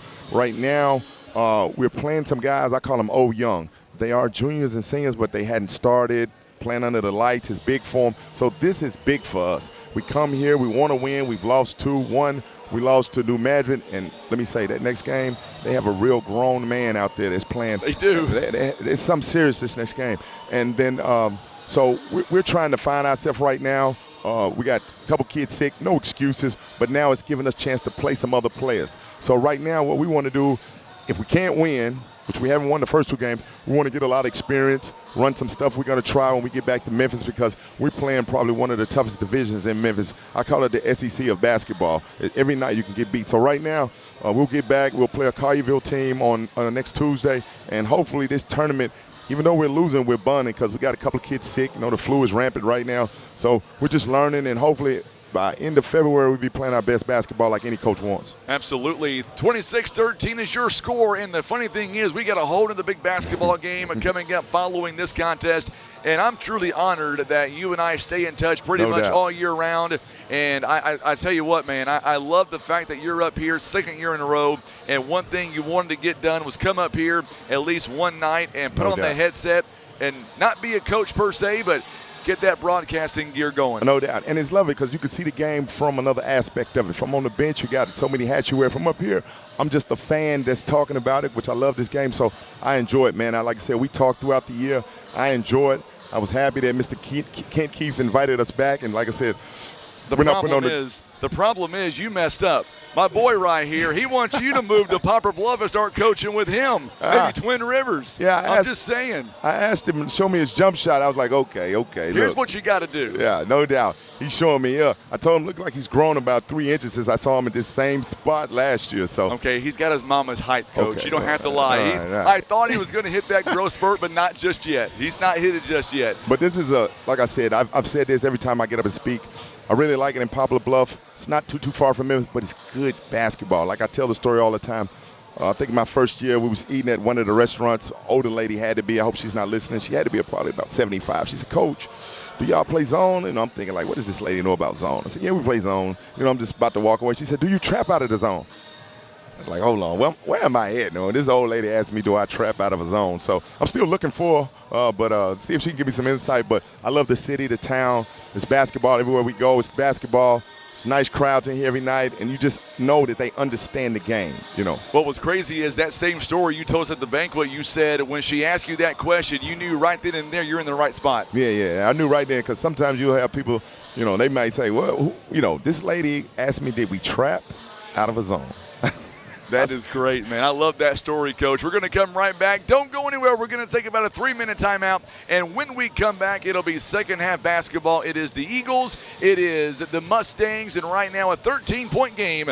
The Mustangs trail the Eagles here at the half. You're watching live coverage. It is the 36th annual Poplar Bluff Showdown. It is presented by First Midwest Bank and the Poplar Bluff R1 School District.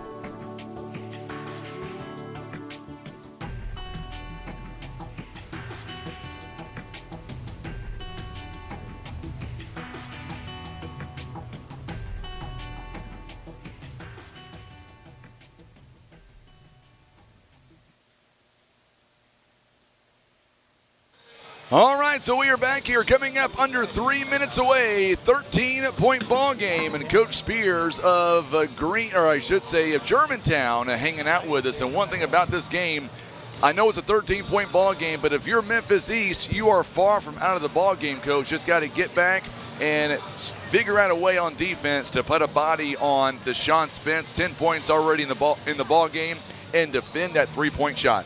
Well, you're saying exactly right. What we try to do and teach, and right now, I'm sure Rose, we grew up, like I said, together, so I'm sure Rose is, you want to start out with some type of defensive stops. We usually try to call it 3 in a row. If we can stop a team 3 trips in a row, and then we can score out of those 3 trips, free throws or anything.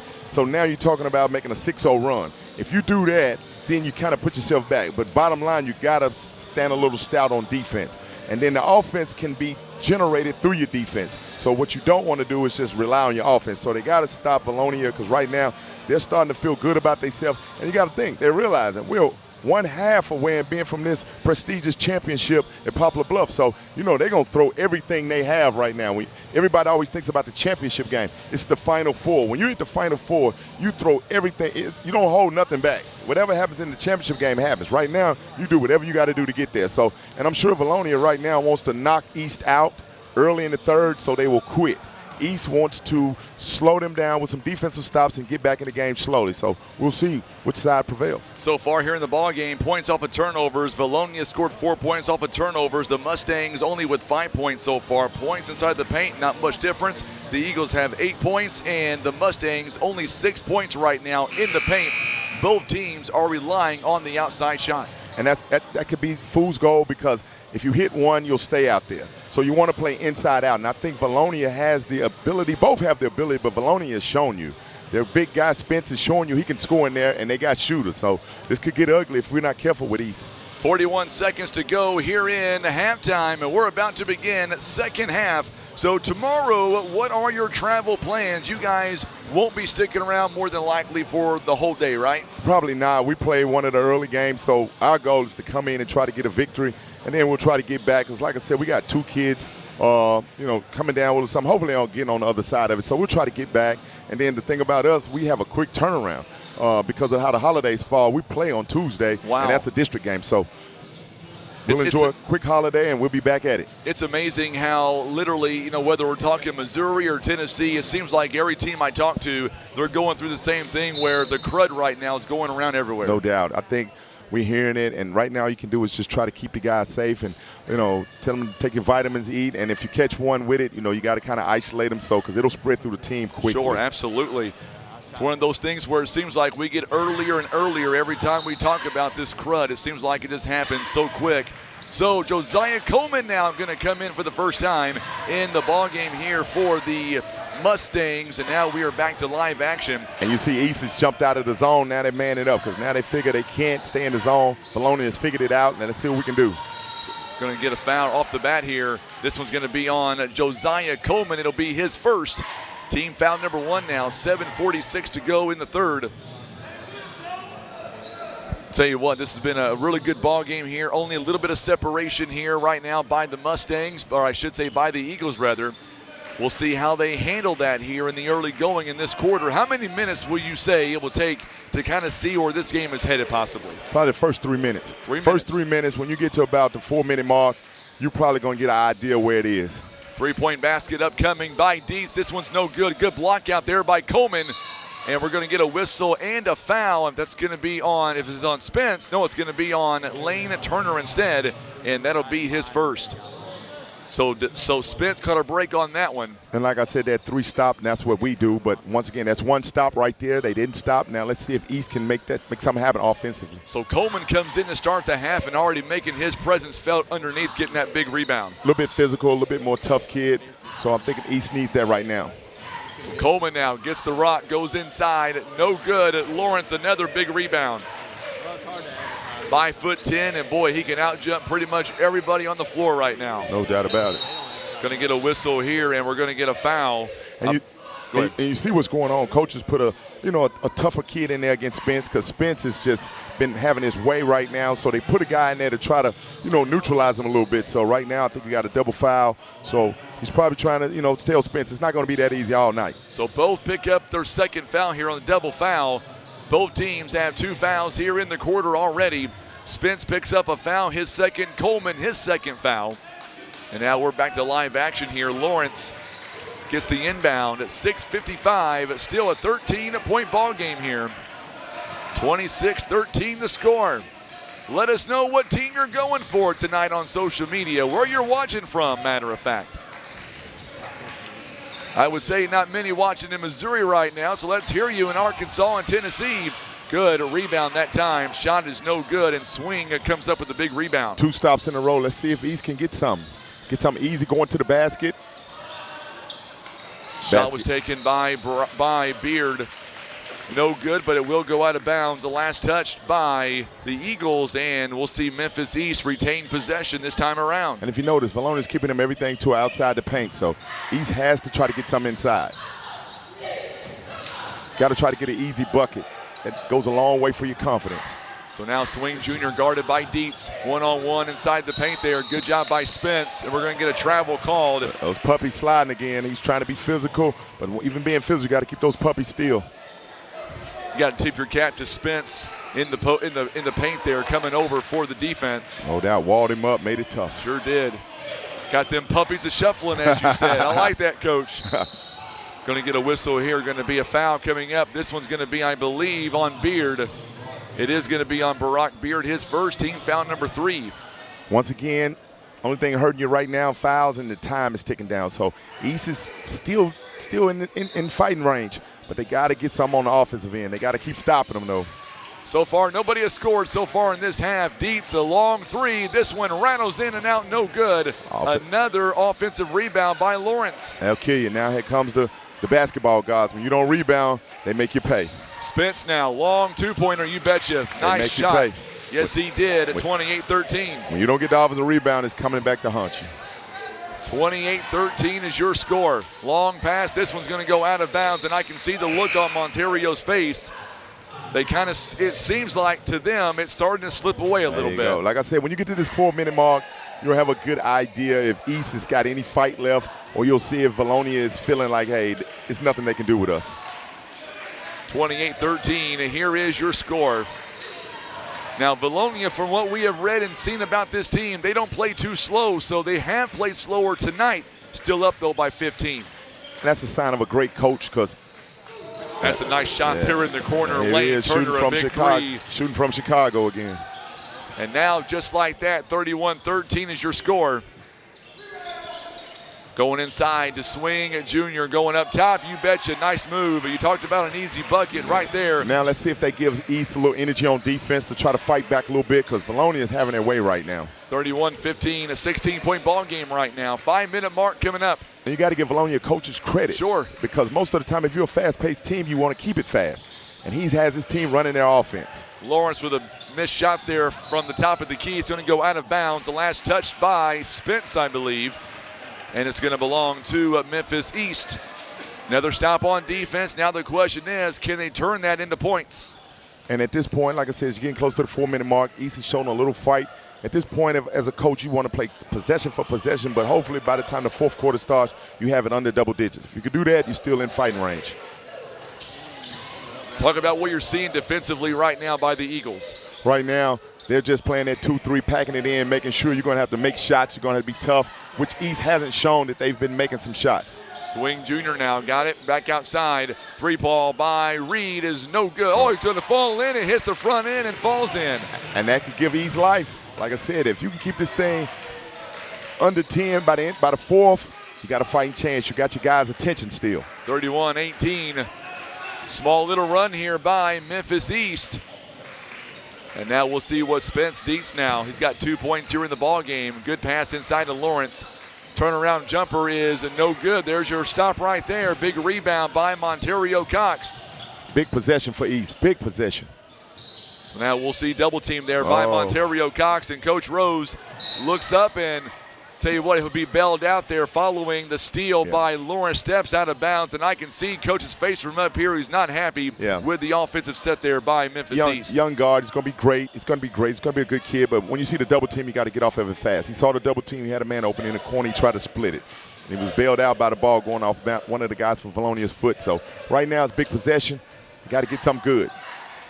A lot of folks tuning in from Vilonia tonight. Also, big shot there. 3-ball by Barack Beard, and all of a sudden it's a 10-point ball game again, Coach. Once again, if you can knock that thing down from 10, by the fourth quarter, if you can be under 10, you feel like you got some fight in you. I would say momentum right now has definitely gone back to Memphis East for the time being. We'll see what they can do here on this possession. Going to get a whistle here, and we're going to get a foul on the floor by Reed. I believe it's going to be his third personal foul. And that's what you want to do. If you came down a couple of sets like Vilonia had, and they hadn't got anything, let's see if we can get some going to the basket. Be aggressive, see if we can get a foul and go to the free throw line. And that's just what they did. So Harrison Lane going to check in now for Josh Lawrence, 8 points, 6 rebounds. A lot of folks on YouTube right now, Coach, saying they're waiting for that New Madrid game. I would encourage those who are watching right now to keep watching that game too. Keep watching, and after this game is over, definitely go ahead and call your food company, get you to bring some food, because it's going to be a bomb burner this next game. It's going to be. You bet you hit the nail on the head. CBC and New Madrid coming up next, 10-point ball game. Winners of these next 2 games will meet tomorrow afternoon at 5 o'clock. And I'm assuming that Coach Spears will be on the bus going home watching that game on YouTube. No doubt, all the way.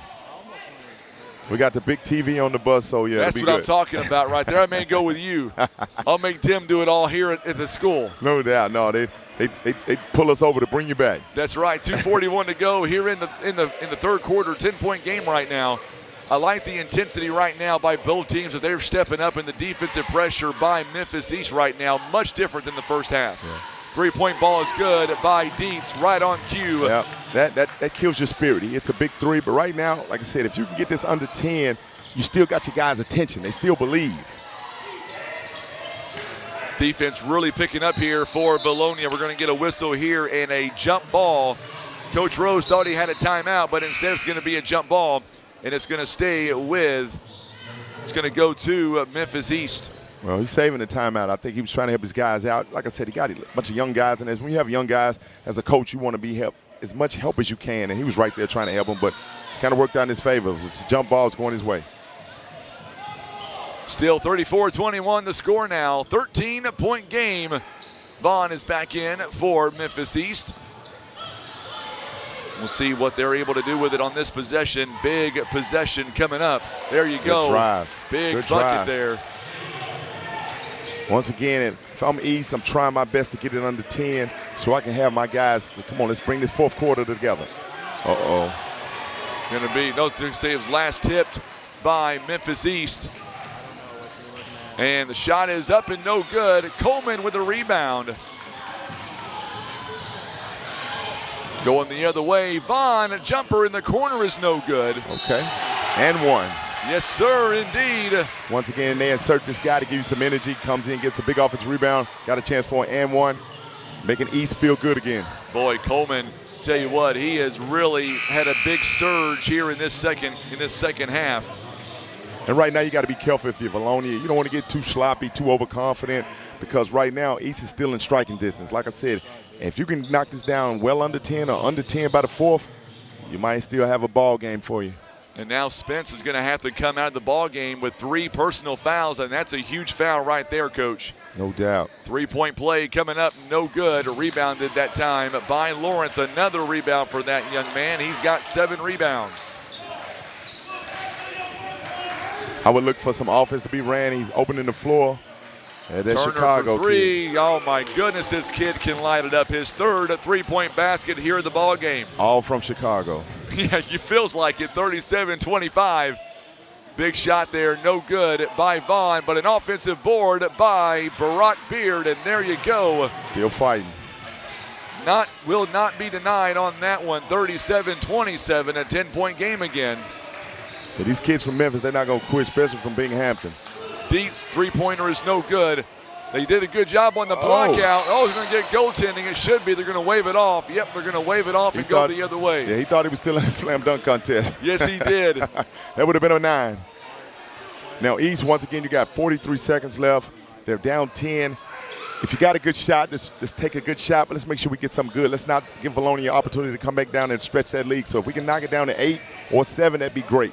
I would say if they can get it down below 10, you got to feel like for Coach Rose, that's a big win. 3-point ball is no good. Good rebound there by Turner. Did you like that shot taken there by Swing? Well, it's the best 3-point shoot. He had his feet set. You might want to go with it, but, you know, you hate it when he misses it. But he had an open look. 20 seconds here to go here in the quarter. Good play for that last shot here, 2 for 1. What do you think? No doubt. Let's stay forward. Let's see if we can make East work. Let's see if we can get something easy. Get a whistle here, and we're going to get a foul. This one's going to go against Cade Keller, I believe. Yeah. Got to keep you cool. You're winning, you know, talking, pushing, anything like that. You don't want to hurt your ball club. Oh, it's going to be, they're going to call that a technical foul on Cade Keller. Oh, no, that hurts.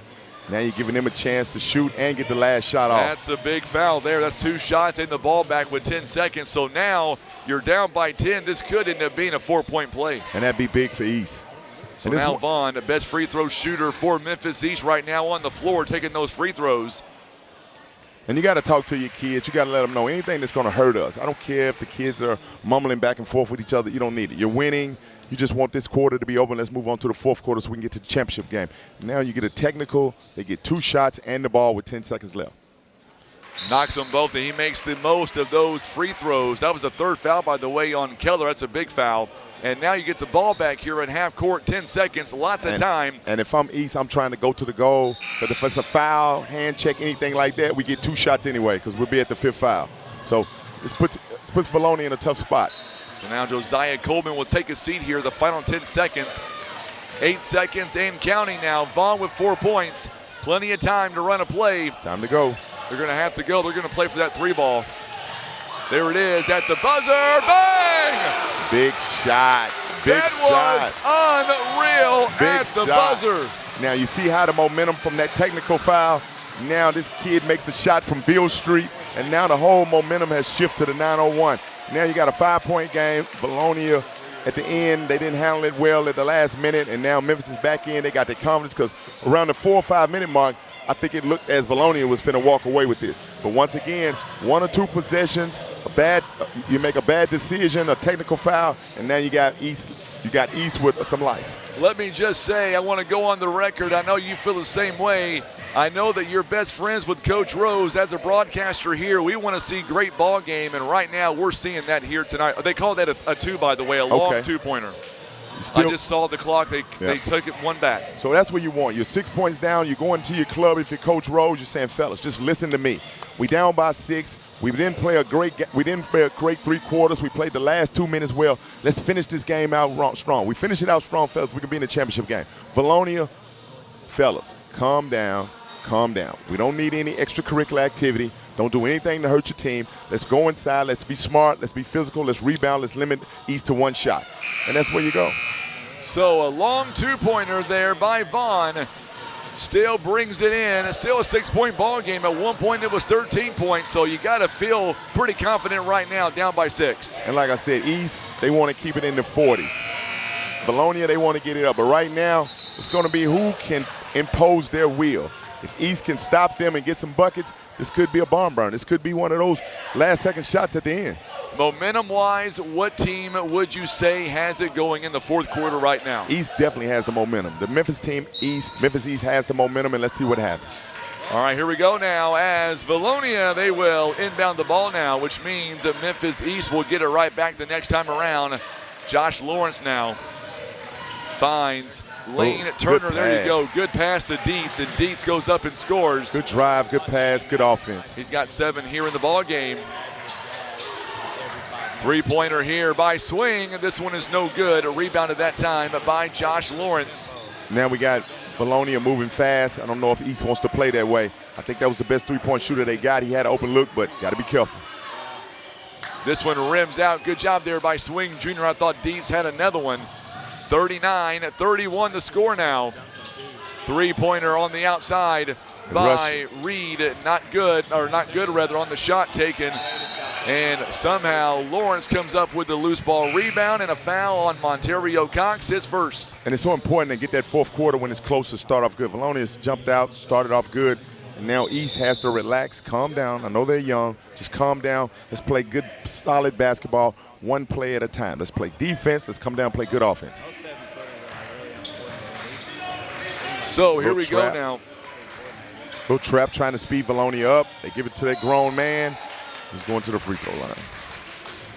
Yeah, we got the scoreboard all fixed now. My apologies. Just so you know, for those of you that are watching, we're doing play-by-play. I'm doing the scoreboard as well, so I forgot to take that point off a moment ago. My apologies. Now it's right. 39-31 the score. Mustangs trail by 8. Foul, by the way, going to be on Brian Swing Jr., his 3rd. Free throw by Spence is no good. He's got 12 points here in the ball game. How many teams are at that? So we'll see if he's able to get this one to go up. It is up, and it's good. 1 out of 2 that time. He's got 13 points. Oh, big shot, big 3. Boy, I tell you what, coming right back into it. Vaughn, another deep 3. And look at that, it's a 6-point game again. Come right back. Got to have that transition defense to get back. You scored, and then you give it right back. 42-34 now. Spence went all the way to the hoop that time. He's got 15 points. He also drew the contact. That's a big foul on Brian Swing Jr., his 4th. Yeah. And that's what happens when you get a young team. A lot of times they score and they kind of get excited a little bit, and a good, smart veteran team gets it out and pushes it. He makes the free throw. Now they're back in it. Now we're rolling. Vilonia seems like they're kind of settling down, playing good. Got East playing a different game. Good job there on the nearly turnover there by Harrison Lane. Make sure and hit that share button for us on social media. Now Josiah Coleman back in the ball game. He'll come in for Brian Swing Jr. 4 points here in the ball game, 3 rebounds, 2 assists. That's a big loss right now for Memphis East. Right now you want to bring him out, calm him down. Shot is up and no good. Spence again with the rebound. He's got 16, and now once again you see Vilonia now playing a little bit slower here on the pace. We're going to get a turnover. So once again, Memphis, East right now, even though they've had a couple of bad possessions, if they come down and get a score, it'll change the momentum again. Because they're still right here. They're still right here. Just got to be solid. Time. No doubt about it. Good job again. Tell you what, this Memphis East team not going away. Vaughn and taking another three. This one is no good that time. Harrison Lane on the rebound. Coming up on the 6-minute mark here in the ball game. Now you're going to run some offense. You want to get a good possession. You want to do anything crazy, get a good possession. Lane, or make that, Lawrence rather, tried that reverse layup. It goes out of bounds. It'll belong right back to Memphis East. And as a coach, you want to calm him down. Not a bad play, but you just want to let him know, hey, we can get a better shot. Even though he went to the goal, as strong as he is and high as he jumps, I tell him just jump over, make him foul you. But right now, they're trying to back it up, make Memphis slow down. Nearly a good job there by Vaughn. Three-point ball by Barack Beard, and that is big right there. And they back in it. Back in the ball game. It is down to 6 points. Now you see where those layups that he just missed on the end for Vilonia, they come back to hunt you. If you don't score and put the nail in the coffin, these teams, you leave them openings, and they come back, and you just make it hard. So Vilonia, if I'm the coach of Vilonia right now, look, just spread it out, run our offense, and if we get a good shot, let's make sure we get it or we go to the free throw line. If I'm East, hey, just keep playing hard, guys. We right in it. We've made some mistakes. Keep playing hard. We get the open shot. Let's hit it. But we got to play defense, and we'll see where we end up at it with a minute left. Is it where we say, thanks for watching, have a great night, we'll see you tomorrow, and get out of here, Coach? Oh, no. He's like, no way. I'm hooked on this now. No way. The way this was going right now, you can look up in 2 minutes, and East might have the lead. I tell you what, it's one of those games right now. Looking at the stats right now overall, Memphis East right now shooting 42%, 10 rebounds. They have been out-rebounded 20-10 right now. Vilonia right now 47% shooting. They are 6 of 7 free throw line. But here is your stat. 7 out of 12 right now from behind the arc, 58%. They're shooting lights out. Yeah, and right now when you got it like that, you got to get out there and run them off the line. You got to get out there and get a hand up because they're shooting it, and now they're shooting with confidence. And that's the worst thing you want as a defender. You're shooting with confidence. 5:41 to go here in the ball game. So here we go now. Ooh. That baseball pass, they love to do it, and it's going to go. Ooh. Oh, my goodness, nearly. Hope the kid's okay. Going to get a foul, yep, on that one. And Spence ran right into one of those barriers set up. Great play, almost there. One of those high risk, high rewards, because if he gets it, he has a wide open layup. Absolutely. That's why I like this Vilonia team. They have a lot of heart, just like Memphis East, and, man, fear is not in their vocabulary. Not at all. Both teams are going at it. Big crowd watching us here tonight on YouTube and on Facebook. So appreciative of that. 43-37 the score. It's a big possession for East. They get a score here, this whole thing changes. Bryant Swing Jr. back in the ball game. Vaughn as well. Three-point ball. There it is, and it's boom, money from Monterio Cox. Three-point game. That was good offense. They swung the ball, they rotated, got a wide open shot. I'll tell you what, that was a nice assist there by Kibble. And now you can see Memphis East once again hustling back on defense. First shot is no good. Rebounded by Harrison Lane. Nice steal there, taken out of midair by Beard. Now you see Vilonia starting to feel a little pressure. Now they're playing a little tense now. Three-pointer again. We're tied.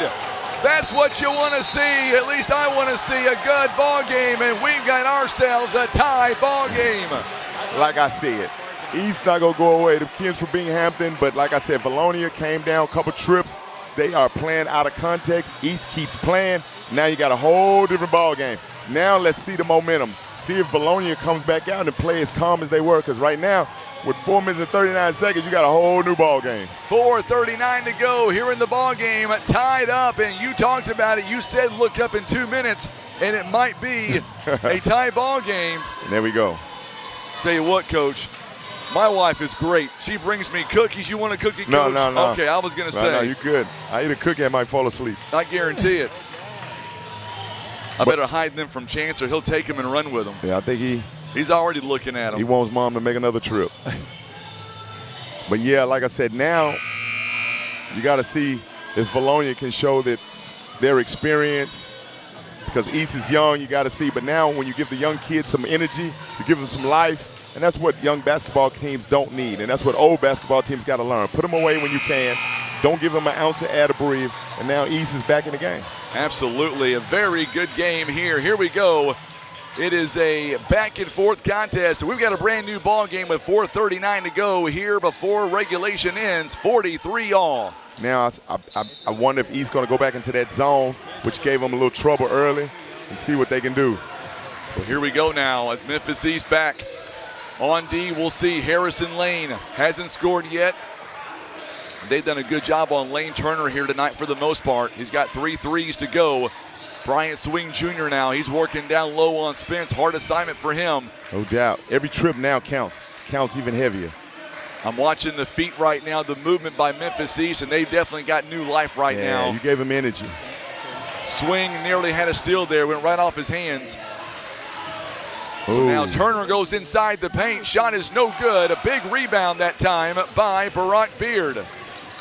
Now East got a chance to take the lead. This is a big possession. They take the lead, you're going to get even more energy. Sonia Hunt, I would agree 1,000%. Three-point ball is no good that time. Rebounded by Spence. Ooh, I don't know how many times you can give him open. He won a three-point contest and he had a wide open look. Yes, he did. Ms. Hunt says, my town came into your town to play. I would agree with that. Memphis playing really good tonight. They played well last night, too. No doubt about it, knocking off the hometown team. That was big. Oh, good backdoor cut there. Great offense. To Lane Turner. Caught the defensive guy looking. Offensive guy made a move. Did exactly what he's supposed to. Got an easy deuce out of it. That's big. 45-43 now. We'll see what Vaughn can do. He's got 12 points here in this contest. Couple of big threes in this quarter alone. Now Vilonia wants to put up a little pressure. He'll take another one here. Boom! They've got the lead. You said it. You called it. Now the energy changes. East has the lead now. Now let's see if Vilonia can show their mettle and calm down and get a good bucket. 46-45. Dietz now going into Spence. Spence inside the paint. Nice shot. Nice shot by Deshaun Spence. He's just wheeling his way. Like, you give it to me, they can't stop me. And he was trying to go right at Brian Swing to pick up that 5th foul, too. That was pretty smart on his part. So now Vaughn again, 15 points here in the ball game. Vaughn is lighting it up late in his hand. He really is. Barack Beard now. He wants a 3. This one just short. Harrison Lane picks up the rebound. It's a big possession for Vilonia. If they can score right here, it gives them a little breathing room. Uh-oh. Oh, good job there by Monterio Cox. He saved 2 points here. No doubt. Ripped it away from Spence. And now make that Josh Lawrence, rather. We're going to get a tie-up, and it's going to go to Vilonia. Or that's going to go to the Eagles, rather. 2 minutes, 13 seconds right now. Every possession counts. Now you're going to find out, and right now, even though East is young, these guys are growing up so much right now. They really are. Possession arrow now goes back to Vilonia. 1-point ball game. Justice, I'll do it. Barack, a big shout out. Justice Martez to Barack Beard. Talking about his cousin. So now, Swing Jr. now getting it to Barack Beard. He goes up. No foul on the contact, and now we're going to get a foul on Spence, and that's a big one, number 4. Yeah, it's tough right there with 1:48 seconds left. But once again, you almost got to, because he had a point-blank layup. You got to see, and he's a great three-point shooter. You got to make him earn him from the line right now. You can't give him anything easy right now. But coach got to call Spence over, let him know, look, we cannot have you foul out.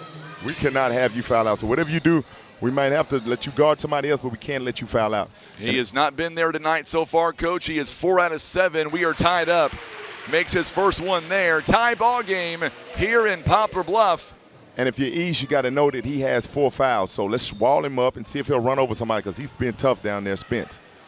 Second one is up, and it is no good. We are tied up here. 1 out of 2, and here we go. Right now, this is a big possession. Every possession counts. A minute and 40 seconds left. Every possession counts. 47 all, 1:35 to go.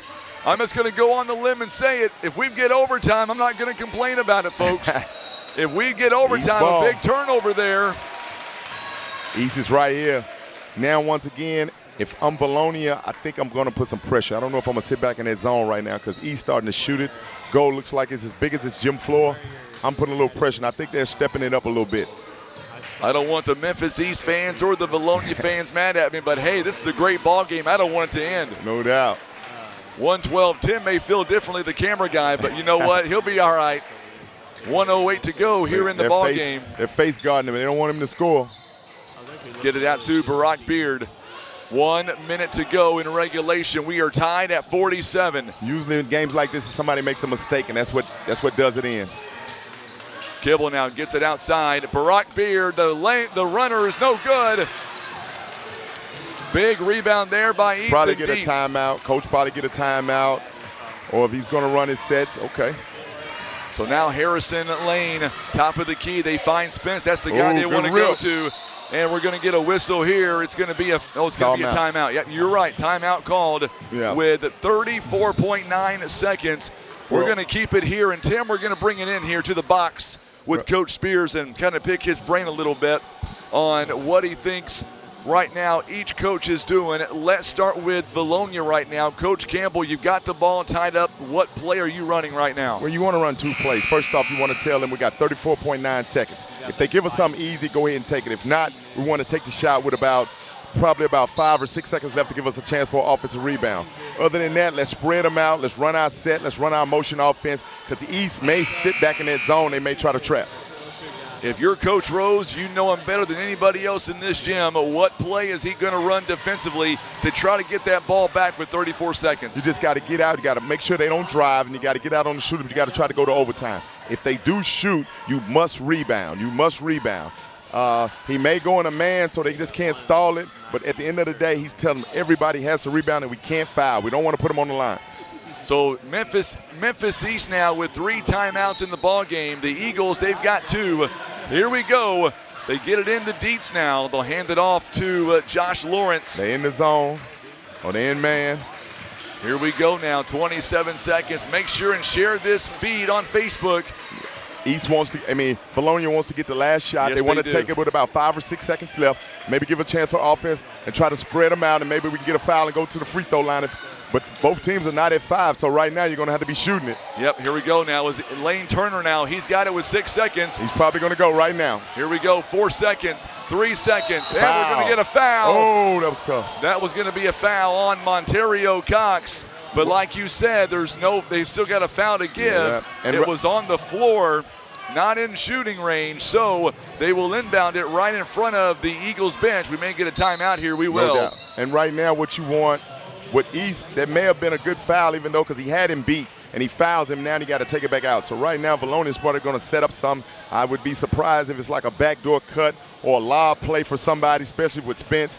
East has to make sure that, hey, give them nothing easy, and when they shoot it, make it be a long jumper. Let's just check the shot and make sure nobody gets a tip in. Let's just kick this off. Let's just go ahead and kick it off my bucket list. Let's say we go to overtime. What team will it favor if it does go to overtime? Put 4 more minutes back on that clock. Who you got? If it goes to overtime, it's like 51-49. 51-49, because East has to feel better than they were at about late third quarter. Vilonia has to be like, wow, we blew an opportunity to go ahead and win this. Let's go ahead and take care of it now. I would still say Vilonia may have the edge in overtime, but it's close because you got Spence with 4 fouls.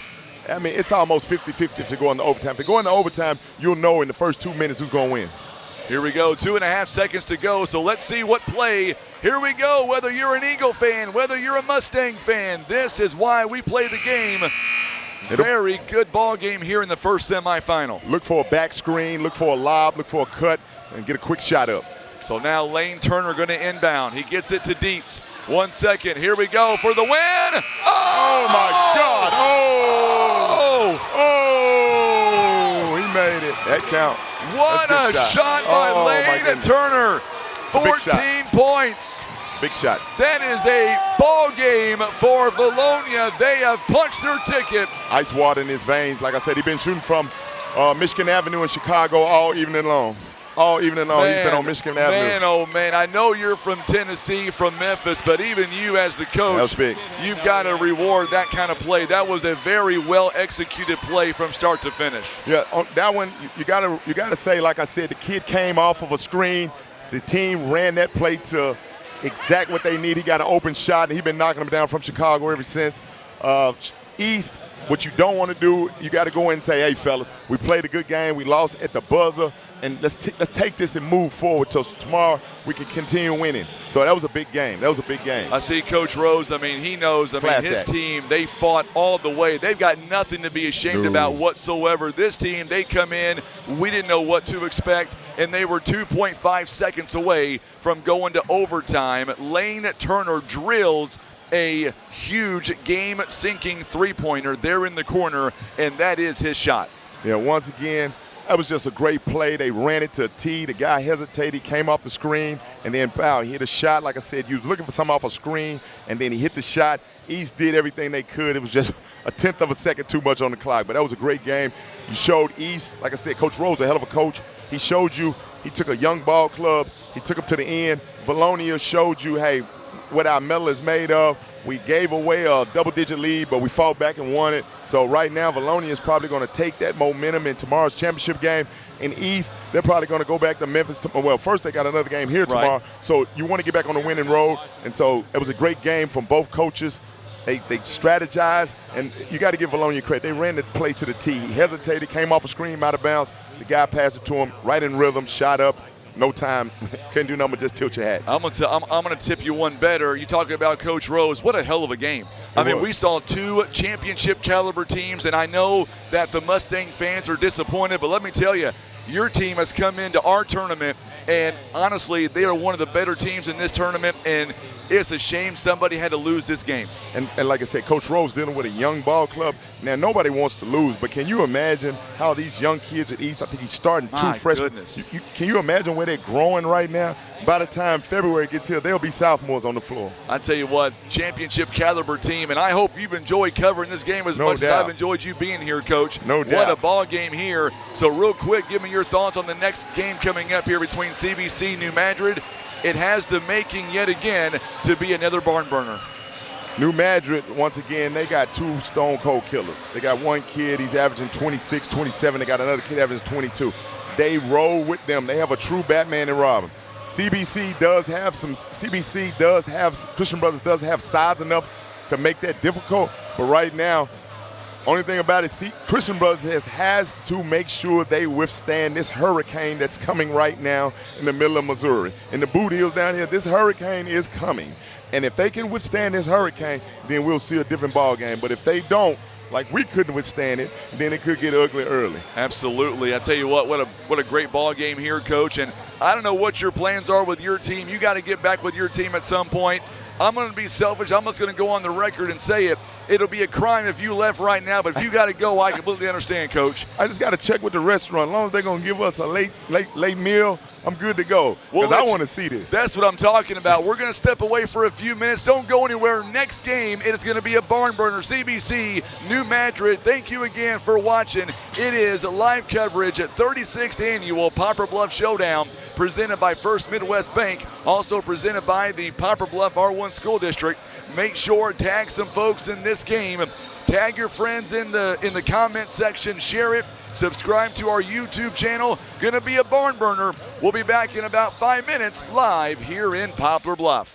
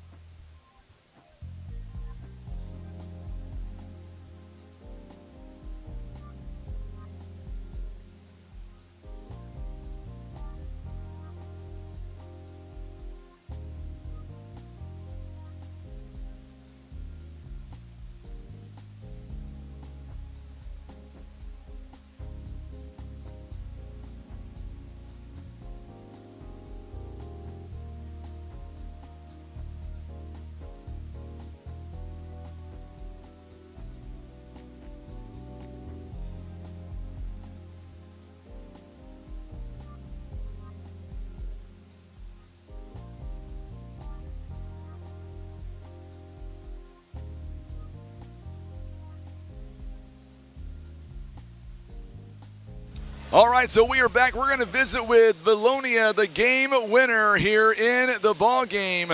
Let's talk about that. Lane Turner, and what a three-point basket that was, my friend. Walk us through that last time. Let me fix that for you. There we go.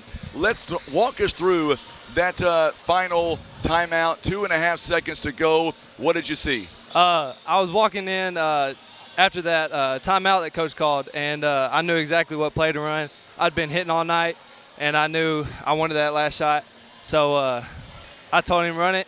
We ran it perfectly, executed it well, and happened to fall. So man, I'm telling you what, you drew that up to perfection, and looking at your numbers, 14 points overall, but none bigger than that three-pointer there in the corner. You guys chipped your way into the finals, and tell you what, give all the credit to Memphis East. They come back on you guys, up by 13 at one point. They fought their way back in, so close to forcing overtime, but you guys withstood the storm, and you guys move on. Talk about the team overall in general, because you guys, it had to have been a team effort. Otherwise, you guys would not have got the win here tonight. How does the rest of your teammates feel? Well, tonight game, we knew, first half we came out well on the defensive end. We weren't really worried about the offensive end, and our main focus for the second half was to keep our defense up and keep playing as a team. But unfortunately, we got lost on a few rotations. They hit some very important threes that happened to bring them back. So absolutely. You look at the numbers. At one point, you guys were up by 18 points. Points in the paint. You guys scored 14. They scored 14. Three-point shots, 24 points for you guys, 21 for them. You guys would go back and forth, 6 different lead changes. That's a ball game all the way. So real quick, looking at this last semifinal game between CBC and New Madrid, is there any team out there right now you guys are zoning in on, or is it kind of whoever wins here tonight, you guys go to work tomorrow? Obviously you never know what outcome a game will turn out into, but we're kind of eyeing New Madrid right now. I think we're going to stay here and watch the first half and see how that goes. So. Well, listen, I'll tell you this. You guys have a lot of fans watching you guys back home in Vilonia, so do me a favor. Look in that camera right there, and what do you want to tell your fans back home right now? Hey, keep watching. We're going to win it. All right, man. Congratulations. Great job tonight. 14 big points. Go rest up. We'll see you tomorrow afternoon for the championship. Thank you. You betcha. So joining us live once again, a great guy here beside me from Vilonia. It is Lane Turner. 14 points here in the ball game, sinking the game-winning shot. We appreciate Vilonia and all they're able to do. So we're going to go to break. We're going to come back. We'll get ready for this final contest of the night. It is the Eagles. It is the Cadets of CBC. We're back in just a few moments live from the 36th annual Poplar Bluff Showdown.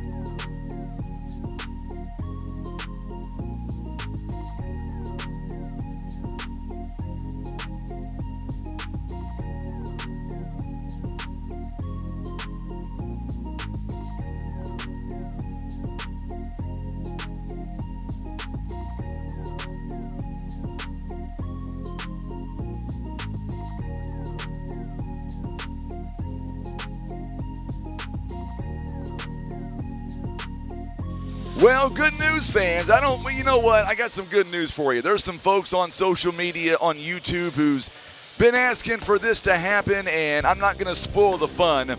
We will get to that in just a moment, but we're going to have a guest commentator coming back for this game. He's not really a guest commentator anymore. I may have to make it official. I may have to call Germantown and say, listen, we're going to take Coach Spears off your hands, move him to Bluff. I'm not sure what the wife would say about that. But Coach Spears, he is back again for this ball game coming up, and why not? We're going to have ourselves a barn burner coming up between CBC and New Madrid. A lot of fans right now watching us on YouTube are pretty excited you're sticking around, Coach. No doubt, no doubt. I love it. I enjoy it. I love it. I love it. It's hands-on basketball right here in your face. Can't do it. And let me just tell you, I saw firsthand and up close this New Madrid team, and they are the real deal. They have two bona fide big-time players. There's no shaking in my voice. They have two realistic killers, a Batman and a true Robin. And Christian Brothers has the size that can do, make it difficult for New Madrid. This should be an interesting game. Once again, like I said before the last game ended, this game, you got to stop New Madrid from just blowing you away early. They're going to come at you. They're going to rush you. They're going to come at you. And if Christian Brothers can hold them and stall them and use their size against them, I think it could be a pretty game. But if not, it could get ugly early. I'm telling you what, if this is any indication of what we saw earlier on, we're in for a great second game here tonight, and it's setting up to be a great championship game coming up tomorrow afternoon, 5 o'clock. No doubt. Because Vilonia, they showed their mettle. And let me tell you something. Christian Brothers, they do have the size. They have the size. And like I said, it's going to be a game of who just takes control of it early, I think. This is my favorite part of the whole program. You ready for this? What's that? This is where I get the viewers involved. I get them interactive with us. So what I want to know is, once again, I don't care who wins. I want to see a great ball game between CBC and by New Madrid. What I want to know from the fans watching right now, who's taking that dub tonight? Is it going to be New Madrid? Is it going to be CBC? Let's talk to the fans here tonight. Let me know what you think. Coach, who do you think has the advantage going in this game? Like I said, I think right off I'd go with New Madrid because I just think they're tough. They won the state championship in their division last year. I think they brought back like 3-4 starters, and then once again the 3 starters they did bring back 4. 2 of them are true Batman and Robin. So once again, you're gonna have to be ready for this attack that's coming. And if Christian Brothers can do that, run their offense, I think they got the size. Now New Madrid didn't go deep, but right now, if I had to be put to the test, feet held to the fire, I'm going with the team that made me go home. I literally went to the store and bought some Tums the first night after we paid them because this kid, they just kept coming. And believe me, I had studied them for like a week. So I'm going to go with New Madrid right now, and then let's see what happens. But I think it could be close just like last game. It's the contrast of styles. If Christian Brothers can withstand this barrage that's coming at them, then we'll see if New Madrid can play like that. We're going to find out coming up in about 5 minutes from right now. So thank you so much for tuning in tonight on social media, Facebook, YouTube. Hit that subscribe button on YouTube, that share button on Facebook. We're going to have ourselves a great ball game coming up. Can't wait for this one to begin. Going to be a lot of fun, and it means a lot coming from you. Your team took on New Madrid last night, and for you to say that, you know what, you'll give the advantage to New Madrid. I'm sure the Eagle fans are very happy with that. On the other side, CBC, we watched them go down by nearly 10 points early in the ball game yesterday against Urbana. And you know what? CBC, they fought back, they clawed back.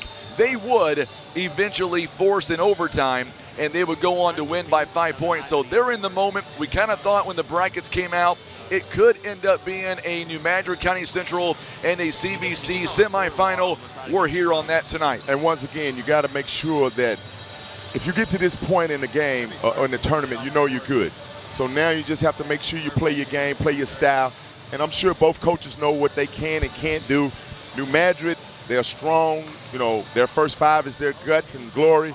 And if you can get them out of the game some kind of way, neutralize their big 2, then I think Christian Brothers has a chance. CBC will have a chance. Absolutely. I think this is going to be another one of those games where it's wide open. Each team is going to come out, but the way New Madrid plays that you saw firsthand last night, they're just quick. They're an all-around quick team. They're coming at you. They're not waiting around to see what you're doing. They're coming at you. And once again, they got inside, outside presence. They got a good team, you know. They got a superstar, a second-tier superstar, and some other guys that know their role and they play the right way. And like I said, it's going to be interesting to see what happens in this I'd say that first 5 minutes will dictate a lot. I tell you what, Dennis Montgomery letting me know what he thinks his key is, and I bet you would agree as well for New Madrid to get a win here tonight. The clear-cut point is Jadis Jones and B.J. Williamson got to stay out of foul trouble. They got to, and then what you got to do with them, even though one can shoot from Chicago again, you got to probably play zone. Because if Jadis, if he gets down there, he's a grown man among, not boys, he's a grown man among preschoolers. So if he gets it down low, you're going to have some trouble. But CBC does have some size, and you can't, once again, if you can get them in foul trouble or you can tire them out, I don't know how deep New Madrid can go in the bench. So once again, it's whose style can prevail. Once again, it's going to be a good game. Absolutely. We're looking forward to a great ball game coming up in about 2 minutes from right now. And I tell you what, one of the biggest keys, I think, would be not shuffling them puppies here tonight, right? Yeah. You don't want to shuffle the puppies. You like how I got you on that one, Coach? I told you I was going to steal that from you tonight. You shuffle them puppies, the ref is going to call it. You got to put them puppies back in the doghouse, though. Speaking of which, our officials here for this very high-stakes contest coming up, it'll be John Whitaker, Jason Vandeven, John Jones. They've got the duty tonight of calling it, and it should be a fun matchup. We are under 2 minutes away. We're going to go down courtside, but before we do that, we want to say thank you again. I know Coach Spears feels the same way that I feel. Thank you so much for tuning in on Facebook and on YouTube, and we're ready for yet again another high-intensity ball game. Can this match the last game? We're going to find out in about 2 minutes. It's going to be tough. It's going to be tough indeed. So enjoy the ball game. Thanks again for tuning in. Share this. Tag somebody. Tell your friends about it. CBC, New Madrid County Central, coming up in about 70 seconds. Enjoy the ball game. We'll see you back here at halftime. So here we go now as we get ready for the tip, and we're going to go down once again courtside to Kenny Hosler. And we'll see who's going to be starting this ball game here tonight. Big crowd watching us once again on Facebook and on YouTube. Kenny Hosler going to make his way to the mic, and we shall see coming up New Madrid County Central against Christian Brothers College. This is a dream matchup that we're a part of here tonight, Coach, and I'm so glad you're with me.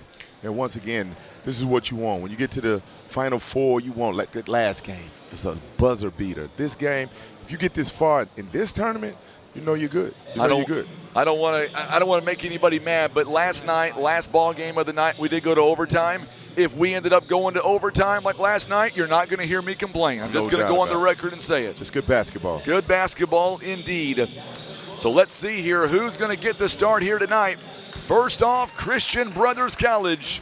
They're being coached by Sam Briscoe. He is in his first season as the head basketball coach. 556 is the winning percentage, and we'll see exactly who he ends up starting in this high-intensity ball game here this evening. Here we go. Number one, Jaden Reed, a 6-foot sophomore guard, is going to get that start here tonight. Number 11, Landon Schrangler, a 6'7 senior forward. Number 23, Taryn Garrett, a 6'5 junior forward. Also, number 35, Matt Malowski, a 6'10 junior forward. Those are the starters for CBC. Now looking over at the Eagles of New Madrid County Central, being coached by Dontre Jenkins in his first season, coming in 6-1 so far this year. Going to be the same starting five that we have seen throughout this entire season. Up first, it is B.J. Williamson, a 6-foot senior guard. Number 10, Jadis Jones, a 6'5 senior forward. Number 15, Ramon Brooks, a 6'6 junior forward. Number 50, Marvion Cranford, a 6'3 junior. And number 20, A.J. Ruff, 5'9 senior guard. So there you go. Those are the starters, and we, my friend, we're ready for another exciting basketball game. What say you? Yeah, Jadis Jones and B.J. Williamson, like I said, those two guys, you got to know where they at all time. You almost got to shift your defense. You got to. Christian Brothers College is going to have to make somebody else beat them because, believe it or not, Jadis Jones and B.J. Williamson can beat you. Those two alone. So you have to cut one of them off. And I think Christian Brothers, that's going to be tasked. If that can happen, you're looking for an interesting game. So also, Dorian DeBose also starting number 30 for CBC. Did not start last night. He starts here tonight. Here we go. We are underway. It'll belong to New Madrid County Central. They are going from right to left on your TV screen. A.J. Ruff now. By the way, you said New Madrid County Central. They've got a Batman and Robin. Which one's which? Jadis Jones is truly Batman. Well, I tell you what, but misses the first shot there, but Matt Malowski rather. And B.J. Williamson right off, it's not like it's a put down on him. I think he plays his role, but I think Jadis can play more, do more things because of his size. So both of them are great, though. Good job inside by Matt Malowski. That's a good Big point. jumper. Right? Good point. You get off early, get a point, get the score early. Let them know you're here for the fight. Absolutely. We'll get you the tournament bracket a little bit later on for tomorrow's matchups here in just a few moments. B.J. Williamson outside. A.J. Ruff for three. In and out, no good. Brooks again, a big rebound there. Offensive rebound could be key. There you go, Brooks. Goes in, ties this score at 2 apiece. And it's great for New Madrid if they can get some other players involved. Brooks, those guys like that, if they can help out any, it'll be big. Three-point basket is good on the other side. Tell you what, a big bucket there by Terrion Garrett. And that's what you want. You want Christian Brothers College to show you we're here to fight. This is not going to be a gimme. Three-point basket by B.J. Williamson, no good. Offensive rebound there, taken by Brooks. His shot is no good. Like I said, Christian Brothers does have the size to make it difficult for New Madrid. So once again, I think New Madrid wants to get out and push so they can show their athleticism. It's going to be a we're going to see whose style can take over. Now you see New Madrid trying to pick up some pressure, full court, and see what happens. New Madrid County Central losing one game this year to Sykeston back in early December, this month actually. And if you talk to Coach Jenkins, he said he should have never lost that game.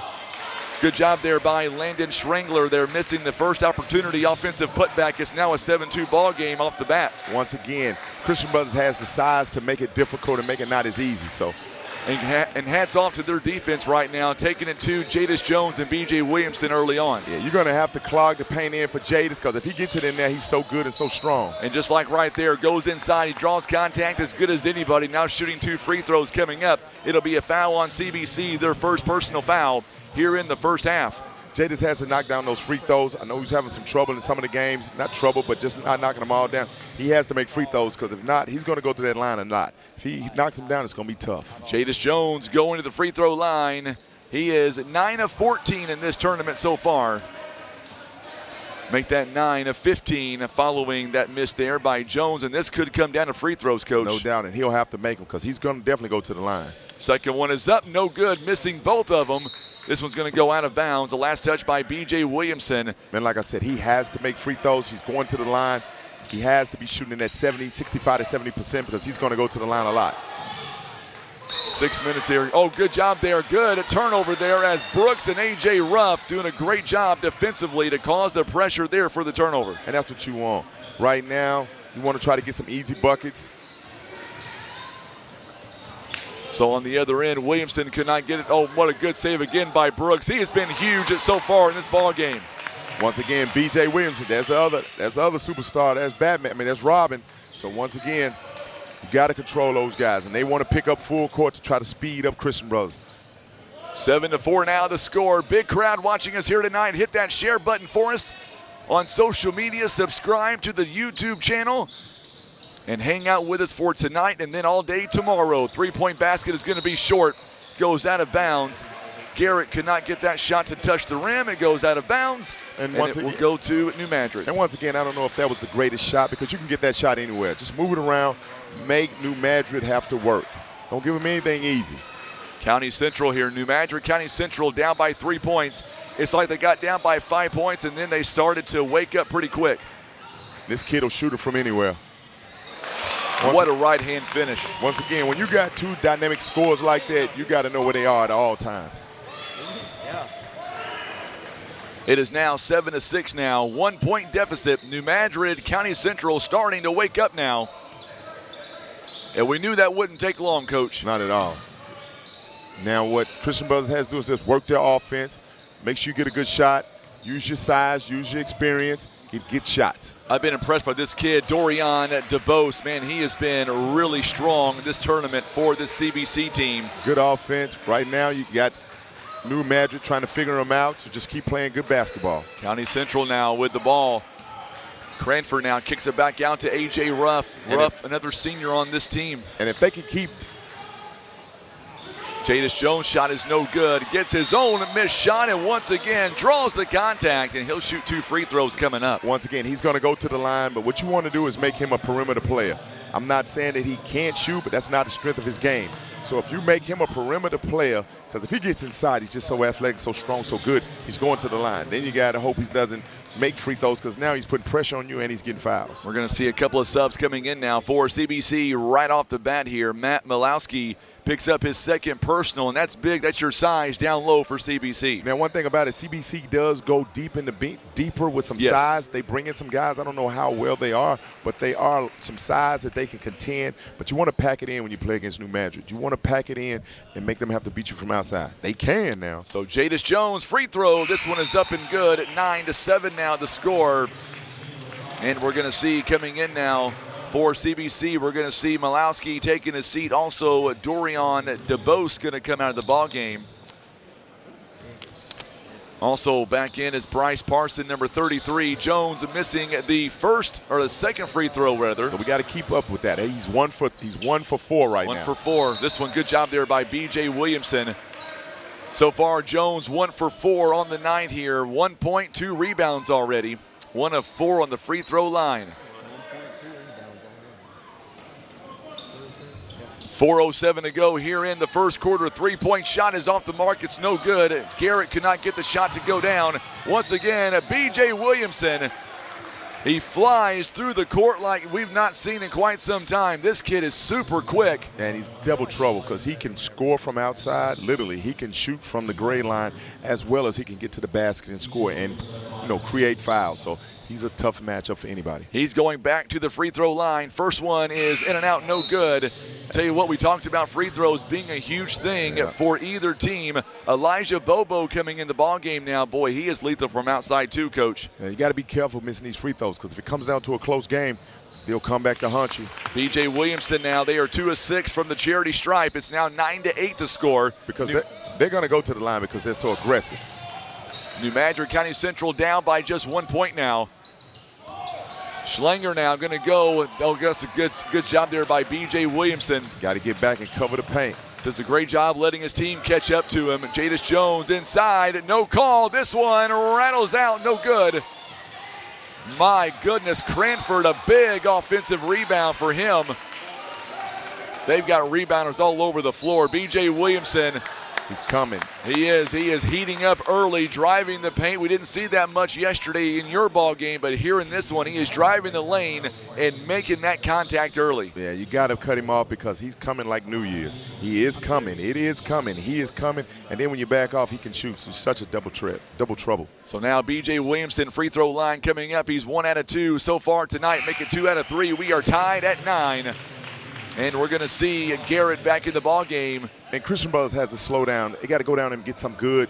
Right now, it's been about a minute, 2 minutes before they got a good look at the basket. They got to go down and score. They did a great job early on. Now they got to get some good because New Madrid's starting to smell now. Let's pick up the pace. 10-9 is your score. 3.5 minutes to play here in the first quarter. Right now, the Eagles are shooting 30%, 7 rebounds to 4 rebounds by CBC. And we thought that might be the case here. Cranford, he'll be credited for that steal there as uses that big body. Oh, good steal. Good job there on the floor. Brooks able to hustle and get it right back to B.J. Williamson. Are you kidding me? What a play by Brooks. And then the 3 by Jadis Jones. Now, if he starts making that as strong as he is and gets to the goal, it could be a long night. You talked about it earlier on, how the defense turns into offense, and right there is a great example of that. No doubt. Now, Christian Brothers has to get it easy, too. There you go, Stop right on cue. Stop the bleeding. Now they got to go down and play defense. If they can set their defense and pack it in and make them jump shot shooters, they have a fighting chance. They have a good chance. 13-11 now the score. New Madrid up by 2 points now. Because you want to make them shoot. From the free throw line, it's no good. Good rebound by Garrett. That's what you want. You want to make them shoot, get out and score buckets. Well, I tell you what, Jaden Reed, a good job there keeping it alive. And now another big offensive rebound there. Take your time. Good shot. Boy, Garrett once again on the running floater. And guess what, folks? We are tied at 13 apiece. 2:18 to go, so we'll bring it in here full camera for Coach Spears. And tell me what you've seen so far. If you're Coach Briscoe right now for CBC, what are you telling your guys? Ball game. We're doing good, guys. Let's pack it back in. Let's make sure we know what Jadis is at all times. And then BJ, we got to get a hand up and make him not a driver. We got to make him a shooter. Got to pack it in and make sure we got to slow down. On offense, we just got to run our offense, move them around. They got some big bodies out there. Let's move around, see if we can get some easy buckets. Coach Jenkins, what's he telling his team right now? Fellas, right now, let's just keep coming at them with waves. I don't think they can contend with us, but we got to make sure every possession counts. Every possession got to count. We can't have a bad possession, and we got to get back and not give them easy layups. You may know a thing or two about coaching, right? Maybe. Veteran right here beside me. I love it. Oh, no. I'm just saying some obvious, believe me. Because there's one thing talking about it. When you're on the sideline coaching some high schoolers, you become different. That's exactly right. What's amazing is these kids from New Madrid County Central, until this year, Coach, have not played in a Christmas tournament their entire high school career until now. And look how good they are. Well, believe me. That's amazing. They're giving us a good gift. Yes, they are. It's definitely a late gift for us. We're excited. Brooks' shot is no good. Rebounded that time by CBC. Here we go now. Like you said, you want to get a good shot, move it around, make New Madrid play defense, and get you a good shot. So now Jadis Jones, one thing keeping him out. Oh, what a block by Brooks. What a block. And all the way down, B.J. Williamson, he's got 7 points in the ball game. So you're talking about 2 seconds after that block, they're scoring. So you want to slow it down, get you a steal. Williamson goes for a steal, and he got it. Oh, there you go. The belly misses it. Jadis Jones had the two-handed flush and missed the jam. Garrett on the other end turns that one into points. He's got 7. Once again, the basketball gods. You miss an easy layup, it's going to come back to hunt. We saw that last game, too. There you go. Going right into Brooks. Brooks having a good ball game. Cranford with his first bucket of the ball game. And if you can get guys like Cranford in there to get you 8, 10 buckets, that's a plus, because then it takes some of the pressure off BJ and Jadis. Right now, you're talking about a 2-point game. We're right here. Boy, Cranford is having a really good tournament so far. Good to see him. He gets better every single ball game. It's almost to a point where New Madrid really, you talk about the 2 main scorers, but man, Brooks and Cranford, you can't forget about those guys too. 3-point basket in and out by Bobo. Now you got to stop him. Big rebound there for Jadis Jones again. Once again, you want to pack it in and know what Jadis is. You want to know what BJ is. So now A.J. Ruff right inside to Brooks. Shot is too strong. Boy, Brooks, he's become quite the player this year, no doubt about it. He's fun to watch too. So right now you got 18 seconds. You want to get a good shot off. Let's spread the floor out, use our speed, use our smarts, run a good play. Let's see if we can get something. Going to get a 5-second call. Turnover, and it's going to go right back to New Madrid County Central. Once again, that was a slip of mentality. You got to know you got to get off of it if the guy's guarding you. Right now, we got to turn that around, throw that away. We got 10 seconds. Let's see if we can stop him. You got to look for the 2 killers. You got BJ, know where he is, and you got to know what Jadis is. Because believe me, they want to run through them. 2-point ball game here. Jadis Jones back out to B.J. Williamson. And 2 seconds. He will. There it is. It's going to be off the front end. No good. So I think even though the score says New Madrid, I think the winner of that quarter was Christian Brothers. I agree. think Christian Brothers was able to withstand that hurricane. They showed you we're here, and I think that goes a long ways. Now you can tell your guys, hey, we're right here, fellas. We're right here. I'll even throw you one better. I think this game so far in the first quarter after 1, it is as good as advertised. No doubt. We talked about it all day, and so far they are giving, I'll tell you what, CBC giving New Madrid County Central and vice versa all they want and then some. Exactly, because New Madrid wants to come and hit you and blow you away early. And I think that Christian Brothers College, they withstood that, and not just withstood it, they showed you we can play and we can beat you. So right now, you're in for a game. Absolutely. Going to be a barn burner all night long. The championship game tomorrow afternoon, 5 o'clock. It'll be the winner of this game take it on Vilonia Eagles. And, boy, that's going to be whoever comes out of this game. It'll be high intensity tomorrow afternoon. No doubt. But like I said, right now, I think Christian Brothers has the size, and they go deeper, and they can pack it back in and help. And I think New Madrid right now, they want to get a lead and play free. So whose style is going to take over right now, that's where we at.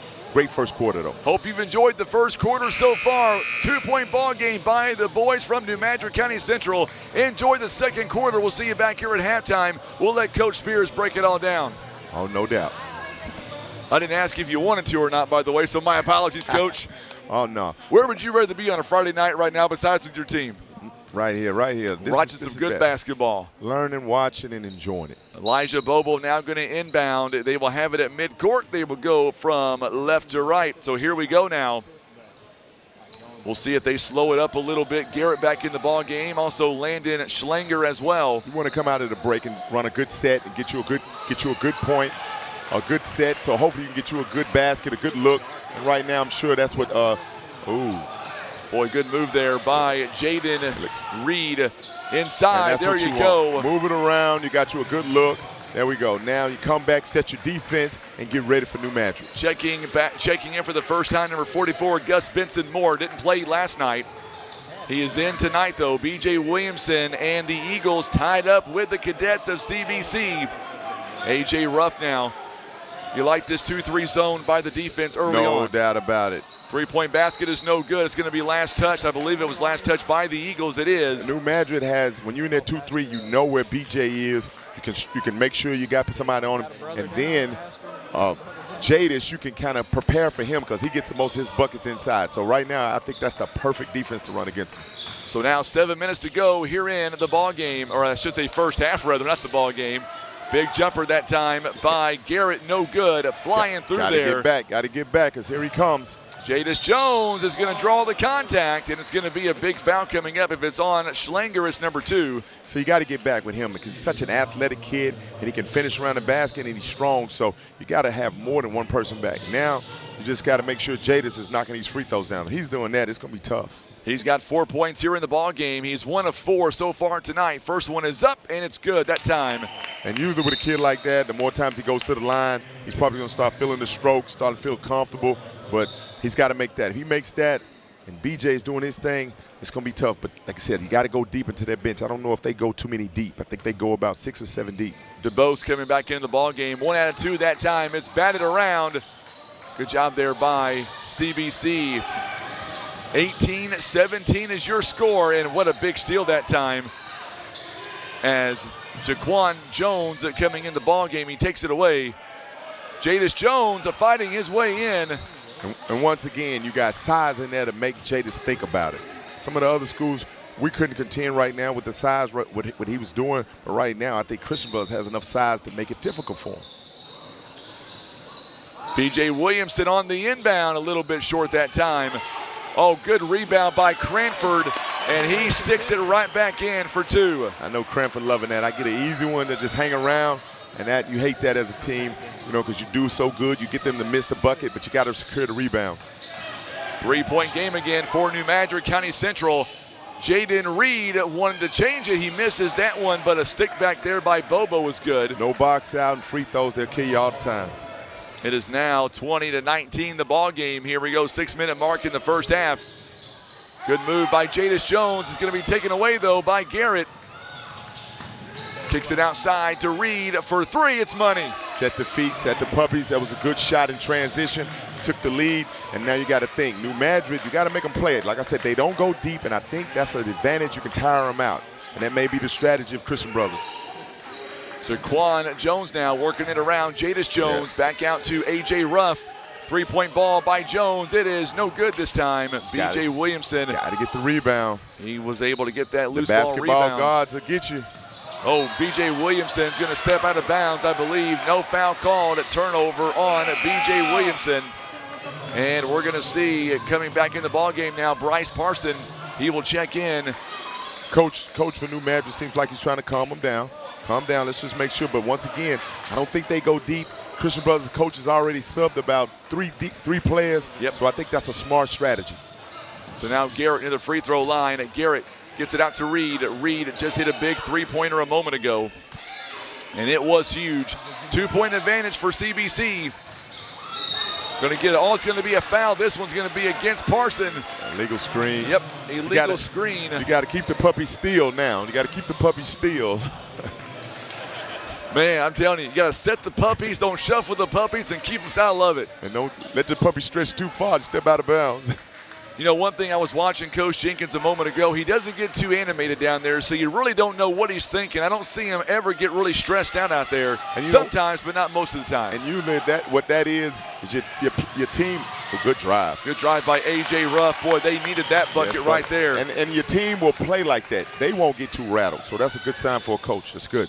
A.J. Ruff ties the ball game at 22. A good step back there by Garrett. Short shot is no good. Jones. They off and running. A big rebound that time. You got to cut him off. You got to cut him off. That's what they're trying to do. CBC tried that.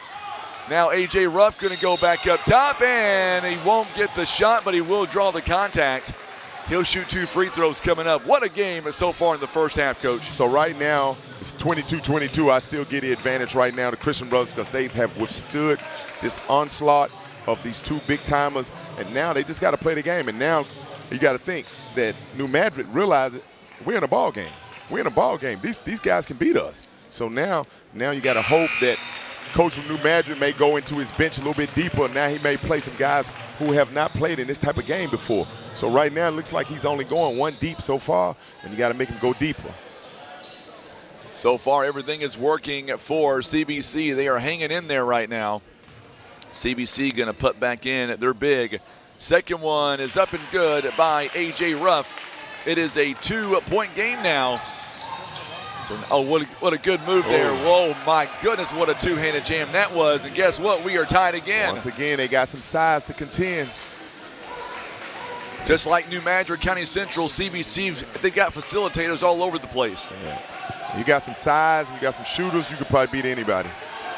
What we saw last ball game between Memphis East and Vilonia, the same thing here. Tie ball game, low scoring game here in the first half. Are you surprised? Not really, because once again, I think Christian Brothers' coach is doing a great job. He realized, let me pack it back into the zone. They get a lot of their buckets from inside and transition. Let me pack it back in. I don't care if it's a slow game. I just want to win. And right now he's playing to win. He's playing a great game. He absolutely is. We are tied up at 24. Going in, no good. And once again, I don't know if they go that deep. Right now he's only subbing 1 sub in and out. So if you can get somebody in foul trouble for New Madrid, you may bring off somebody that's not used to playing these high-level games. And so far, Christian Brothers' coach is doing an excellent job. He's doing an excellent job because right now he's withstanding this hurricane that's coming. Second foul, by the way, for Brooks. Coming back in the ballgame now to sub in for Jaquan Jones is Marvion Cranford. First one by CBC is up and good. They lead by 1, and it'll be a one-score game. Good job by Cranford there. A big rebound. Yes, it was. Now here's Jadis. You got to pack it in and wait for him because he's coming. There he goes with that left-hand finish. Boy, he's hard to stop on that left-hand finish. He gets a running start. It's hard. It's hard. It's hard. You got to cut him off and make him get off of it.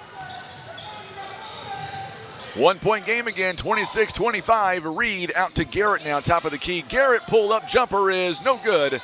Cranford again, a big rebound for him. Got to get back and slow him up.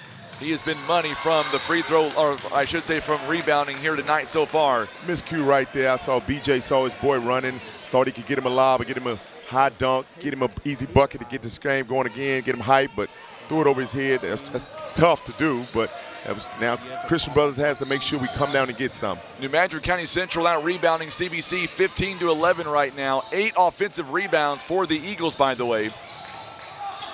This one's going to go out of bounds. A last touch by CBC. Reed could not get that shot to go down. So far here in the ball game, New Madrid County Central shooting 36%. Christian Brothers shooting 50% right now. It's a 1-point game for New Madrid County Central. Got about 2 minutes and 40 seconds. New Madrid, Christian Brothers needs to make sure they keep doing what they're doing. 3-point basket. This one is no good by A.J. Ruff. Taken by Garrett. Here we go, CBC now once again. 2:27 to go in the first half.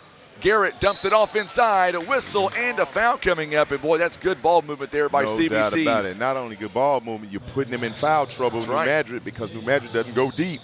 And so you're going to make somebody play that probably does not want to be out there right now. I'm not saying they don't want to, but they may be young. They may not be experienced right now. So far, B.J. Williamson, 7 points in the ball game. Jadis Jones has 7.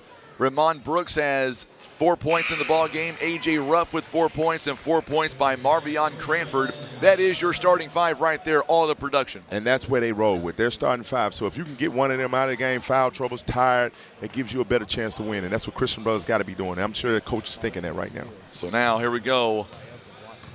We'll see if they're able to tie the ball game here on this shot. Nope, free throw was no good. Jadis Jones. They got to get back and wait for him. They got to get back and pack it in and make sure they don't give him anything easy. Landon Schlanger back in the ball game, and that's one thing about CBC, missing them free throws. Brooks, long two-pointer is no good. A big rebound by Landon Schlanger. Here we go. Now you got to get a good shot. Jaden Reed for three. It's no good. There's the offensive rebound, though. The size pays off on that one.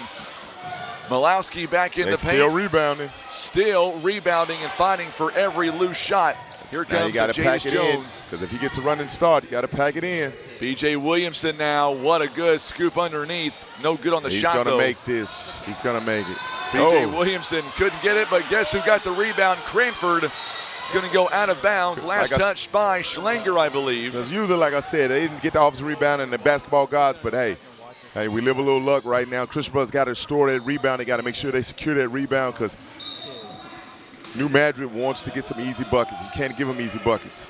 New Madrid County Central winning the rebounding game right now. 9 offensive rebounds plus 4 for the Eagles right now, rebounding-wise. 9 offensive rebounds.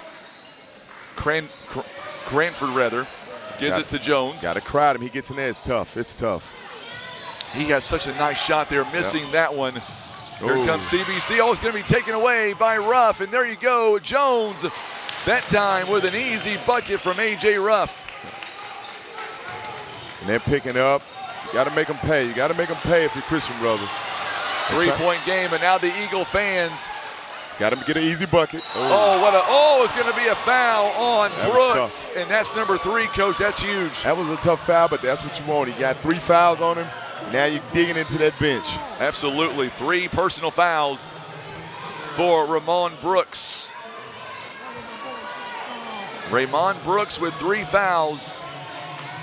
And now we're going to see coming right back in, it'll be Jaquan Jones. First free throw is up and good by Schlanger. So right now, 2-point game. No doubt. You got about a minute left, 2 points there at the free throw line. Right now, I still give the edge to Christian Brothers. They have withstood it this first half. They're right here with a minute left. First one is up, and that second one is up, and it's good. It's a 1-point game again. And now Landon Schlanger will come out of the ball game. He's got 6 points so far. He's doing a good job rebounding, too. He's got a couple of defense and offense rebound for him. He's doing a good job. He absolutely does. 28-27 to score now. Checking in, Sam Scott, number 13 for CBC. They want to get the last shot, and that's smart right now. They hung around with us. Let's just go into halftime either with the lead and make sure we get the last shot. Who do you give the advantage to right now? Up by 1 point. You got to think CBC right now kind of has the advantage a little bit. I do. With the fouls and they don't go as deep right now, I do. B.J. Williamson says, give me the rock.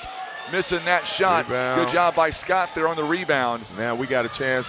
When I said we, meaning Christian Brothers got a chance to take the lead. We got about 10 seconds left. 28-27 to score. By the way, New Madrid County Central. And they're going to spread it out, see if he can get a one-on-one. Here comes the pick and roll. Ooh, Garrett nearly lost it. He's got 1 second to get it off. He does. It's going to be short.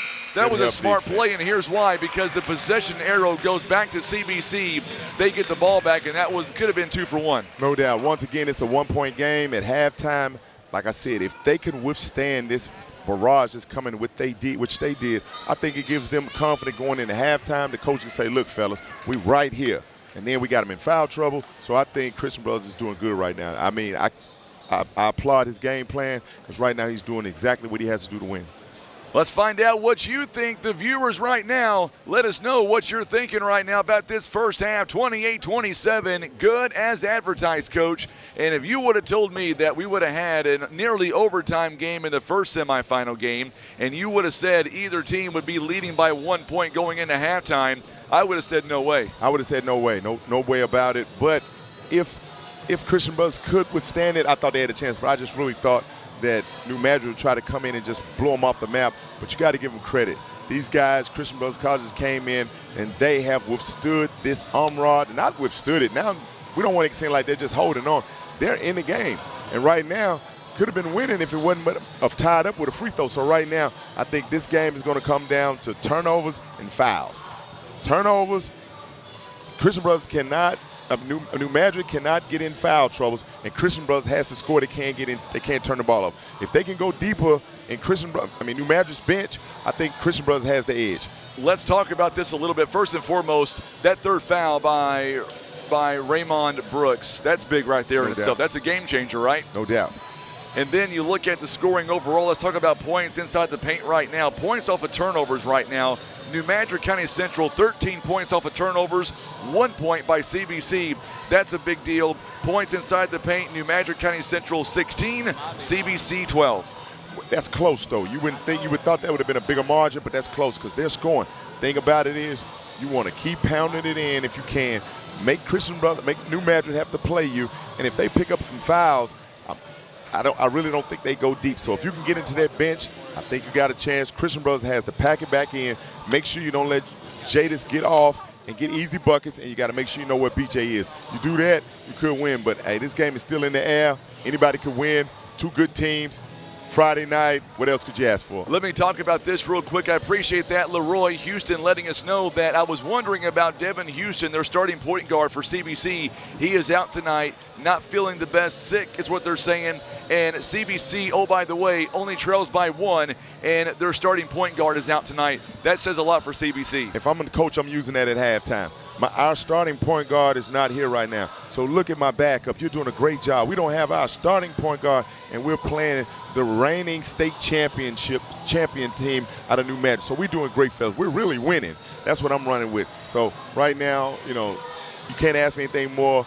And like I said, we know right now the flu bug is running around. It's touching a lot of the teams here. But it shows you that some of these teams are real good. If they got a backup that can come in and just hold the weight. So, hey, New Madrid, Christian Brothers putting on a great show right now. For CBC, Terrion Garrett, 7 points here in the ballgame so far. Landon Schlanger, he's got 6 points. 4 points by Matt Malowski. And then from there, 3 points each by Jaden Reed, also by Guerrero. And then 2 points each by Darion DeBose and Elijah Bobo. Those have all scored.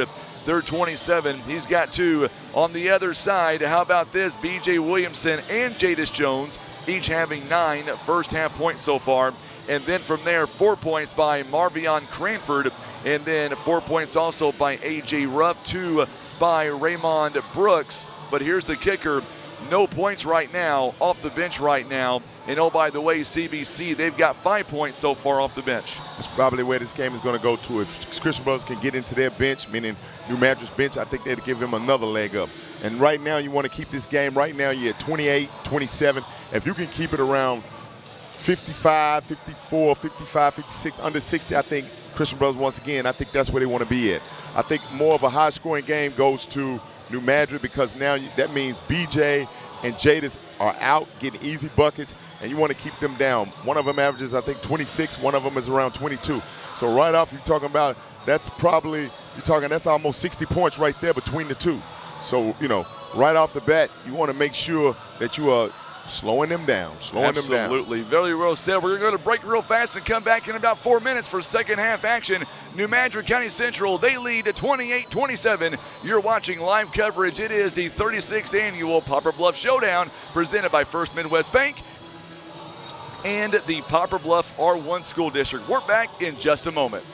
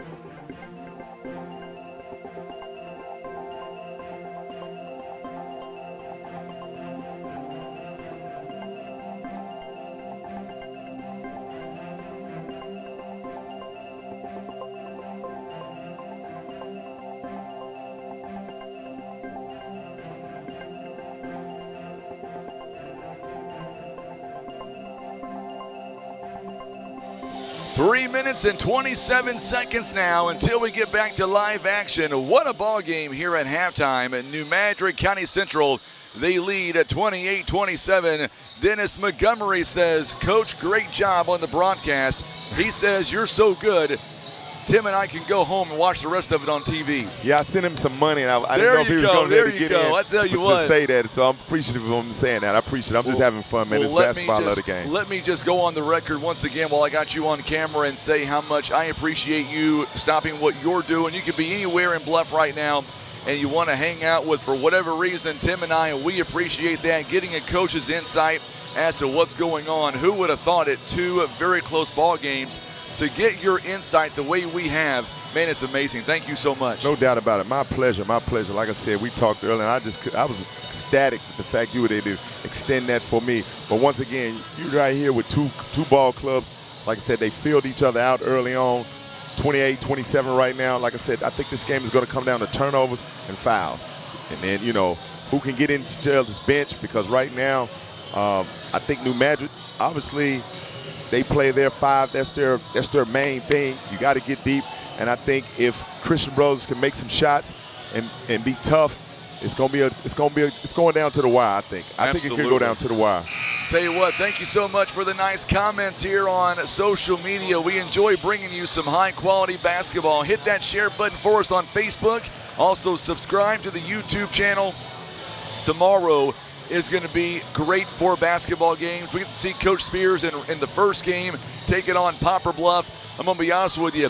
I can't root against you, Coach. Hard to do that. I don't know. I'm torn on that one. I may be wearing some red and maroon that ball game. I'm telling you. It. Well, both of us probably coming in. Both of us trying to get a win. So I hope it'll be a good game. But like I said, we're just trying to learn from this. I know everybody says that when they lose a few, but we really are, because we got a young, old team, like I said, older guys, 10th, 11th graders, but they haven't really played. So this is great for them. One thing, I'm looking at the bench right now by New Madrid County Central. I think Tim can get that zoomed in for me a little bit. It looks like we're going to start, with the same 5 that we had before, but Ramon Brooks, 3 fouls. That's big. That's super big, because, like I said, I really don't think they go deep in the bench. I think they play maybe one and hate to say 1.5, but maybe sometimes they even go 2 by necessity. So if you can get in that bench, I think that says a lot. We're going to see what happens here when New Madrid comes out.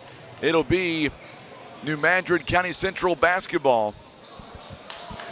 So we'll see exactly what New Madrid County Central will be able to do on the flip here. As soon as they'll switch sides, they'll go left to right here. We'll see CBC.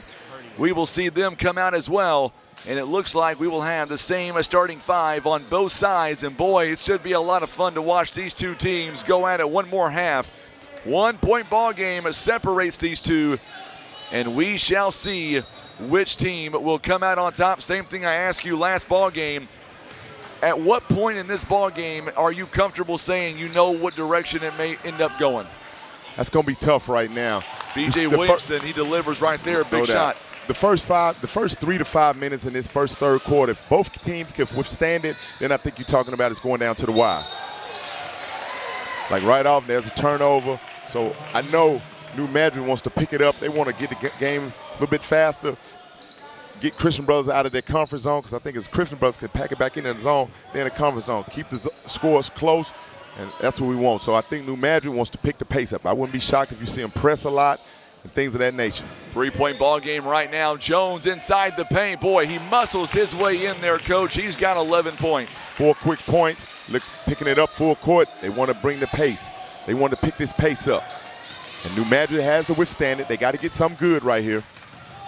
So now on the other end, what a good move inside. Brooks, defensive play of the night so far. That was great. On the other end, here comes Jadis Jones. 6 quick points. Got to get a timeout, got to regroup.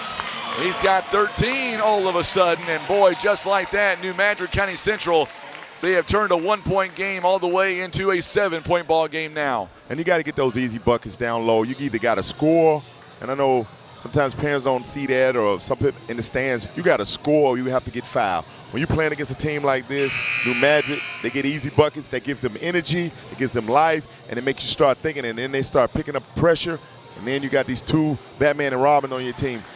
Jadis and BJ, you don't want them going. And now you just gave Jadis 4 easy points right quick. Absolutely. He's got 13 for the ball game now. 7:02. It is a 7-point game, and all of a sudden CBC, their largest deficit of this ball game. It is right now. We'll see. Boy, this possession here offensively, it is critical for Coach Briscoe and CBC. It's big. Like I said, his first 3 to 5 minutes, you have to withstand it because they're coming back at you. Got to get a good possession here.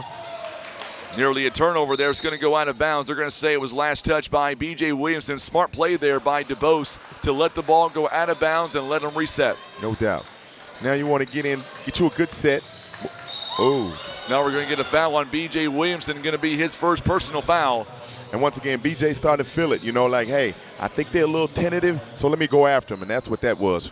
So right now, I wouldn't be surprised if you could pick up some easy fouls. Handle the ball, handle the press, get into your offensive set. So Reed now across half court, guarded by A.J. Ruff. Boy, he's a great defender. Jadis Jones nearly had a steal there. Garrett now, a long pass. Hit the bottom of the net too. Schlanger for 3. It is off the mark. It's no good. Jones got the rebound, and he draws contact on the way down. Once again, they jumping out early, getting to a quick start in this third quarter. Christian Brothers has to settle down. New Madrid is going to come at them with everything they have to get them out of their comfort zone. They're pressing. Now you got to get a stop right here. Mulaski with his third personal foul. That's big too for CBC. By the way, Jadis Jones, 13 points, already 8 rebounds in the ball game, close to a double-double. He'll get there pretty quick. Cranford rather, kicks it out to Jones. Now Williamson to Ruff. Going inside to Jadis Jones. Boy, that guy, he is so good. A.J. Ruff with a big assist there, and now it's a 9-point game. Real fast, they jump on you. Now they're smelling blood. 8-0 run to start this. Oh, what a block by Jadis Jones. Now the energy is coming on defense. You have to slow them down. You got to get something good. You got to get something, go to the free throw line. You got to get something, because right now, Christian Brothers almost look like they're shook. A deer in headlights. They're shook. They got to get something easy. Man, I'm shook just by watching Jadis Jones fly through the air like that a moment ago. Some folks was talking about getting some popcorn on YouTube, and I see why they're saying that now. Turnover. Another turnover by CBC. Well, I think somebody from New Madrid must have flashed the bat signal, because Jadis has seen it. Because right now he is playing, like I said, not a man among boys, but a man among preschoolers. Because right now he's got, 6-8 points within the last 4 minutes? He has scored 6 points so far this quarter. You got to 6 of their 8. Going to get a whistle and a foul coming up on Jaden Reed. It'll be his first personal foul. 5:37 to go here in the third quarter. It has been all New Madrid County Central so far. It's like they're in a whole nother level right now from the second quarter to the third quarter. Yep. B.J. Williamson missing that shot there. Good rebound there by Terrion Garrett. And Christian Brothers just needs to see the ball go through the net. 3-point basket. That's a big way to do it right there. He's got 10 points. Gotta see it go through the net. Now watch their energy come up a little bit. Solid three-pointer right there. 36-30. CBC trying to come back in this ball game. Watch the spin movie. B.J. Williamson. Oh, he had a wide open lane there for a moment. Yeah, good rebound. Look at him hustle back. That's the mark of how you win championships. Brooks, a big steal there. Jadis Jones inside the lane. He's got 17. Once again, you get them running, that's their game. Coach Jenkins thought he was bumped on the way up. But nobody saw that hustle play by BJ. He blew a layup. Most people put their head down. Young guys need to see that. And a foul right here. Young guys need to see that. He blew the layup. He pouted for half a millimeter, and he hustled back and got the tip. They come back down and get an easy bucket. It's going to be a foul on Garrett, his first, already team foul number 3 is Jones going back to the free throw line with 17 points. What do you think? I know we don't have a crystal ball up here, but what do you think Coach Jenkins told his team at halftime? Whatever he said, it worked. Probably we're not going to eat tonight if we don't come out and play a little bit harder. So I'm sure they probably like, okay, Coach, wait a minute now. You're talking about food. But whatever he said worked. And obviously, he probably just knows what he has to do, which buttons he has to push to get the team to playing even better. And right now, they've probably filled out, Christian Brothers College, and now they're moving. Now you're talking about an 8-point lead, and now they smell blood in the water. They smell it, and you're about to see them probably come hard full court press right now. They want to turn it over. They don't believe that they can get across. Malik Neville steps in, checks in for the first time. Parsons now throws it. Going to be a turnover there. Once again, Bryce Parson. They smell the blood. Christian Brothers is turning it over. They're not even getting shots off, and that's what you don't want. They're scoring, and we're not even getting a shot at it. Jaquan Jones checking in right now for B.J. Williamson. Pep talk of the year for sure by Coach Jenkins. He's got a way to motivate his team. Good shot by Jadis Jones. He's got 21 there from the wing. Somebody let the bat signal get in this gym because he is seeing it. He is taking over. Yep. What a good steal there by Cranford. And now Jones, what a one-handed jam. That man is in the house. That man put on the cape, he's in the house.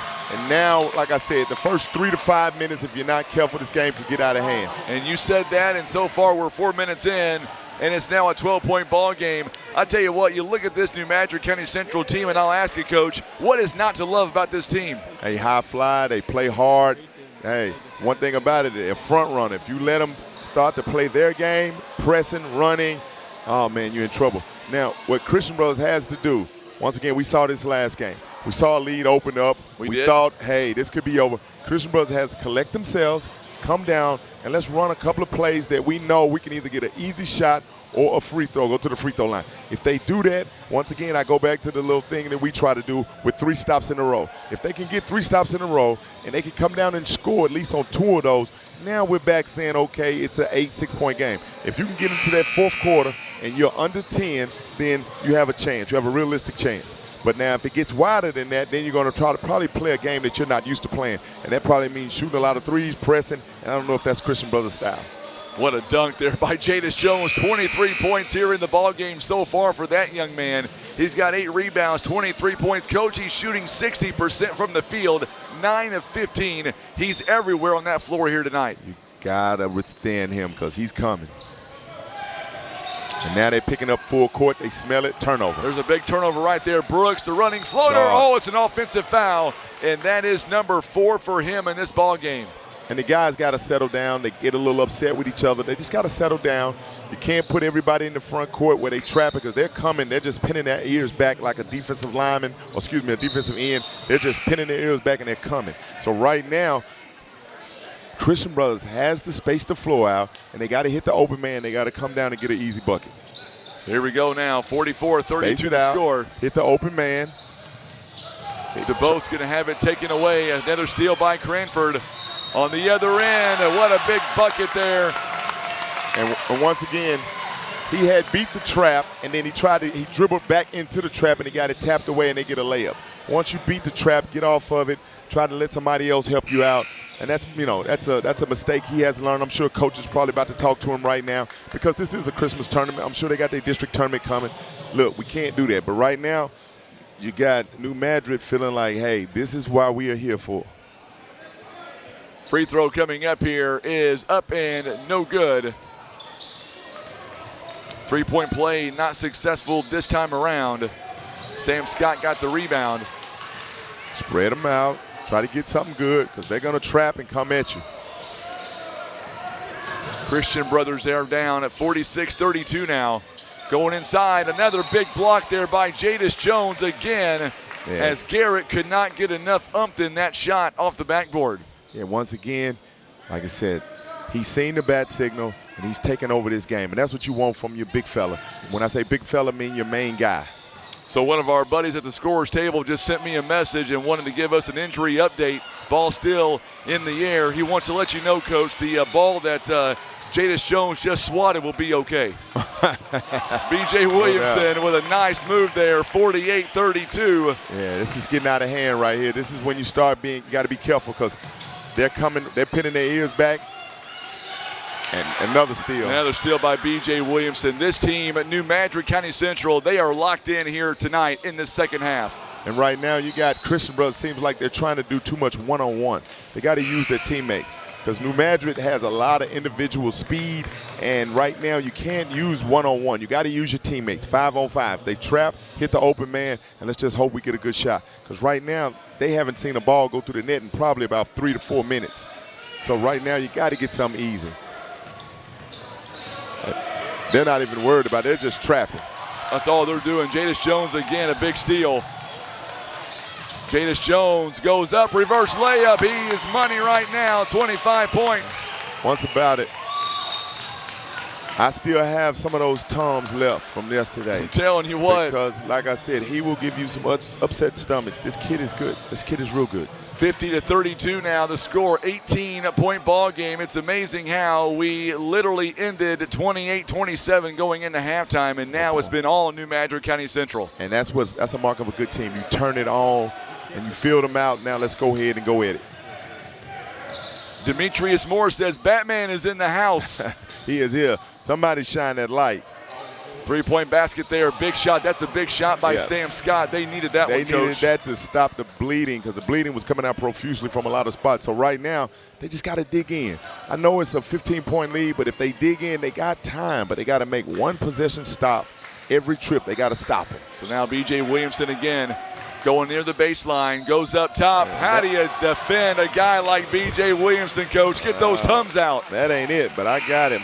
He said that ain't it. Yeah, because you got to take the personal and then you got to get some help. But once again, you're talking about two kids that average over 20 points a game. They average, not on their hot nights, they average that. So you know they're going to be good. And it's just tough right now. B.J. Williamson, three-point play. You bet you he's got 14 points here in the ball game at 53-35.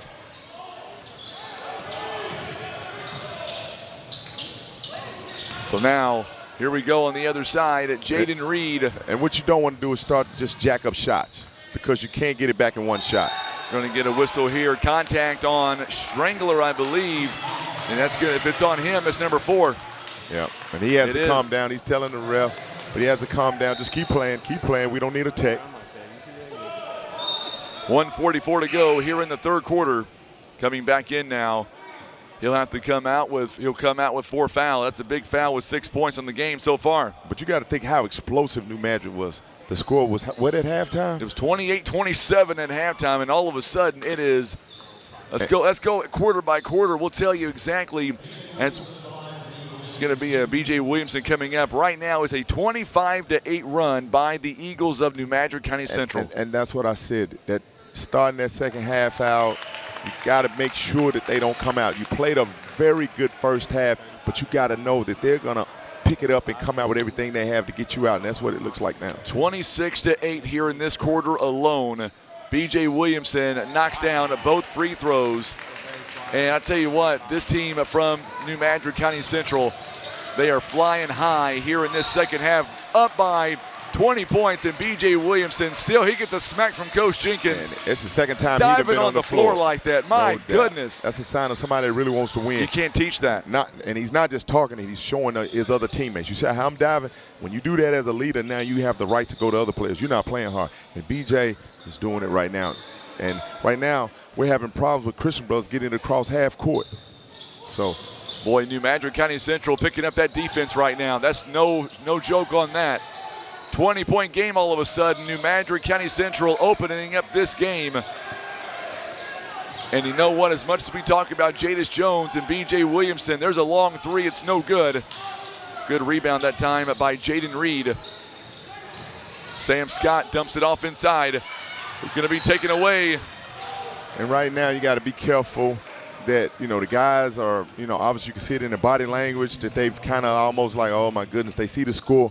But you still got to keep fighting. And if it may not be for this game, it may be for the next game you play. You got to keep fighting. You got to keep running your stuff, running your sets, and you got to keep fighting because you're dealing with a real live good team right now in New Madrid.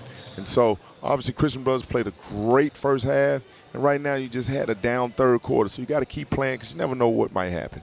First free throw up and no good by Jaquan Jones. I was going to say the guy that I was going to talk about for just a moment is Marvion Cranford. I think he's had a great ball game here tonight, Coach. Not the way he is scoring, but it's his rebounding and the way he gets up and down the floor. No doubt, because you know that you got two big guys, two super studs, and if you can just do your part, you'll be a superstar in your role. You'll help your team so much. Missing both free throws at that time. It still remains a 20-point ball game right now. The Eagles of New Madrid County Central.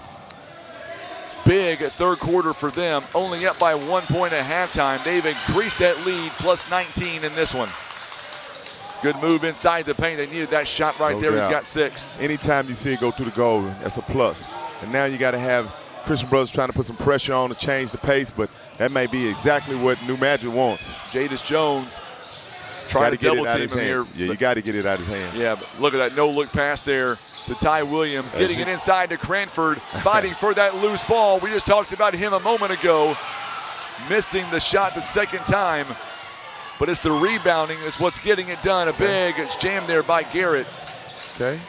Once again, creeping back, just keep playing. Never know what might happen. Just keep playing. 55-39, a 16-point game now. Keep playing, There's another steal there. Never know what might happen.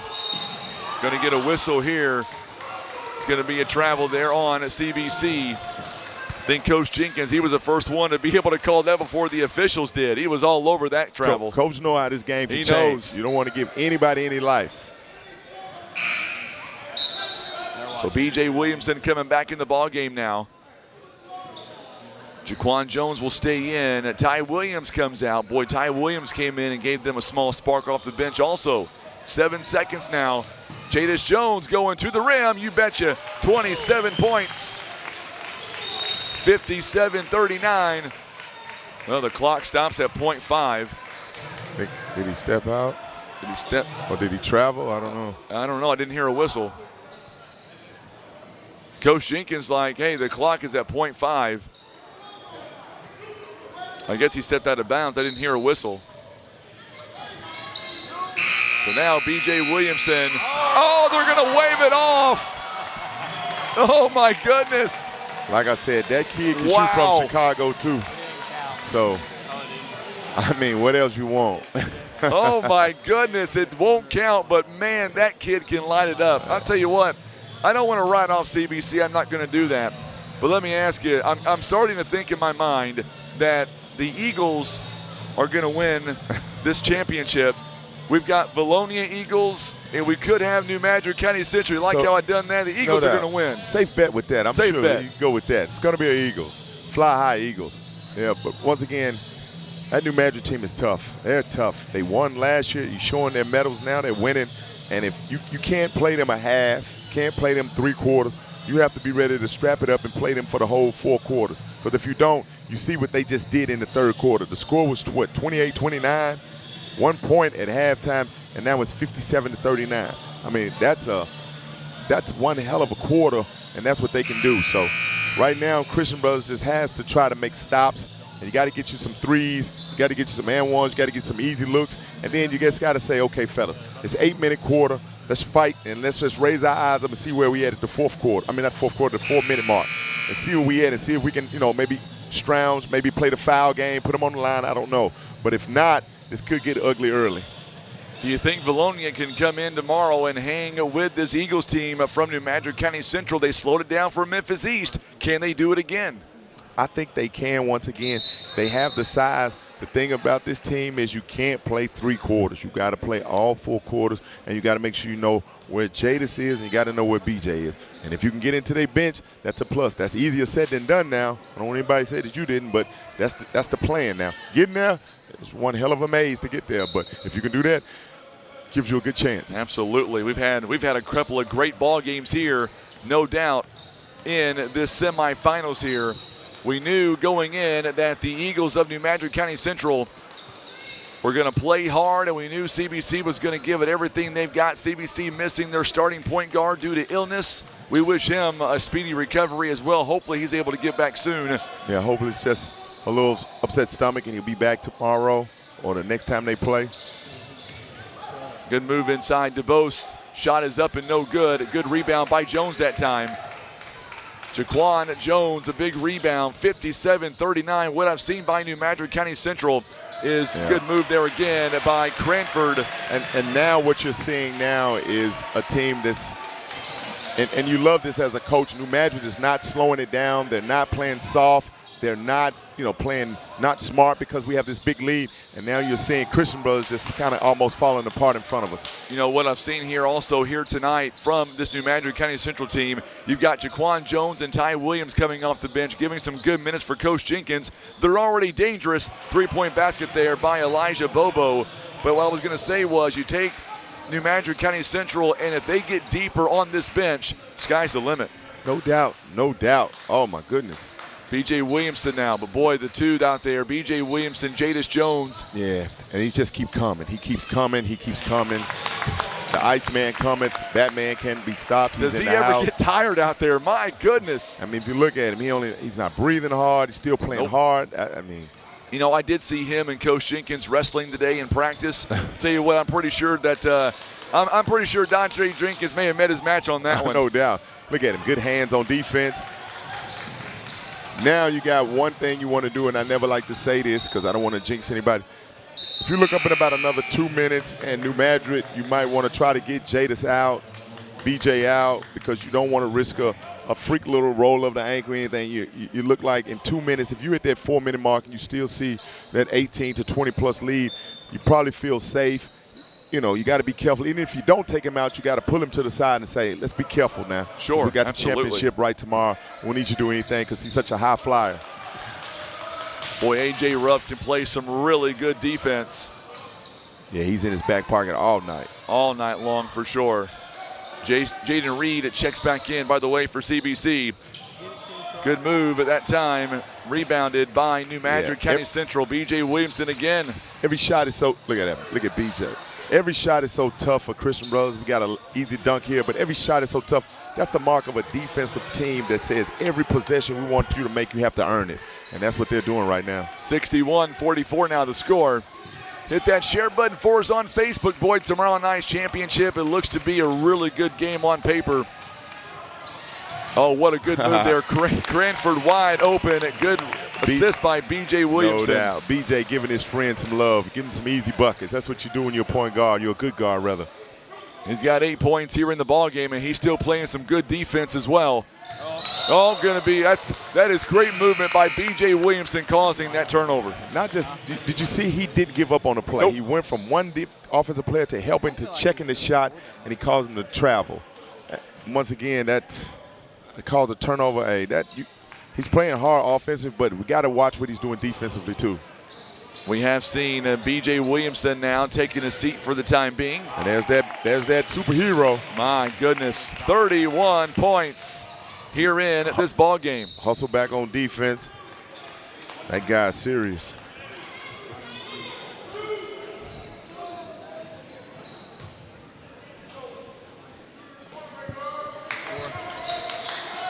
.4:55 to go here in the ball game. Brooks checking back in. A 3-point basket is short.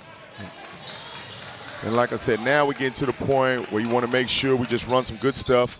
Make sure we don't get anybody hurt.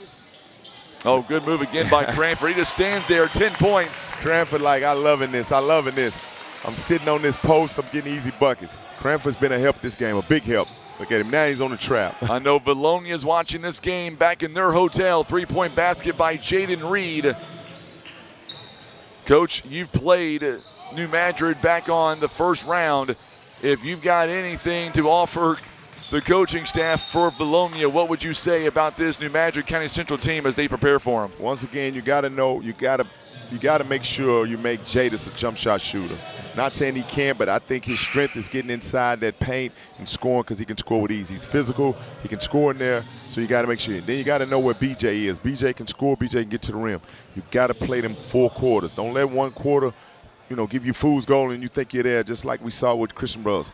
Not saying that they let it happen, but they were there for 2 quarters, and then the 3rd quarter just evaporated. So obviously tomorrow will be a great championship game the way it looks now. Looks like New Madrid has a hold on it, and I'm anxious to hear what happens tomorrow. I might be on the road, but I'll be watching. You'll be watching, critiquing everything about that game, I guarantee No doubt about it. Still be saying Batman in the house. That's right. Oh, what another block there again by Jadis Jones. He flies through the air. Man, he's amazing to watch. And at this point, sometimes when you're an offensive team, you're losing. Sometimes you just want to get an easy bucket. And New Madrid is not letting them get anything easy. It's nothing easy. Bobo's shot is no good. You love that as a coach. Absolutely. Nothing easy. I don't care if we win about 50. If they try to score, don't let them score. We want to send a message to not them. I don't know if they would ever possibly see each other again, but we want to send a message to the other team that we play. Now he's starting to, empty his bench a little bit. Brooks fouling out here with his 5th foul. 4 points here in the ball game. 5 rebounds, 2 assists. Free throw is up, and Garrett knocking it down. Read a comment a moment ago, Coach Jenkins, Coach of the Year. I agree 100% in the CMO Conference. He's definitely first year as the head coach, and, man, he is picking up right where they left off last season and winning the state championship. Yeah, that guy there, he deserves his medal. He is. He's a class act all the way. Can't say a bad word about the man. No doubt. New Madrid, man, make sure you take care of that guy. Matter of fact, New Madrid fans, tomorrow sometime, I don't know when, Coach Jenkins, he will be doing a ball game with me as well. He'll be up here because you'll be on the road. Three-point basket by Reed. 68-52. Yeah, you let him know. I tell him he did a hell of a job so far this tournament. And tell you what, I've seen Coach Jenkins coach all year long, and we play the CMO Conference together. He's a hell of a guy and a great coach, and no doubt about it. I'm going on the limb. I could lose it. You tell him, man, I said it. I think that they will take home the trophy tomorrow. I think it's going to be a tough game. Now, I know he, as a coach, he don't want to hear that. He wants his team to play good. But right now, he got him playing real good. He does. Whatever adjustment he was able to make at halftime, whatever he said at halftime, boy, it resonated pretty quick, and they come out and dominated the third quarter. And that's the mark of a good coach. Not the fact that he made adjustments, the fact that his team accepted it and excelled at it. Vilonia won the last semifinal game, Shane. So Vilonia taking on New Madrid County Central, if this score holds, is where we'll be at tomorrow.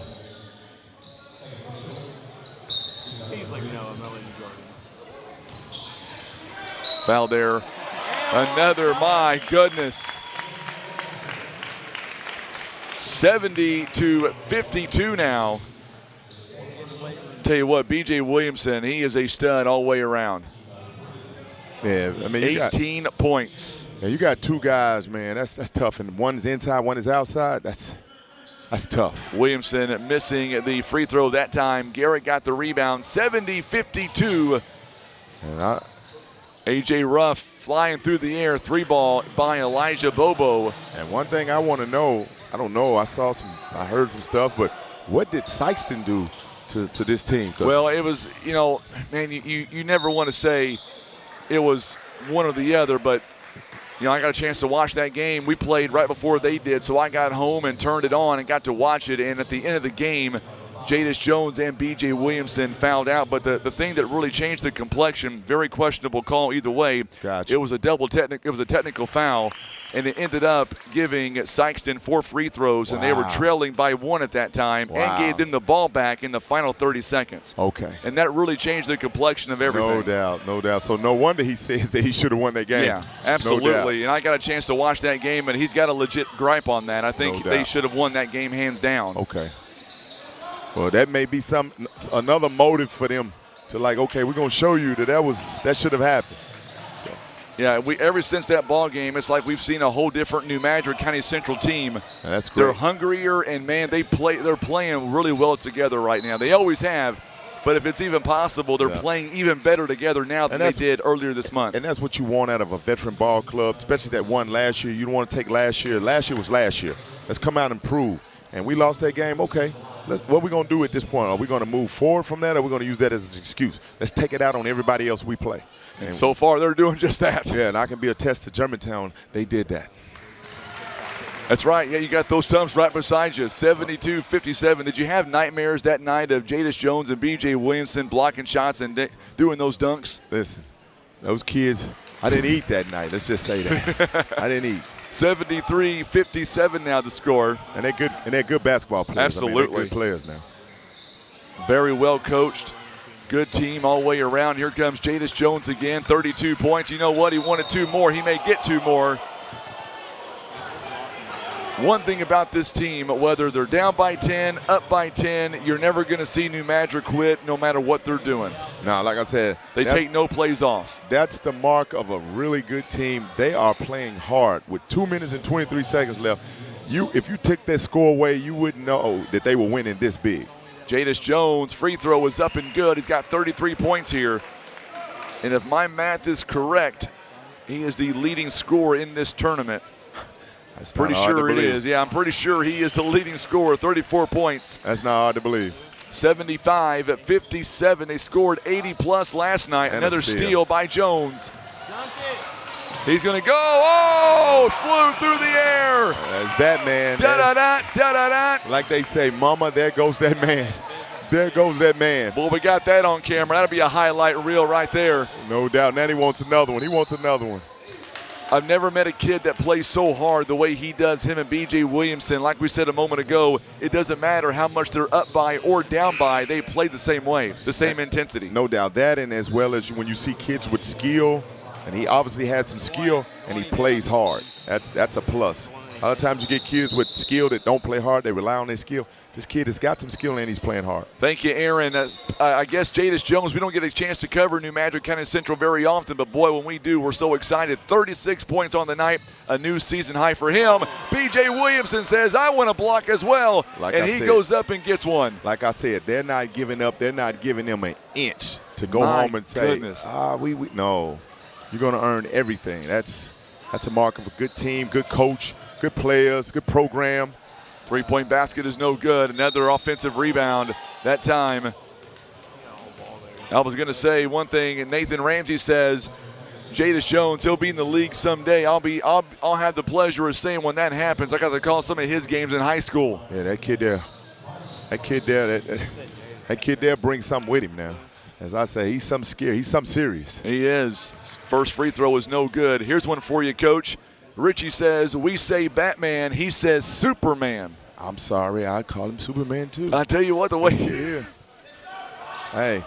Tell you what. At halftime, we said, Coach, we have a problem. He's a problem with somebody to deal with. That kid is a problem. He definitely is. Jadis Jones, he's got 36. Oh. Still sharing it to his teammates, though. Yep. That kid is a problem for somebody to deal with. 90 seconds left. Shot is up. It's no good. A good rebound there by CBC. Give him 2 more points. 77-60 now. So tomorrow we're going to begin at about 12 o'clock. Will be our pregame start time. And as soon as we get started there, the first game at 12:30. And then we go, and it'll be championship tomorrow night, 5 o'clock. Should be a lot of fun. Tell everybody about this one. Vilonia, New Madrid County Central, the Eagles versus the Eagles. And I'm telling you, I think that one has the mark of a good game. And I think you're right. New Madrid honestly has the edge going in. But if Vilonia can find a way to slow them down a little bit and make them play their game, it could be a very close ball game. And they got to do it for 4 quarters. Because you saw Christian Brothers do it for a half. Christian Brothers did it for the first half, almost exact what you want. They go in with a low-scoring game. They got it low, 29-28, and it was the third quarter that just blew it out of the water. So 1:16 to go here in the ball game. Each team with 3 timeouts. And, boy, I tell you what, Coach Spears, I know you've had a blast being here, and I can't thank you enough for hanging out the last 2 ball games. Last year we did 1 game together. This year 2 games together. No doubt. Yeah, people who are watching online stuck around to see this one. They are watching a dandy by New Madrid County Central. Let me tell anybody listening, hands-on, eye-to-eye, I'm in person. This New Madrid team is good. Jadis Jones is the real deal. B.J. Williamson is the real deal. Those 2 guys, those 2 kids, they're real deal. 1:16 to go here in the ball game. We'll see. A.J. Ruff now gets the inbound. Jadis Jones, there he goes again. There's that man and going to Jones. Yeah, mama, that man is a problem. Yes, he is. Double teamed, and he gets fouled in the process. I think he could have broke the press on his own. I really do. I think he could have. And then the thing about him, he's such a physical specimen too. If he gets a head of steam, I mean, it's tough. Let me tell you, you got some stuff cut out when you're trying to prepare for Jadis. This kid is good. He's got 36 on the ball game. He has a chance to get 40 if he gets these 2 free throws. I may have jinxed him on that one. My bad, New Madrid County Central fans. Well, believe me, I think he'll have another opportunity here in a second. I think so. It's up, and this one is good as well. 78-60 now. 1 out of 2, 37 on the night. Jones, a double-double here in the ball game. 10 rebounds, 37 points. I know somebody in New Madrid need to turn that light off right now because, oh, my goodness. This kid here. 47 seconds. B.J. Williamson, my quick hands and all. And now they're going to just dribble it out. You got to be careful now. They want to sit back. Now you got too many. Going to get a whistle and a foul with 35.9 seconds. Once again, that just shows you the mark of both teams. Obviously, Christian Brothers has a good program, a good team. Once again, New Madrid showed you have to play a whole 4 quarters. Because, like I said, you couldn't ask for anything else at halftime from Christian Brothers. Almost perfect half game, and then you got to come out and play the second half. A lot of teams, a lot of kids don't understand that, and this team is showing you. You have to play 4 quarters to beat us. And now we're going to empty the bench out here for the Eagles of New Madrid County Central. Man, they have played a phenomenal ball game here today. B.J. Williamson, 21 points. Jadis Jones at 37 points, 10 rebounds. And another thing, tomorrow you got to hope their conditioning is good because they played basically the whole game. So I don't know what tomorrow brings, but it should be one hell of a championship game. Absolutely. I'll tell you what I'm going for. Stephen Reynolds says I may be going for New Madrid come tomorrow night. I'm going for the Eagles tomorrow night, Coach. He can't lose. He can't lose on that one. 3-point ball. This one's good. I like the way CBC, though, they're not giving up. They're coming out still firing shots. That's what you got to do. So there you go, New Madrid County Central fans. Your team is in the championship tomorrow night. Tell everybody, come back and watch a great ball game. I believe it's going to be a barn burner tomorrow night between Vilonia and New Madrid. Congratulations. We're going to get Jadis Jones, I believe, and Coach Jenkins on the air with us real quick. doubt. We're going to try to anyway, so stick around, Eagle fans. We'll come right back. Final score, 80-65. We'll be right back. Coach Spears, thank you so much for everything, my friend. Thank you. Absolutely. Happy New Year to you. We're going to go down and get Coach Jenkins, maybe a player as well. Stay with us as the Eagles move on to the championship game.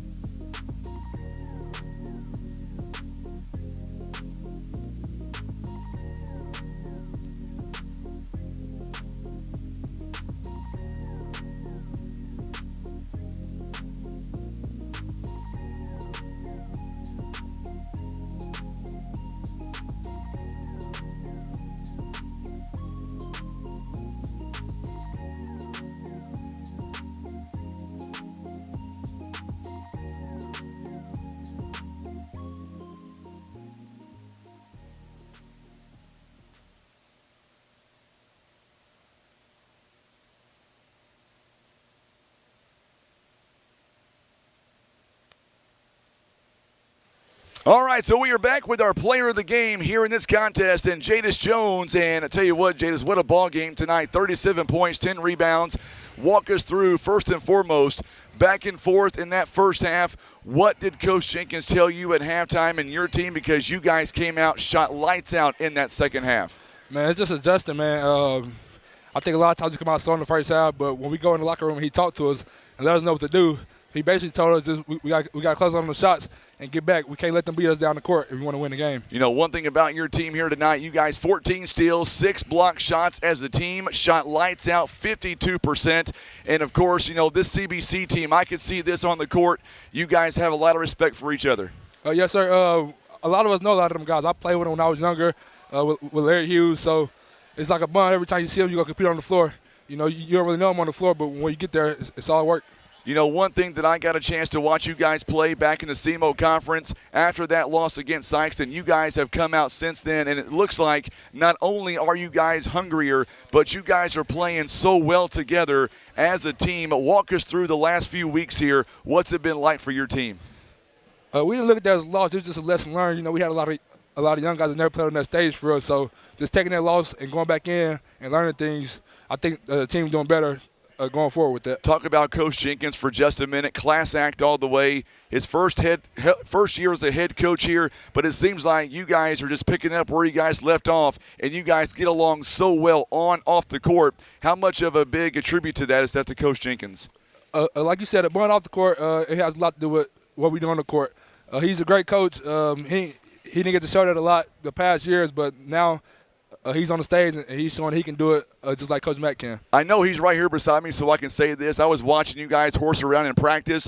I think when it comes down to it, I think he's met his match. You might be able to take him. I'm just saying, man, he's a strong guy, but I'm seeing the way you manhandled him there in practice today, man. Y'all tell him about handling. Y'all would have asked him about me. There you go. So talk about tomorrow, Vilonia, the Eagles versus the Eagles. What are your thoughts on them, and what will you guys do between now and tomorrow afternoon to get ready for that championship game? That's a great team, but with my team, I think we just go and rest, just prep for that, watch the film and listen to what the game plan is from Coach. And just going in and doing what we do tomorrow. If we have to make an adjustment, we'll do that. 10 o'clock at night, well over 300 folks right now from New Madrid watching you right now on television, on Facebook and YouTube. A lot of fans back home. What do you want to say to them, man? Thank y'all for watching. We're going to try to get it done for y'all tomorrow. Congratulations. Go enjoy the win. Have a great game tomorrow. We'll see you at 5 o'clock. Yes, sir. Thank you. All right, we're going to bring in the head coach here, Dontre Jenkins, if he doesn't mind for a couple of minutes, and get him in here because he really is a class act all the way. We'll let him get mic'd up. And the first thing that I saw, Coach, the first thing that stuck out to me is after your all's win, you walked over to the coaching staff of CBC. So much respect there. What you guys say to each other? I just told him you got a great team. He got the bigs, he got the guards that can handle the ball, he got the guys that can shoot it. And I just told him if you ever need anything from down this way, just give me a call. And I'd be willing to help. I talked to Jadis Jones before you got up here, and at halftime, you guys went in a one-point ball game. What was your message to your team? They come out and shot lights out 25-6 in that third quarter. A big reason why they are victorious here tonight. The newspaper guy just asked me the same question. He said, what was your message at halftime? I said, I just went in calmly as we're talking now and said, hey, guys, we've been here before. We got guys missing layups that we normally don't miss. Just calm down, relax, and let's play ball. Before we walked out, I said the first 3 minutes going to dictate how the rest of this game go. And as you see, the first 3 minutes set that tone, and we came out and pulled away. Obviously, Jadis Jones here tonight, 37 points, 25 by B.J. Williamson. But here's a guy for you I was very impressed with, Marvion Cranford, 10 points here tonight. Also 7 rebounds. When you needed it the most in that first half, he was everywhere. Yeah, he played big for us. He did. He was in the right place at the right time. Playing with Jadis and playing with BJ, the person that's around the basket may get some easy buckets, and Marvion was a recipient of that tonight. And like you said, the rebounding, he just using his big body and creating space and boxing out. And when the ball come off the rim, he's going in an attack and bringing it down for us. One thing I wanted to ask you is we still have a lot of folks watching right now, YouTube and on Facebook. I wanted to ask you, you've got a lot of support back home. What do you want to say to them? They are with you guys no matter where you travel to, day in and day out. You got to love the support back home. Thanks everybody for tuning in. I know we've been on the road a lot this beginning of the season. We'll be back home next week, so hope to see everybody back out. Hope we come out tomorrow and finish this thing off over here with a championship. 2 more things. Now, when you play Bluff later on this year, we might need to be talking about some strategies and keeping some guys out. You know what I'm saying? Give us a fighting chance. Also, I got to tell you, man, Jadis Jones, what a great attitude this kid has. But I think you met your match. I think when it comes down to it, you guys horsing around, he's pretty strong, Coach. I don't want to mess with him. See what happened was there was a bunch of people in here, and I really didn't want to embarrass them. There you go. When we get back home, I'll take care of that. Man, I'm telling you what, seriously, in front of all your fans, I mean this from the bottom of my heart. Class act, man. I love hanging around you. So to beat Vilonia coming up tomorrow, in your mind, you've watched them play. I think it could be a really good ball game. In your mind, what's it come down to? It's going to come down to us taking care of the ball and doing what we do, get the ball to our playmakers, get the ball to the guys that's going to make stuff happen for us. And like always, defense. We know what defense wins championships, and that's what we're preaching, and that's what we're going to have to do. So tomorrow afternoon, you guys will check out, and you guys should be arriving here sometime early afternoonish. Yes, sir. You got time to do some commentary on a ball game with me tomorrow? Yeah, we're going to make that happen. I can get up here with Your fans are already wanting it. So, Coach, congratulations on the win. Great team all the way around. Great chemistry. Go enjoy the win, and we'll see you back here tomorrow for the championship, 5 o'clock. Yes, sir. Thanks for having me. You betcha. Coach Jenkins here, New Madrid County Central, getting it done here tonight. They move on now 8-1 on the season. They will now play for the championship coming up tomorrow afternoon, 5 p.m. against Vilonia. Thank you so much for everybody tuning in here tonight. Once again, for the Eagles of New Madrid County Central, 37 by Jadis Jones, at 25 by B.J. Williamson. Also, 10 points by Marvion Cranford, 4 points by A.J. Ruff, and 2 points each by Jaquan Jones and by Raymond Brooks. Those are your scores. By the way, on the other side, Teron Garrett, 21 big points by CBC, 9 points by Jaden Reed, 8 points rather, by Elijah Bobo, 6 each by Landon Strangler and by Matt Malowski, each having 6 points in the ball game. 5 points by Guerrero, 4 by Darion DeBose, 5 also by Sam Scott. That is your scoring breakdown.